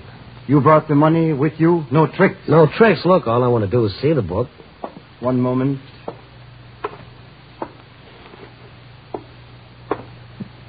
How much do you want for it? The price is still $50,000. 50? Are you kidding? I said no tricks. We've already agreed on the price. Oh, you've got your wires crossed. I haven't agreed to anything. Who do you think I am, anyway? Aren't you the man? The name is Stone, Randy Stone of the Chicago Star. Oh, a newspaper reporter. I'm sorry, Mr. Stone. I thought you were a messenger from one of my customers. You were supposed to be here at 10 o'clock. Yeah, sure. If you don't mind my asking, why is this book worth $50,000? Why, this, sir, is one of the finest volumes of its kind in existence, published in 1513 by Martel, the contemporary of Caxton. Yeah, but I know enough about books to know that $500 would be plenty. Do the bloodstains on the cover increase the value? Bloodstains? Was lying on the floor in Heileman's study when the police found the body. Ron Heileman had been stabbed with a pair of desk shears. Yes, a terrible thing. Murdered by his houseboy, wasn't it? A man named... Canto, Willie Canto. That still doesn't make the book worth $50,000. Well, there's something different about this book. Is that so? Oh, this book is a black gospel. Fine. Don't rush away. It's very interesting. For instance, the first 12 sections are the first 12 books of the Bible. Can you read this Old English script? Well, not as well as an old Englishman, but I can try. Read it. And he burnt the house of the Lord at... What's this other stuff that follows on the next page? Hail thee, Lucifer. What is this, anyway? Don't you see? It's the beginning of the black gospel. The devil's Bible. What's that? Well, you see, in the year 1513, possession of this sort of literature was a sure passport to the gallows or the stake. Now, here's the invocation to Satan himself, summoning him up from hell, which was considered the most potent of all the spells used in witchcraft. Mr. Mola, why are you trying to keep me here? Well, You're not sure whether this messenger you're expecting at 10 will come with money or a gun, is that it? Oh, really now? Well, if you're afraid, why don't you call a cop? I got work to do. I can't stay here and play bodyguard. Wait, please. The police wouldn't understand. Well, if it's that kind of a deal, then all I can suggest is you make with a spell, call up the devil, let him protect you. I'm going. Some of these prayers to Satan are remarkable, Mr. Stone. Here, let me read you one. Oh, well, if it'll make you feel better. Hail to thee, Satan, Lord of Death. Praises to thee, Prince of Destruction. Let transgression of the wicked be glorified, and the purple testament of war be proclaimed. Take us, Lucifer, son of the morning, for we are thine.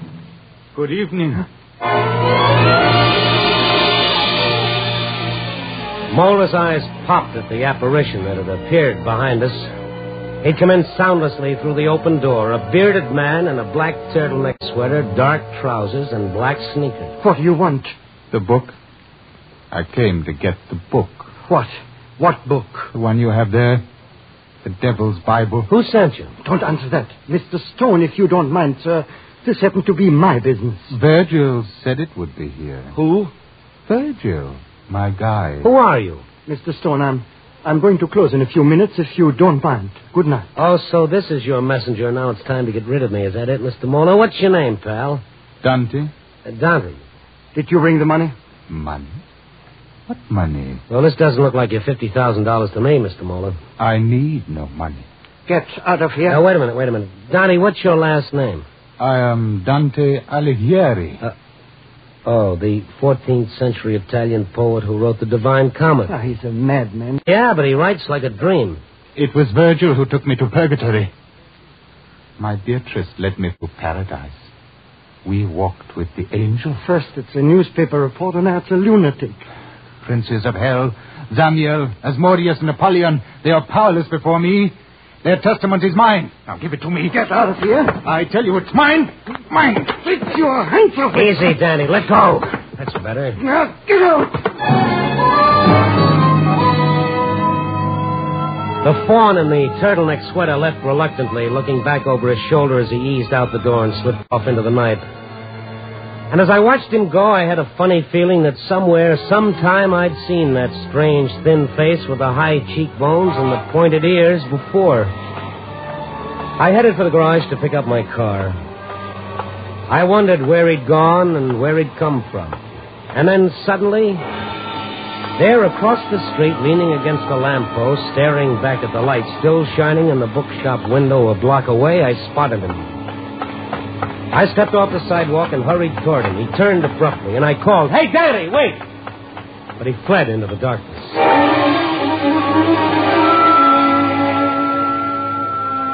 When I got to the office, I figured that Mola's little bookshop might make the basis of a human interest yarn if I tied it in with the breakup of the late Ron Heileman's famous book collection. So I had our librarian, Benny Marcus, dig out the files on the case from the morgue. I found something that made me do a fast take. What is it, Randy? Well, I just looking at the picture on this story. Huh? Oh, Mrs. Beatrice Halman, huh? Ain't bad, is she? Young enough to be Halman's daughter instead of his widow. Well, they say he was the kind of story. No, that's not the picture I'm looking at. This one, Willie Canto. Huh? Hey, what are you doing? I'm just drawing a set of whiskers on Mr. Canto's skinny face. Randy, what kind of fool is this? Look, Benny, look. I just brought a dead man back to life. What are you talking? Willie Canto with a beard or his double. If it is Willie, I better go over to Moeller's bookshop, but quick. Well, why? He's killed one man already. Fred Moeller could be number 2.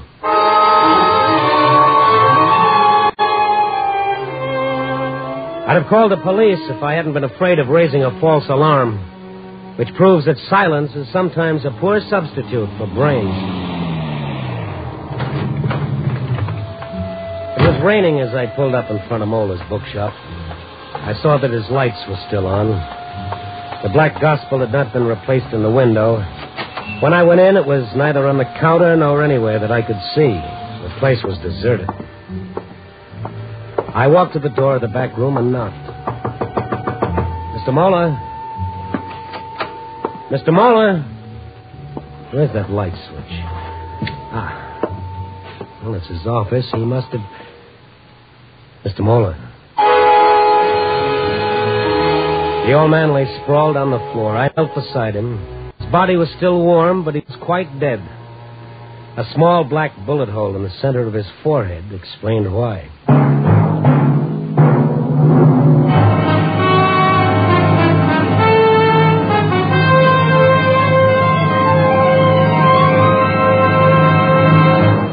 General Mills is bringing you Night Beat, starring Frank Lovejoy as Randy Stone. Hi there. This is Frank Martin, the man about the Wheaties. You know, I like talking about Wheaties on Night Beat because our star really eats them. And incidentally, I eat them. The burning question is, do you eat them? Truth is, millions of Americans do eat Wheaties. And I have a hunch one reason is that Wheaties taste so good. Nothing I can say about crisp flakes and all that will tell you half so much as the fact that millions of us eat them and love them. So, not one more word will you get out of me right now on the good, solid, whole wheat taste of Wheaties. You try them, and you'll know all. Now, of course, there's another reason why so many millions of us dip into Wheaties come breakfast time. It's the whole wheat energy, the wonderful energy that makes the whole morning go better. There's a whole kernel of wheat, for goodness sake, in every flake of Wheaties. That's why they give so much. That's why they're so poppin' full of vitamins and minerals for your good morning. That's why Wheaties with milk and fruit starts a breakfast to remember. So why don't you join us tomorrow morning, us millions of Wheaties eaters? Make yours breakfast of champions, too. Join us, and you'll see how Wheaties at 7 can help at 11. Do that, huh?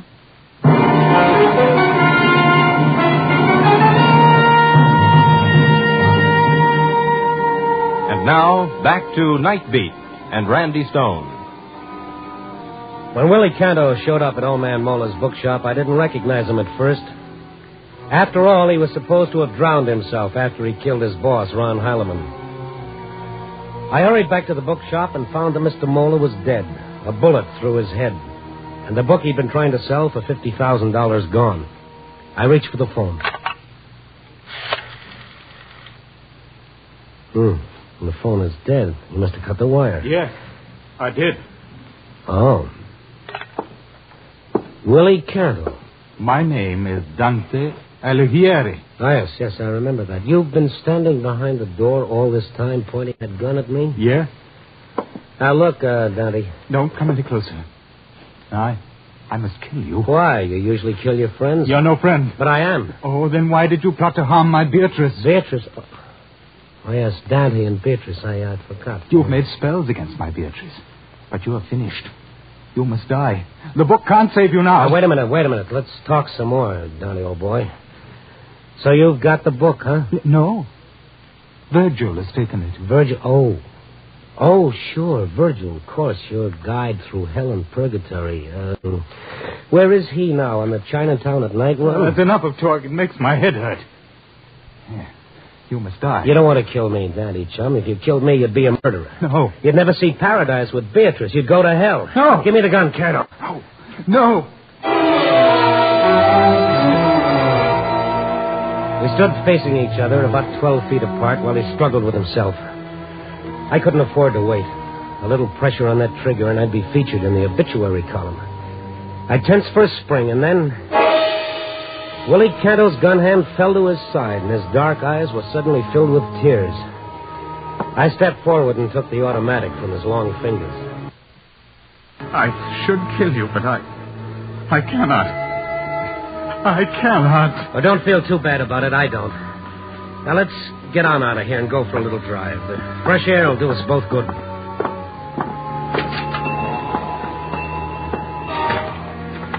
Ah, the rain stopped. There's my car. Hey, Willie, come back here. Canto, come back or I'll shoot.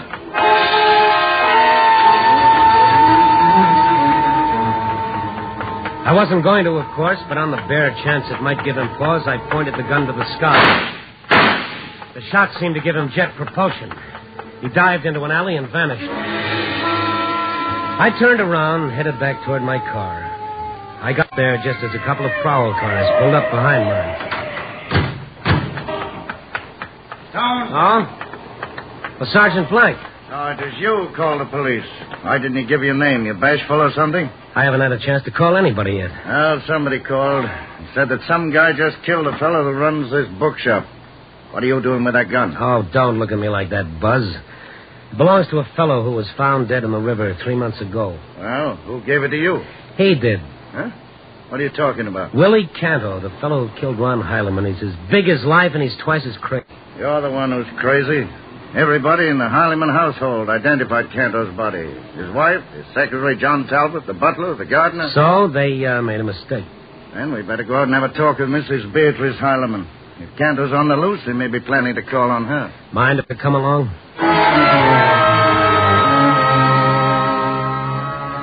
The Heileman estate featured a lot of formal gardens, 2 or 3 guest cottages, and a mansion about the size of Mount Vernon. The only thing that could have made the interior more early American was a stuffed Indian over the mantelpiece. Tears shimmered in Beatrice Heileman's lovely violet eyes as Sergeant Black told her what had happened. Oh, poor Willie. I guess I was wrong when I identified that body as his. But even John Talbot, my husband's secretary, thought it was he. I don't want to alarm you, Mrs. Heileman, but there's a chance Canto may show up here. Oh, but Willie wouldn't harm me. Why, he was always devoted to me. He was devoted to your husband, too, but look what happened. I still can't believe it. My husband was so kind to him, so gentle. He even tried to teach Willie to understand some of those dull books of his. Like Dante, Dante? Why, that was my husband's nickname for Willie. How did you know? Willie thinks he is Dante. Oh? Ron was always giving people the names of characters in his books. Sometimes I don't think they were very complimentary. But I was never too sure. Who was Virgil? Virgil? Yeah. Well, I don't know. Wait a minute. That's what he called his secretary. John Talbot? Yes, Mr. Talbot. John Talbot, Virgil. I suppose he doesn't work here anymore. Well, yes. I've needed him to help me wind up my husband's estate. There were so many things to be done. Why? Does he live here on the premises? Yes, but he isn't in town now. Poor man's been working so hard cataloging the rest of those books that I told him to take a week off. He left yesterday. I see. Where'd he go? He mentioned something about fishing in Minnesota. Well, thanks, Mrs. Heileman. Homicide will probably talk to you about this further, but in the meantime, keep your doors and windows locked, just in case. Oh, I'll be careful. Thank you.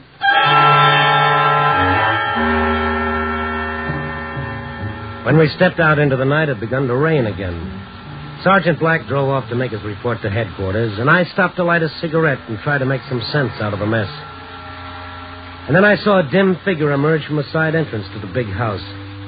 The figure of a man standing momentarily in a yellow fuzz of light that shone from the open door, a small, familiar silhouette. The door closed and the darkness swallowed him, but there was no doubt about it. It was Willie Canto. I jumped out of the car. Willie! I caught sight of a shadowy figure as he whirled and ran toward the back. Willie! He headed toward the guest cottages, barely visible in the faint glow of a distant street lamp, and for a moment I lost him. Then I heard him leap across the veranda of one of the cottages, and I charged after him. He didn't have time to bolt the door in my face. Willie, what's the matter with you? Just want to have a word? Where are you? Turn on the light. Where's the switch? Wait. That's better. What are you scared of? You're the police. What gave you that idea? I heard you. In the house. We're talking to my Beatrice. Oh, I see. She knew you were there all the time, didn't she? Why, yes, of course. I was in the next room. Well, I'm not with the police. I'm just a broken-down reporter. So put that nice big knife down, Willie. Huh? First a gun, then a knife. You're a bad boy, Willie. What do you want of me? That knife, put it on the dresser, and then we'll talk. Yeah, that's better. Now, what were you doing out there in the rain? Going away. Far away. Why? She says, if I love her, I will go away. Farther than before. Than before? Where was that? Where you been spending the last 6 months? On the island. What island? Where Mr. Heileman has his summer cottage. So she told you to go there? Yeah. She's so kind. She gives me money. She sends me food. But it's so lonely. I had to see her. Why does she tell me to go? She told me before she loved me. Beatrice doesn't change. She's kind and generous. Her heart is like gold. Yes, yellow and hard. What? Did she ask you to kill Mr. Heileman? Oh, no. I wouldn't kill her. Yes, I killed him. It was me. I killed him. Pretty mean, wasn't he, Willie? Oh, no. He was a nice man. You killed people who were nice to you? No, I wouldn't. I killed him. Beatrice wouldn't want you to lie, not even for her sake. She'd want you to tell the truth, Willie. Did the secretary stab Mr. Heileman? No. But he killed a man in the bookshop. Yes. And you know who killed the man who was so good to you, Mr. Heileman, don't you? Don't you, Willie? You know. You saw it, didn't you? You know who killed him. Yes, I know. Go on, Willie. Tell me what you saw. I saw through the door into the library. Mr. Heileman was there and Beatrice. Yeah? What were they doing? He says he knows about Beatrice and Virgil. He says he will get a divorce. Yeah? Go on. Then what happened? She picked up the scissors and... No, I did it. I did it. She told you to say that, didn't she? What happened after she stabbed him? She ran out of the room. I went in. And Mr. Heileman was trying to get up. He said, Willie, get me some paper. Some paper. Well, there was no paper. There was only the book. My book. And I put it on the floor so that he could write. The Black Gospel? Yes. He wrote in it. On the empty page in front, he said, give this to the police. They will know who killed me. Well, why didn't you? I was afraid. For Beatrice. And she comes in again, and Mr. Talbot is with her. They say that I must go away. You never told them what Mr. Heileman wrote in the book? No, of course not. They've never sold it with the rest of the collection. I don't remember. Everything is all mixed up. So that's why it was worth $50,000. What? What do you say? Nothing, Willie. So they identified that body as yours, hoping the police had dropped the search. Well, you're lucky to be alive. Mr. Stone. Everything falls into place. Not a pretty picture, but it's clear enough. That's unfortunate, Mr. Stone. It was our old pal, John Talbot, the secretary. He stood in the open door of the next room, framed against the darkness. I hadn't seen him since the inquest on Heileman's death, but he hadn't changed. He was a slender, handsome man, looking like a college professor in tweeds and rimless glasses. The type generally pictured carrying a pipe or a book. But what he was carrying was a snub-nosed .38 revolver. A touching little tale, Willie. Virgil. Does that gun mean I should have knocked before entering? Opportunity is always welcome, Mr. Stone, whether it knocks or not. Opportunity for what? To dispose of an unforeseen problem. Oh, meaning me, I suppose. Meaning both of you. It's Beatrice. Her footsteps. John, it's all right. They've gone. I've been waiting for you. Oh, Mr. Stone. Willie. Beatrice, I was going away, but Mr. Stone... Shut the door. John, what is it? Why the gun? It seems that your faithful Dante has been talking to this newspaper fellow. What? Rather extensively, I'm afraid. Willie, have you gone crazy? Oh, Mr. Stone wouldn't harm you, Beatrice. You wouldn't touch her, would you, Mr. Stone? Not without gloves. What did he tell you, Mr. Stone? That lunatic. And you believe him? John, is that why you're holding a gun? You fool. What does it matter what Willie said about me? There's no proof. You consider yourself safe just because I destroyed that wretched book. Oh, no, my dear. That's not enough. I've got to silence him. With that gun! Let go of me, you little fool. This fellow knows too much. I can't stand anymore. Let I can't stand it. Let go of my arm. So many terrible things. I can't stand it anymore. I said let go. Oh! You hit her. You hit her. Willie, no. I'll kill you. Get back and drop that knife. Willie Canto staggered as I leaped forward and knocked the gun from Talbot's hand. Talbot reeled backwards and sat down heavily on the sofa behind him. It was then that I saw the dagger in his side and the red stain spreading. Beatrice stood with her back against the wall, her eyes wide, staring at Talbot, and then at Willie lying doubled up on the floor. And suddenly she gave way. I snatched up the gun and went to the phone. As I reached for it, I saw that Willie had risen to his hands and knees, his thin face glistening with sweat. He began to crawl towards Mrs. Heileman, one hand reaching out for her, his eyes glazed with pain. Beatrice. My Beatrice. No! Don't touch me! Beatrice! Keep away! I can't stand you! No! No! No! Beatrice, come back. Oh, please, please. My Beatrice. Dante's Inferno. Yep. Hello, operator. Get me the police.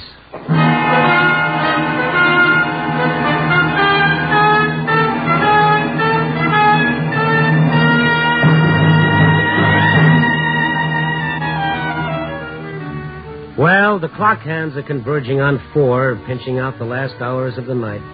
The rain has stopped and the new moon is out. No lover's moon, but thin and curving. Like a knife or a dagger. The curved dagger that Willie Canto used. Poor Willie. He wasn't the first who was betrayed by what he thought was love. Love is like eating mushrooms. You don't know whether it's the real thing until it's too late. Oh, well. Copy, boy.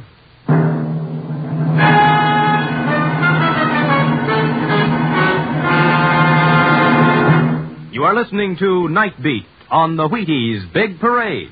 If you're a mother or a father with a warm spot in your heart for pink-cheeked, happy-eyed youngsters, here's something you should know. Good food builds good health, and Wheaties are good food. Now, I don't know what you've been doing about breakfast for the kids, but did you know that there's a whole kernel of wheat in every Wheaties flake? With the sunny, wholehearted goodness of field-grown wheat in every flake? With the full strength of whole wheat vitamins, minerals, proteins in every flake? It's true. Whole wheat in all its richness. That's what you furnish when you fill the cereal bowl with Wheaties. Don't slip up. See that they get Wheaties. Crisp, sunshiny, good. Pour on the milk, put on the fruit, and know the youngsters are getting all that whole wheat can give. Do that now. Wheaties, breakfast of champions.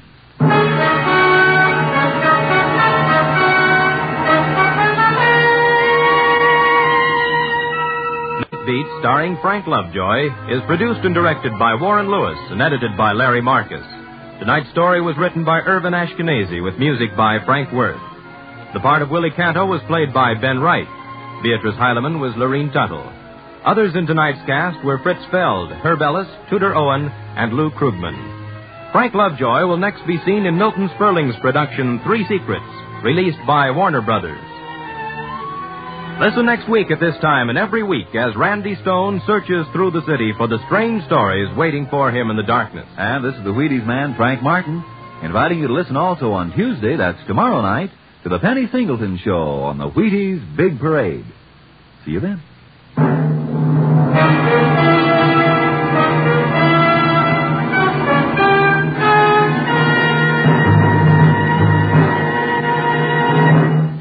This is Frank Lovejoy reminding you of today's biggest bargain, United States Savings Bonds. You pay for 3 and you get 4. Save with United States savings bonds and build your own future. Night Beat came to you from Hollywood. Stay tuned for the first piano quartet on NBC.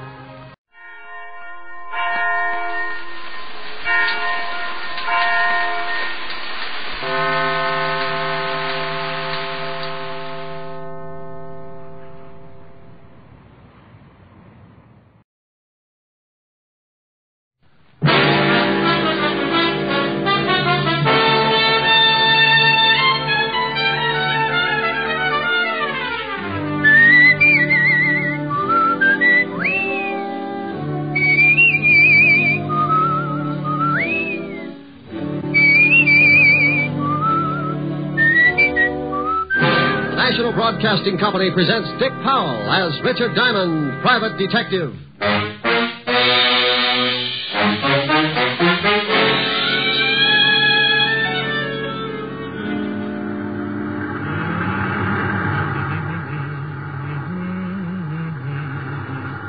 Hey, Ed.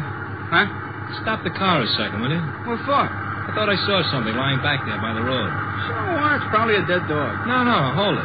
It's too big to be a dog. For Pete's sake. Where is it?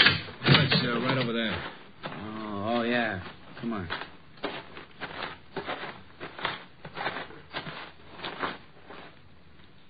Holy cow. Yeah. She dead? Oh, I think I'm going to be sick. Me too. Let's go call the cops. Here's another exciting half hour with Richard Diamond, Private Detective, starring Dick Powell.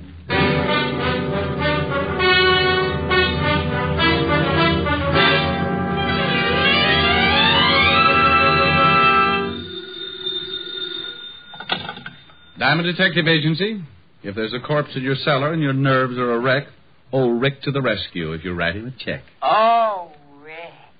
I don't know what I'm going to do with you. Can I make a suggestion? Please do. Feed me regularly, take me for walks, and be sure that you let me out nights. Some suggestion. You do that for a cat. Hi, Helen. Hi. How are you? No, I don't know. I think I'm a nervous wreck. What from? You remember when you said I ought to take up something to keep me busy in the office? Yes. You remember you mentioned knitting? Oh, no. Oh, yes. I've dropped more stitches than a cross-eyed surgeon. You idiot. I was only fooling. Well, don't laugh. I was making Francis a pair of screaming argyles. Keep with it, Strongheart. You'll win out. Yeah, you're darn right I will. Oh, what I said. Darn. Get it? Ellen, are you still there? Yes, Rick. Wasn't funny? No, Rick. Okay, come on over. Let's snack. Yes, Rick. Shame on you. Yes, Rick. I'll see you about 8. Oh. You don't sound very happy. That's such a long way off. Give you time to make plans. Bye. Bye.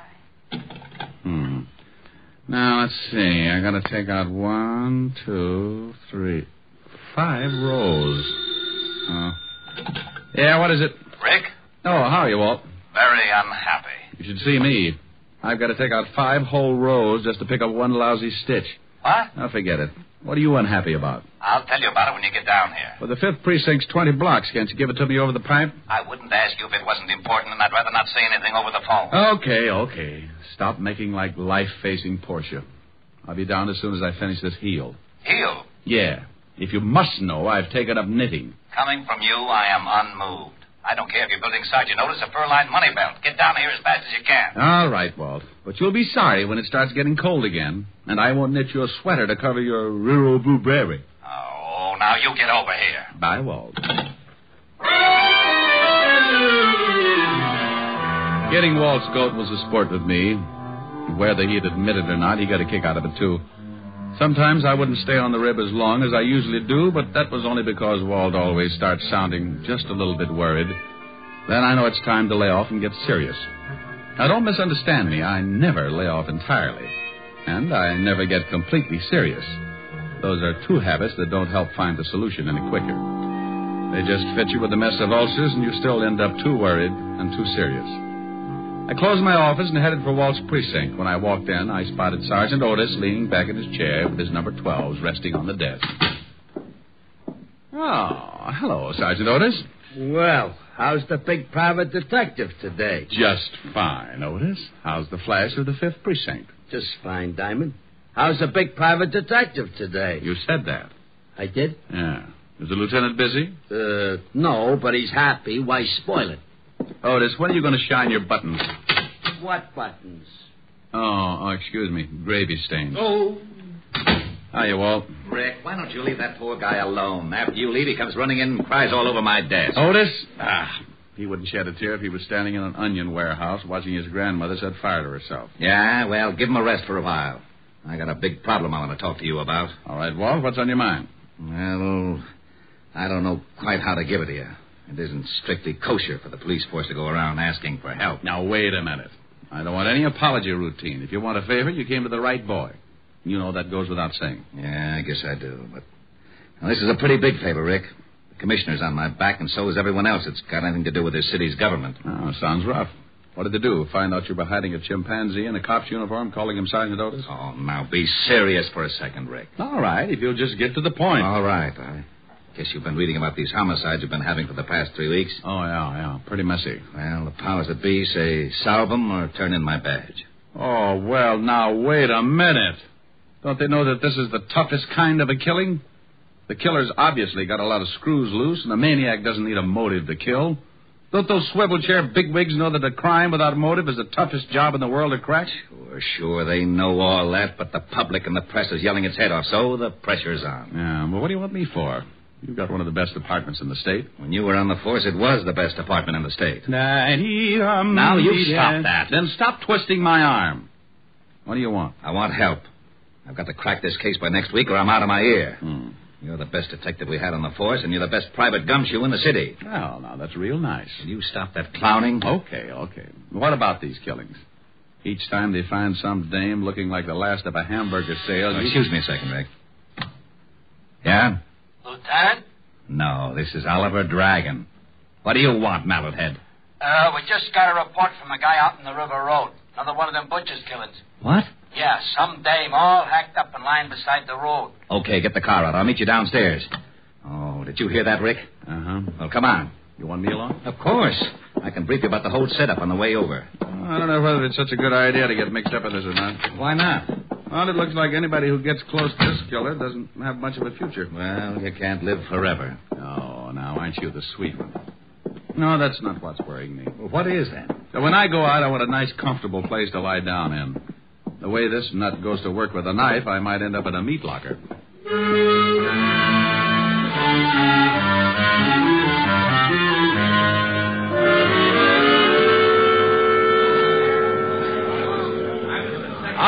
All right, everybody's back.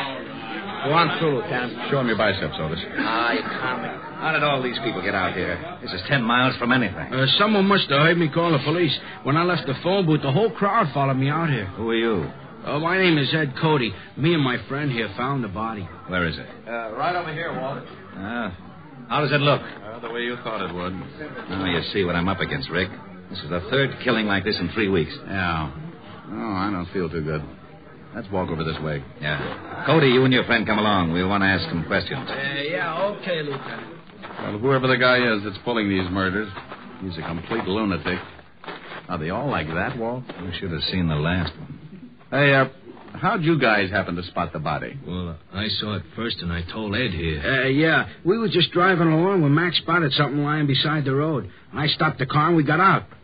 When I saw what it was, I left Mac here and went back to town to call you. What's your full name, Mac? McCarthy. John McCarthy. Okay. What are you doing, Rick? Oh, looking at the road.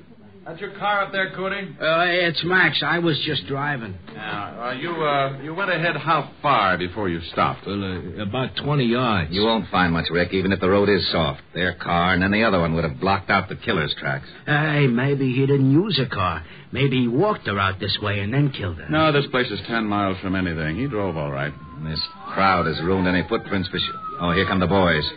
Come on, Rick. As soon as they start examining things, we can get back to the station. Yeah, I want to go through the whole file in the last 2 killings. You won't find much. A change of reading never hurt anyone.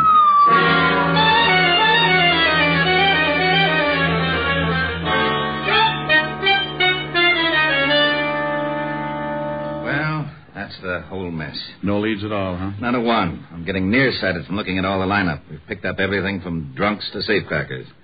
No leads. Same type of crime in every case. This killer's got a crazy streak as wide as Broadway. Wait till the commissioner hears about this one. Walt. Yeah? Give me a pencil.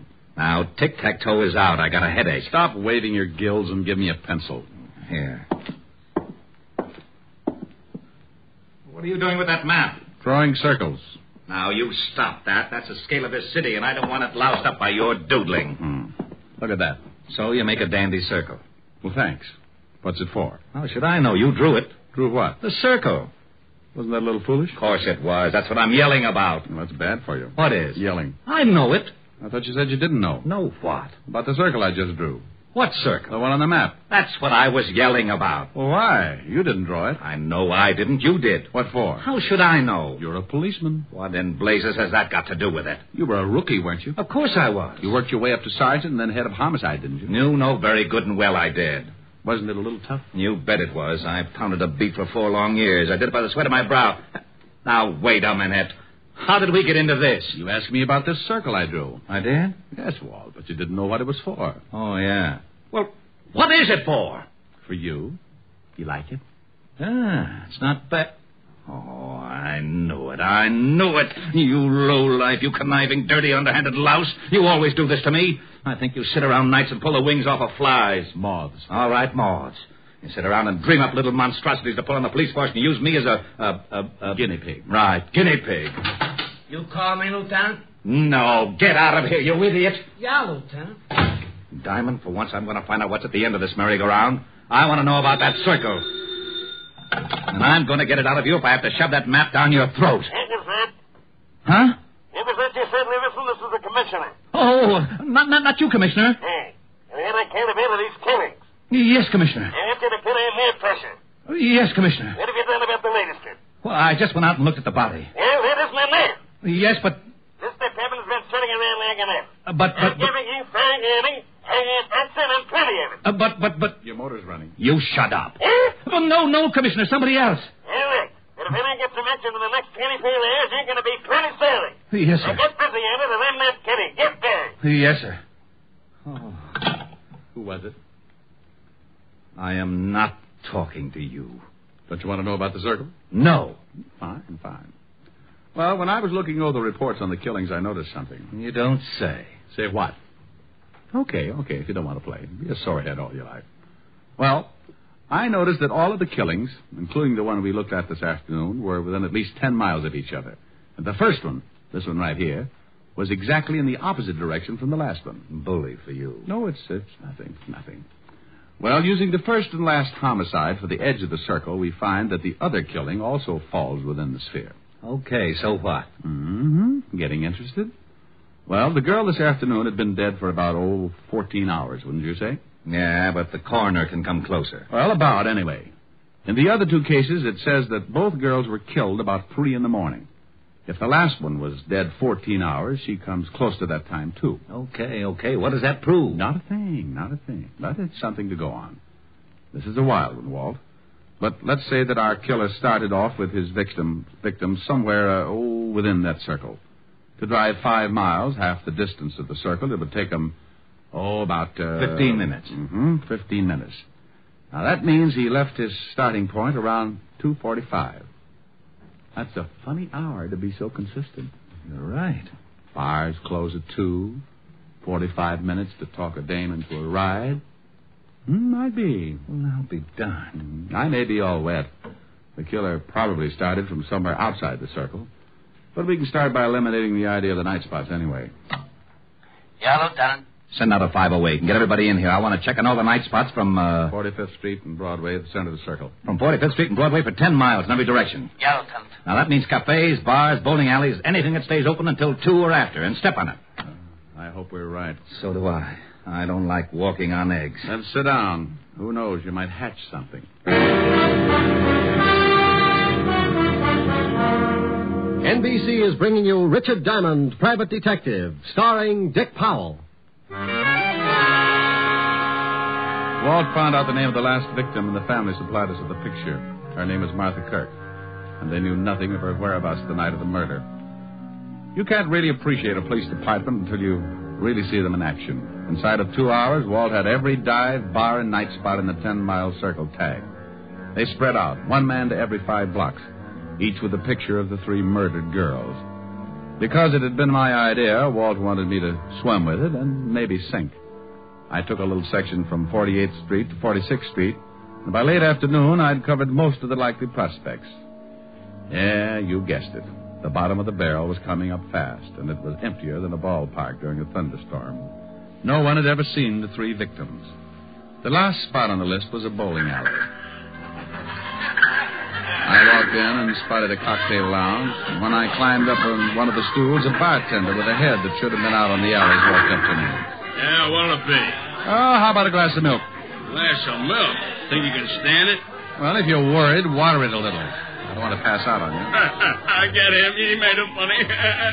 So did your family. You're looking for trouble? Only if I get pushed. I'm looking for information. First door on the left. Yeah. Ever seen any of these girls before? What are you, a cop? Well, let's just say I'm nosy, and I've got a badge to keep me in the spirit of things. Oh, why didn't you say so? Let me see. All right. Here's the first one. No. I never seen her. How about this one? And this one? Yeah. Hey, wait a minute. Sure, I know. This one comes to me about twice a week. Was in last night. Gets lushed up and cries about how tough a family is on him. Let's see, her name is... Kirk? Yeah, Martha. Martha Kirk. Nice looker. She was. Huh? Did she ever come in here with a man? No, but sometimes she leaves with one. Same guy every time? Do you remember her leaving with a man last night? Hey, yeah. Come to think of it, she did. What time? About 2:15. We stopped serving at 2. Right on the dot, that we do. Oh, that you do, yeah. Okay. Think you'd know the guy if you saw him again? Sure, he comes in a couple times a week, too. I seen him pick up a couple of strays. I guess you call him a wolf. Yeah, with a hatchet. Huh? Forget it. Where's your phone? Right over there. Hey, here, use a slug. It's on the house officer. Thanks. I hope nothing's happened to Martha. She was a rotten drunk and a wonderful kid. Well, she was, huh?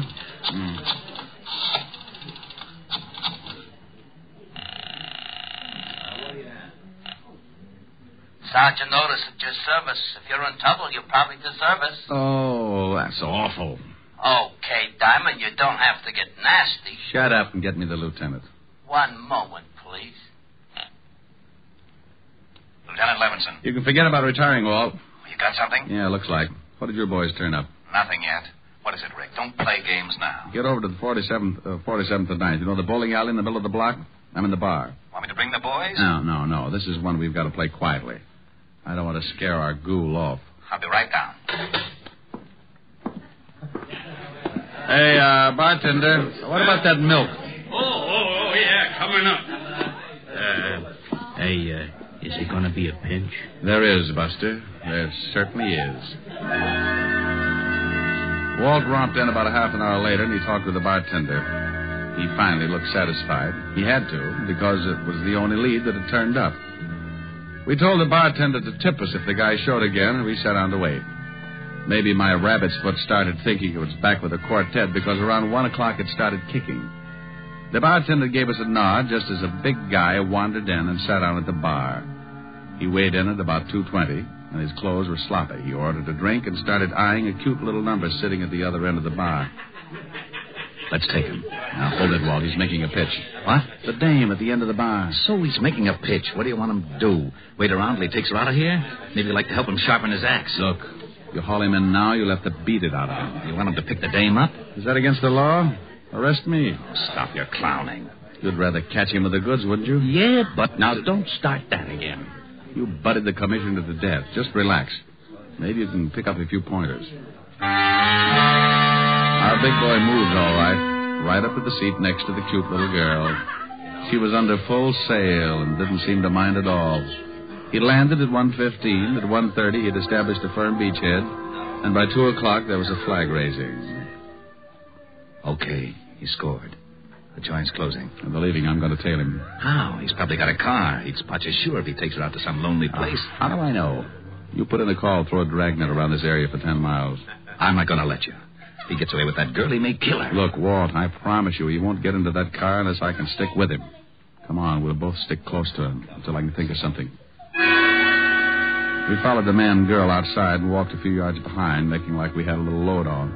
They headed for a big parking lot, and that's when I got the idea. The parking attendant was just walking up to him when I stumbled forward. Hey, boy. Rick, what are you doing? Stay with me, Walt. Yeah, mister? Sonny, I'd like to have an automobile, please. Hey, just a minute. I was here first. Sure, honey. Don't let him get away with it. Yeah. Oh, look, old man. My friend here's late getting home, and he's got a wife that's 10 feet tall. You mind if I get my car first? No, go ahead. Someday. No, relax, Sonny, relax. We're going to take a little drive, huh? Yeah. Okay, mister, let's see your ticket. Well, I got it here someplace right in my pocket. Come on, we'll walk up. I know where the car is. Okay, but you gotta have a ticket. Rick, what's going on? Keep walking. Hey, I thought you was loaded. Keep going with the police. You what? That's right. Well, what's wrong? Which one is that guy's car? You mean the guy back there with the dame? Yeah. Well, he gave me his ticket. Oh, it's right over there, the coupe. Rick. Come on. I'm going to climb in that trunk, and you're going to get in your car and tail us. But stay far enough behind so that he doesn't spot you. Okay, but I think you're crazy. Is the trunk open? Yeah. I'll get going. Well, they'll see me coming back. Well, then tell him you forgot something in the bowling alley. I passed out in my car. All right. And, son. Yeah? Don't let on that anything happened. We think that man is a killer. Oh. I squeezed into the trunk and waited. About 2 minutes later, the lovebird showed up and got in the front seat. I rode like that for about 15 minutes, and it wasn't bad until we hit the dirt road. Then my inside started bouncing around like a pound of rice in a wind tunnel. We drove for about 10 minutes more and came to a stop.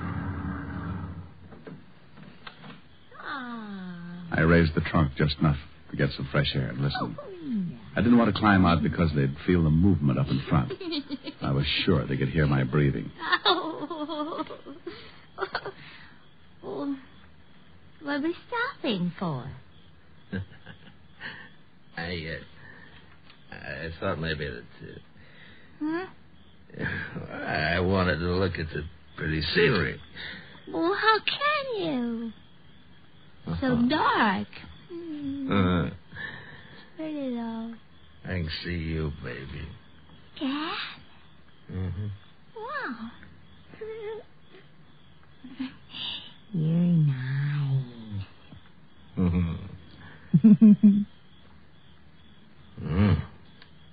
So are you. It went on like that for another 5 minutes, and I started thinking I'd picked the wrong guy. Then the conversation changed. What's the matter? What's so funny? Don't you know? No, and I don't like the way you're acting. Women. That's what's funny. All the same. Huh? Like my wife. She was like all the other women. Hey, let's get out of here. You're talking funny. Funny, yeah. See a man and you like him, any man. You're all alike. Now you stop that. I just came along Now because... come here. No! You let me go. You ain't no different. Come here. No! Stop that! Let me get out of the car. Sure. Go ahead. I don't want no blood stains on the seats anyway. Blood? Go on, run. I'll catch you. I rolled out and didn't forget to take my .38 along. I spotted him in the moonlight, moving after her like a big animal. He was laughing. I could see he had something in his hand. It was a knife. She tripped and fell, and he moved in. Gave me goosebumps bigger than a grapefruit. When he was nearly on top of her, I closed in. Okay, hold it. No! Drop the knife! I'll kill her. I'll kill her like a red button. Kill her, too.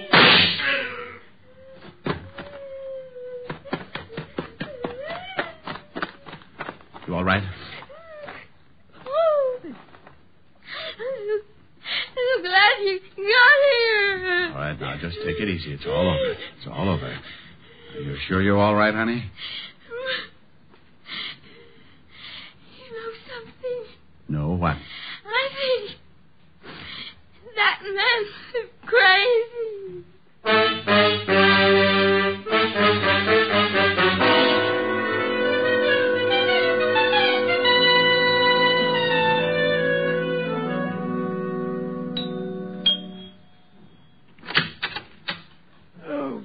evening, Mr. Diamond. Good evening, Francis. Is Miss Asher in? Yes, sir. She's in the study. Knitting. Knitting? Knitting. Thank you, Francis. Knit 1, purl 2. Knit 1, purl 2. Knit 1, purl 2. Drop 3. That's the way I do it. Rick. Hello, baby. Oh, look what I've gotten into. I'm a nervous wreck. I'll never teach you. What are you building? It was going to be a surprise for you. Oh, a whole suit. Silly. Rick, I'll get it. Hello? Helen, is Rick there? Oh, just a minute. It's Walt, Rick. Oh, well, give me that phone. Where are you? Why didn't you follow me like I told you to? Well, something happened. Well, what happened, you big ox? I could have been killed out there. I'm sorry, but... Why didn't you follow me? I got caught on the Triborough Bridge and I didn't have a quarter. Why didn't you use your police badge? Holy smoke. Now you tell me. Ricky, Yeah. I need relaxing. You need relaxing. Oh, swell. Ricky, come here. I know just the thing. No, come over here. There's an old spinning wheel in the parlor, spinning dreams of the long, long ago. Ricky. What's the matter, dear? Oh. Well, how about this one? Wilhelmina. Let me start that again, will you? I didn't get started very well. Wilhelmina, she's the cutest little girl in Copenhagen. Wilhelmina, she has all the fellas crazy in the noggin. In Copenhagen, all the roses on her cheeks, and the music when she speaks, and how sweet her kisses taste. Sugar canies like my mama's Danish pastry. Wilhelmina, maybe soon we'll elope in Copenhagen. Wilhelmina, we'll share everything, including my toboggan. In Copenhagen, all the other girls say no, but Wilhelmina, she says nine. All the boys call Wilhelmina Willie, but I call Wilhelmina mine. Well, now, how did you like that, huh? Well, it was wonderful, but where did the orchestra come from? Oh, the orchestra? Did you like it? Mm-hmm. No, don't knock it. Rick, Hmm? I told you I needed relaxing. Oh, well, how's this? Rag mop. Rag mop. Rick! Rag mop. Oh, no, Rick! Rag mop. I started that one right. I got to like that one, too. You can sing later. Oh, well, all right. Now, what is it, little baby? Come here.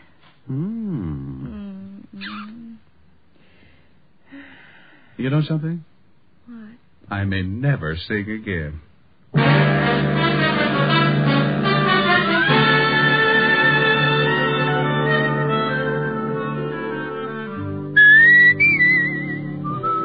You have just heard Richard Diamond, Private Detective, starring Dick Powell. Lieutenant Levinson was played by Ed Begley, who soon will be seen in the MGM production Stars in My Crown. Also in the cast were Virginia Delby, Wilms Herbert, Lorene Tuttle, Bill Conrad, Peter Leeds, and Jack Crucian. Music was under the direction of Frank Worth. Tonight's show was written by Blake Edwards and directed by Warren Lewis. Dick Powell currently may be seen in the motion picture version of the best-selling novel, Mrs. Mike.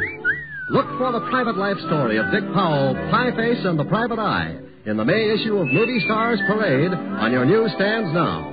This is Eddie King inviting you to be with us next Wednesday at this same time when we will again bring you Dick Powell as Richard Diamond, Private Detective.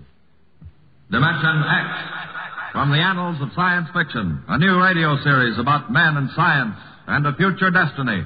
Saturday on NBC. Here, Dimension X.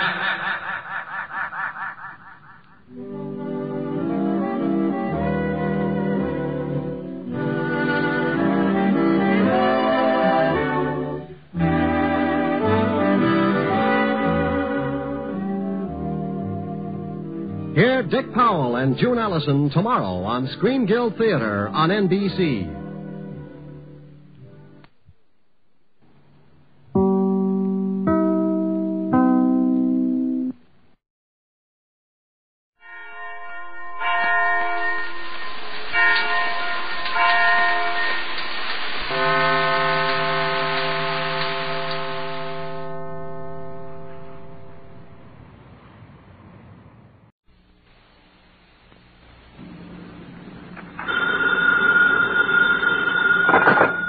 Spade detective agency. Me. Oh, Sam, it's you. On the filter and in the flesh. Any messages, phone calls, letters, telegrams? Just the usual. A bill to the landlord and a notice from the telephone company. Well, dispose of them as usual. You sound awfully chipper. Have you been on a case, Sam? Did you make some money? Yes, I've been on a case. No, I did not make any money. Oh, your client got murdered before he could pay you? Wrong again. My client was a woman. She did not get murdered, and she could pay me. Huh? And she did. But you just said she didn't. True, Effie, true. Things are not what they seem. Well, I'm a little confused. You just said that... And I meant every word of it. Stop registering bewilderment. All is paradox. So, sharpen your pencils, straighten your seams, get out your notebook, and prepare to be confounded by the contradictions I shall contradictate to you during my report on the honest thief caper.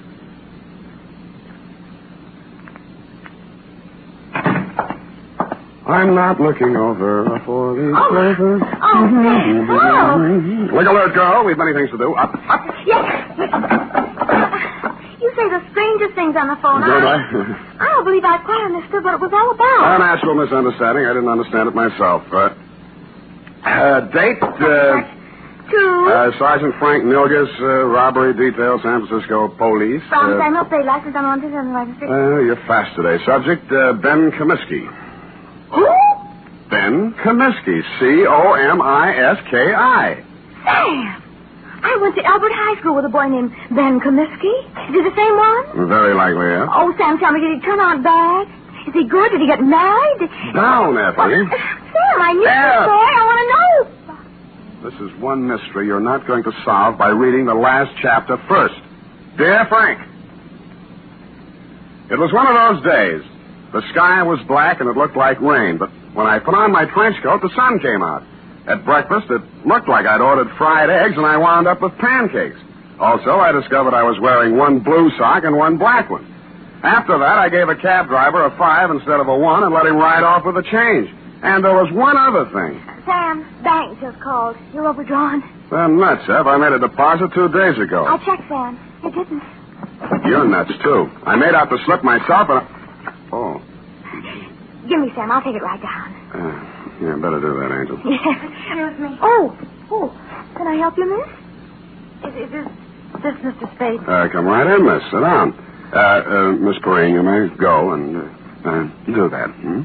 Instruct them that if such a mistake occurs again, I shall take my account elsewhere. Yes, sir. Now, please sit down, Miss... My name's Louise Miller, Mr. Spade.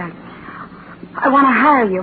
How much will it cost? Well, now, Miss Miller, let's talk about it a little I first. haven't much time, Mr. Spade. I have to be at the office in a half an hour, and I have to cross town.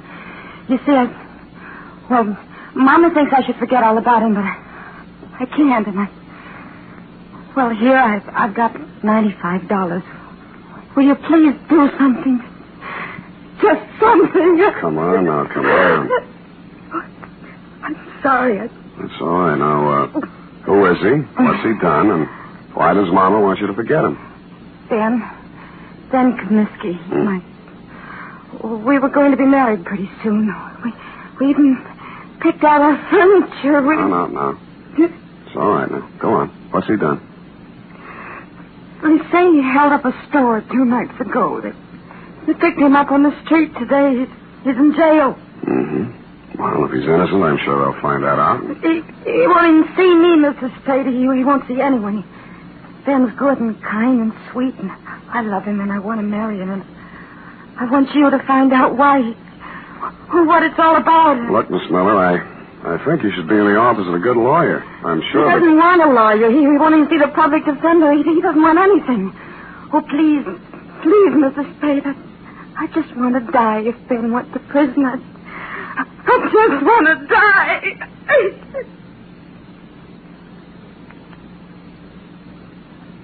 I'm no sentimentalist, but faith is the thing we're a little short on these days, so we came to terms. It was agreed she could pay me after the job was done if there was any job to do. She left for work, and I phoned you, Sergeant Milgus, and found out Ben Comiskey had already been arraigned and was being held in the city jail.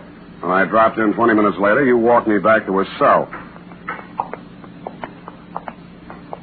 What's it all about, Sam? Don't know, just looking into it. He won't tell you anything. No? Kept his trap shut all the time he's been here. As far as we've been able to find out, no previous record, no background. Well, maybe it isn't so bad for him at that, huh? First degree, Sam. Liquor store proprietor, a man named Potter over on Army Street, identified him in the morning lineup. Just like that. Picked him out of a dozen guys we hauled in. Then what?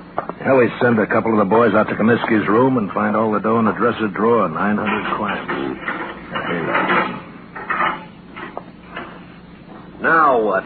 Take it easy, Comiskey. This is Sam Spade. He wants to talk to you.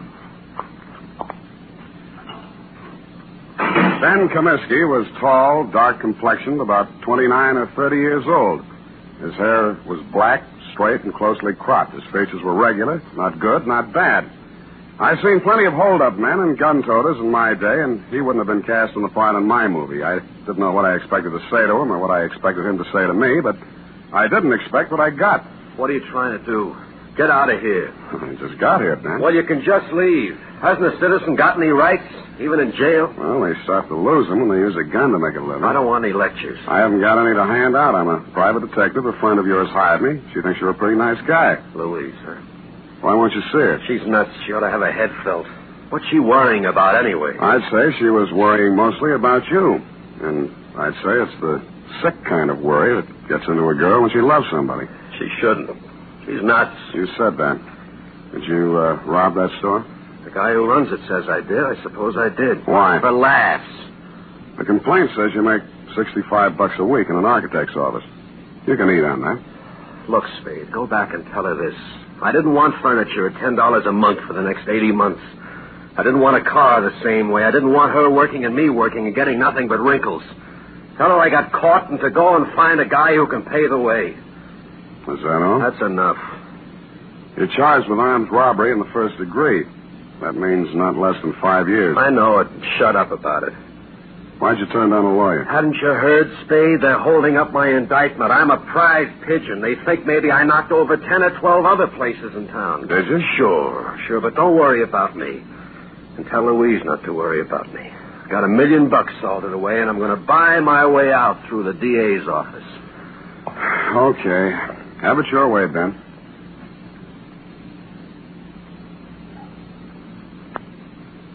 But an hour later, I found myself strolling around Ben Comiskey's old neighborhood. A man named Gabrini, who owned a grocery store, remembered him and liked him. A woman in a bakery shop told me how he'd gone into the Army as a private and been discharged a first lieutenant. A phone call to a Mr. Henderson, Allied Architects, revealed that Ben Comiskey was in line for a raise and promotion. All in all, I was getting a composite picture that didn't look quite right. I decided to try his mother's place. It was on Lombard Avenue, a street that starts on the waterfront. According to the penciled note above the doorbell, it was out of order. The slot on the mailbox read, Mrs. Anastasia Comiskey. Yes. What is it, please? You're Mrs. Comiskey? I'm busy now. I fix lunch for my son. He come back from Cincinnati. Please. Oh, Mrs. Comiskey, I'm here to talk to you about Ben. He's your son, too, isn't he? Yes. Ben is my son. Well, I'm trying to help him, Mrs. Comiskey. Why? He has no money. I have no money. A friend of his, Louise Miller, hired me. Oh, Louise, she's a foolish girl. Very foolish. Her heart should not be with Ben. I think he's a very lucky man to be loved by somebody like that. If not for her, Ben would not be in jail, in trouble. Oh, you don't want to help my son. She don't want to help him. She'll leave him alone if she wants to help. Ben is bad. Not good like my son James. James is always good. Times he's away, he sends me money. From what I hear, Ben's always been pretty good, too. Always one good son, one bad son. What's going on, Mom? Oh. Who's this? He's come to ask questions about Ben. Huh? I'm Jim Comiskey, Ben's brother. Oh, my... You run on in, Mom. I'll talk to this gentleman. All right. Get out of here. Look, I'm just trying... If you've got any questions to ask about Ben, go to the police. They can give you all the answers. And stop bothering my mother. She's been through enough in the last 2 days. If I catch you around her again, I'll break you in half.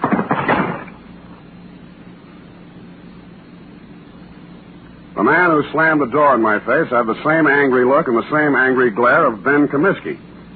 The angry Comiskey brothers definitely wanted nothing that looked remotely like help, it seemed to this casual observer. I went back to my office to wait for 6 o'clock. That's when I intended to call my client, report my opinions, and drop the case. But at 5:30, she called me. Mr. Spade? Yeah? This is Louise Miller. Oh, yes. I was just going to call you. I'm afraid I haven't been able to do much. It looks like... Oh, no, Mr. Spade. I just telephoned downtown. Ben pleaded guilty at the indictment this afternoon. He's going to be sentenced tomorrow.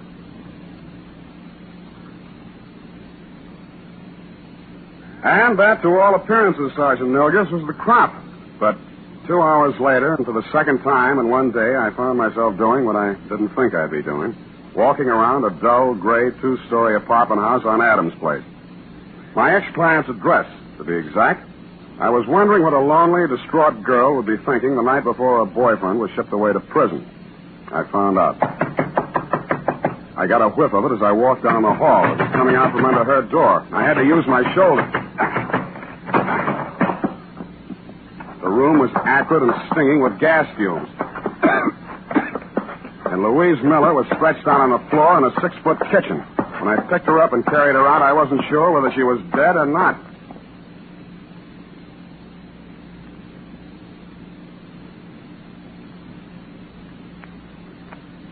Ten seconds after I'd found Louise Miller, I'd called a police ambulance, and in a matter of minutes, an intern was working over her with a pulmotor.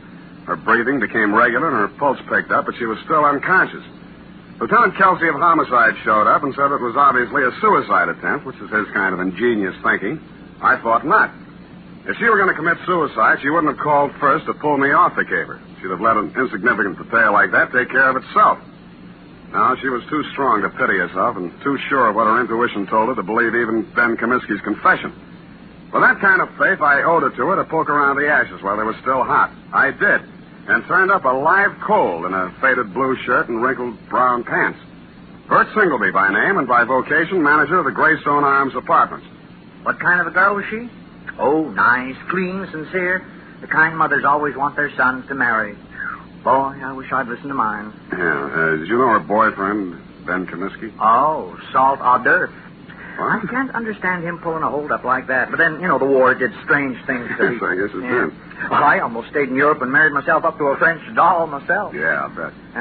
But Sandra, that's my wife. She'd have hunted me down in Tibet.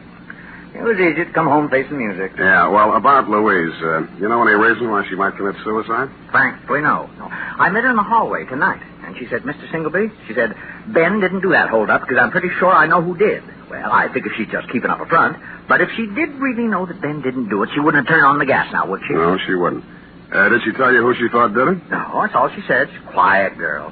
Not like my wife. Now, Sam. Yeah, did you see or hear anything that might have been suspicious or unusual around her apartment tonight? Now, look, I don't want to go around breaking up any homes or spreading dirty gossip around. Unless it involves Sandra's relatives. Mr. Singleby, I promise you, sir, that I'll treat any information you give me confidentially as long as I can. All right. Now, listen.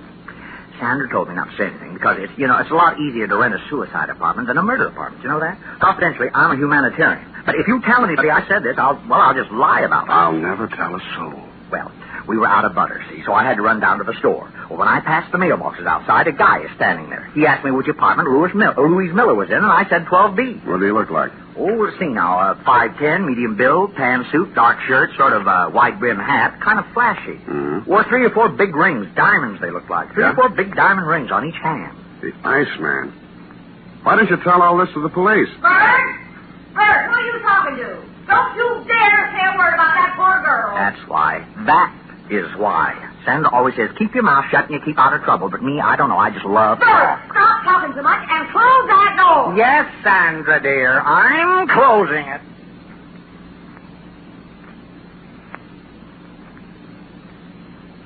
The Iceman. I'd heard about him for years, a Chicago import, but I'd never bumped into him before. He'd been headquartering at the Red Spot Cafe, the kind of a place that Skid Row winos visit when they want to slum. It was dark inside, but I strode manfully to the bar. Yeah? Something? The Iceman here? What do you want him for, huh? He's a friend of mine. You're a friend of whose? What are you giving me? You got bull written all over you from the top of your stupid head to the bottom of your flat feet. He had the tan suit, the flashy rings, the dark shirt, and a wide-brimmed hat. He stared at me with eyes that were icy and insolent. He rubbed the knuckles of one hand into the palm of the other as if he just ached for a chance to bruise them, which I was sure he did.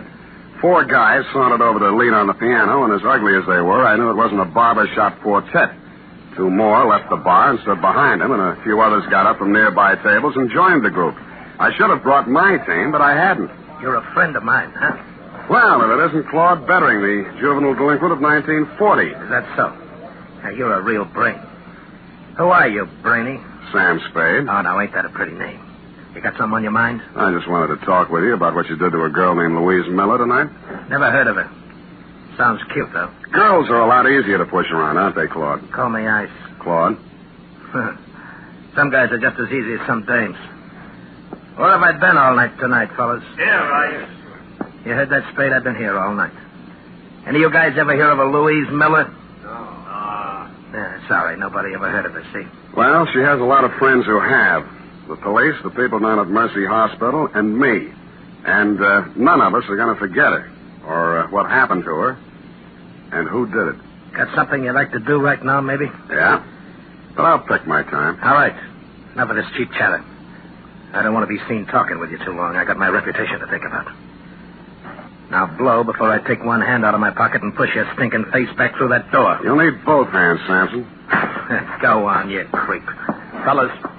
All right.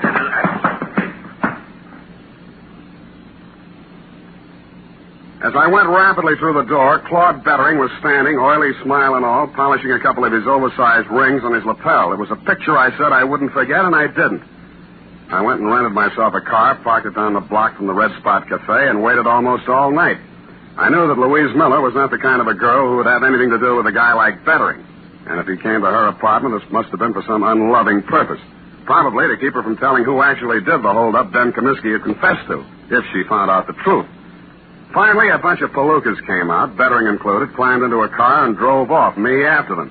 One by one, Bettering dropped his men off at their hotels and apartments until he was finally alone. He stopped at a brownstone on Hobart, and I caught him just as he opened the door of his apartment. Well, a tough guy. You're going to find out. Don't think I'm easy.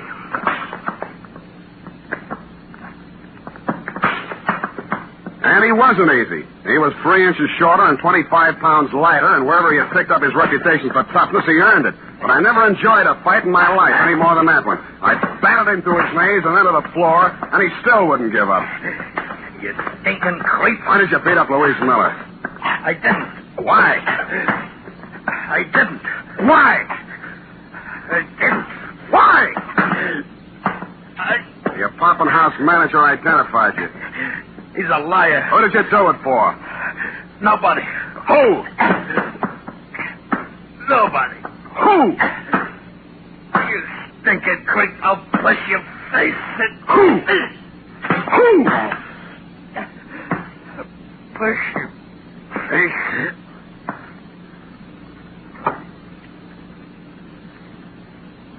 He went out. Quite a guy, the Iceman. I used his phone to call the police and tell them to pick him up for attempted murder. Then, with dawn coming up and my energy going down, I went back to the city jail, got a pass, and woke up Ben Comiskey. Why don't you stop messing around in my business, Spade? Did you ever really love that girl of yours? Get out, you sadistic jerk. Well, she's in Mercy Hospital now. You can send her a card. Write something nasty on it. So long. Spade. Yeah? What's she in the hospital about? What do you care? Tell me, please. Somebody turned on the gas in her apartment and tried to kill her. It's nothing, really. Please. Who did it? Who did it, Spade? I think it was a guy named Claude Bettering. They call him the Iceman in certain circles. But why? That's what I'd like to know. Who's Bettering? I don't know. Your girl believed you were innocent, Comiskey, but you said you weren't. My guess is that somebody figured she knew something and tried to shut her up. I think Bettering was hired by somebody. Spade, look, I don't have any dough, see? But I want to get out of here for one day. You know anybody to raise the bail? I won't skip, and I'll pay back anything you want. Why? I got to see somebody. I don't think I can. Who do you want to see? My lousy, dirty, low-down, no-good brother. He hired veteran? Who else? He did everything. He's always done everything wrong. He held up that liquor store, but he's on parole, a 2-time felony offender. One more rap and he'd go up for 20 years. I did this for him, yeah. Look at me. I did it for him, and he tries to kill my girl.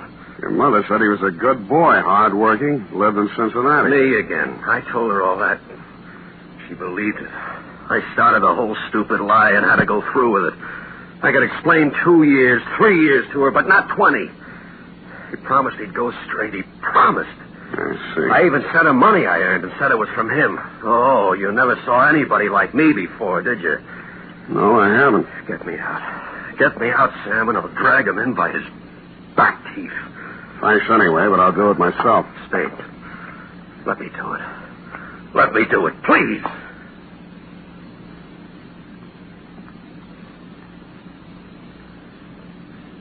I drove over to Mrs. Comiskey's house and knocked on her door.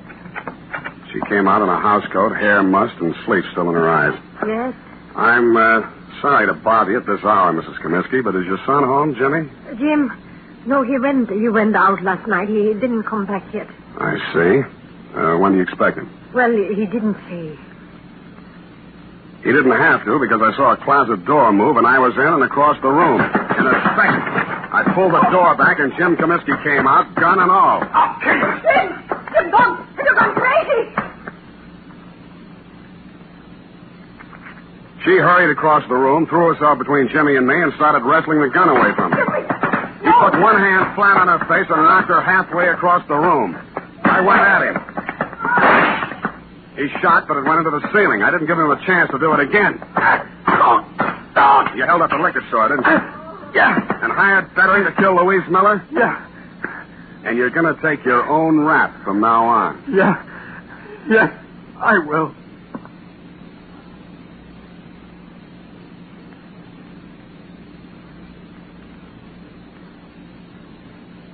And he did. Period. End of report. Oh, Sam, that poor old lady. Yeah. Yeah, she lived in a dream world built by a son who had too much heart and not enough common sense. But, Sam, that man in the liquor store identified Ben as the hold-up man. Well, when he saw the both brothers together, he realized he'd made a mistake. At night, with a hat pulled down and a collar up, anybody could have confused the Comiskey brothers. Sam, why is the world so cruel? Because people live in it. Now, go on and type it out, huh?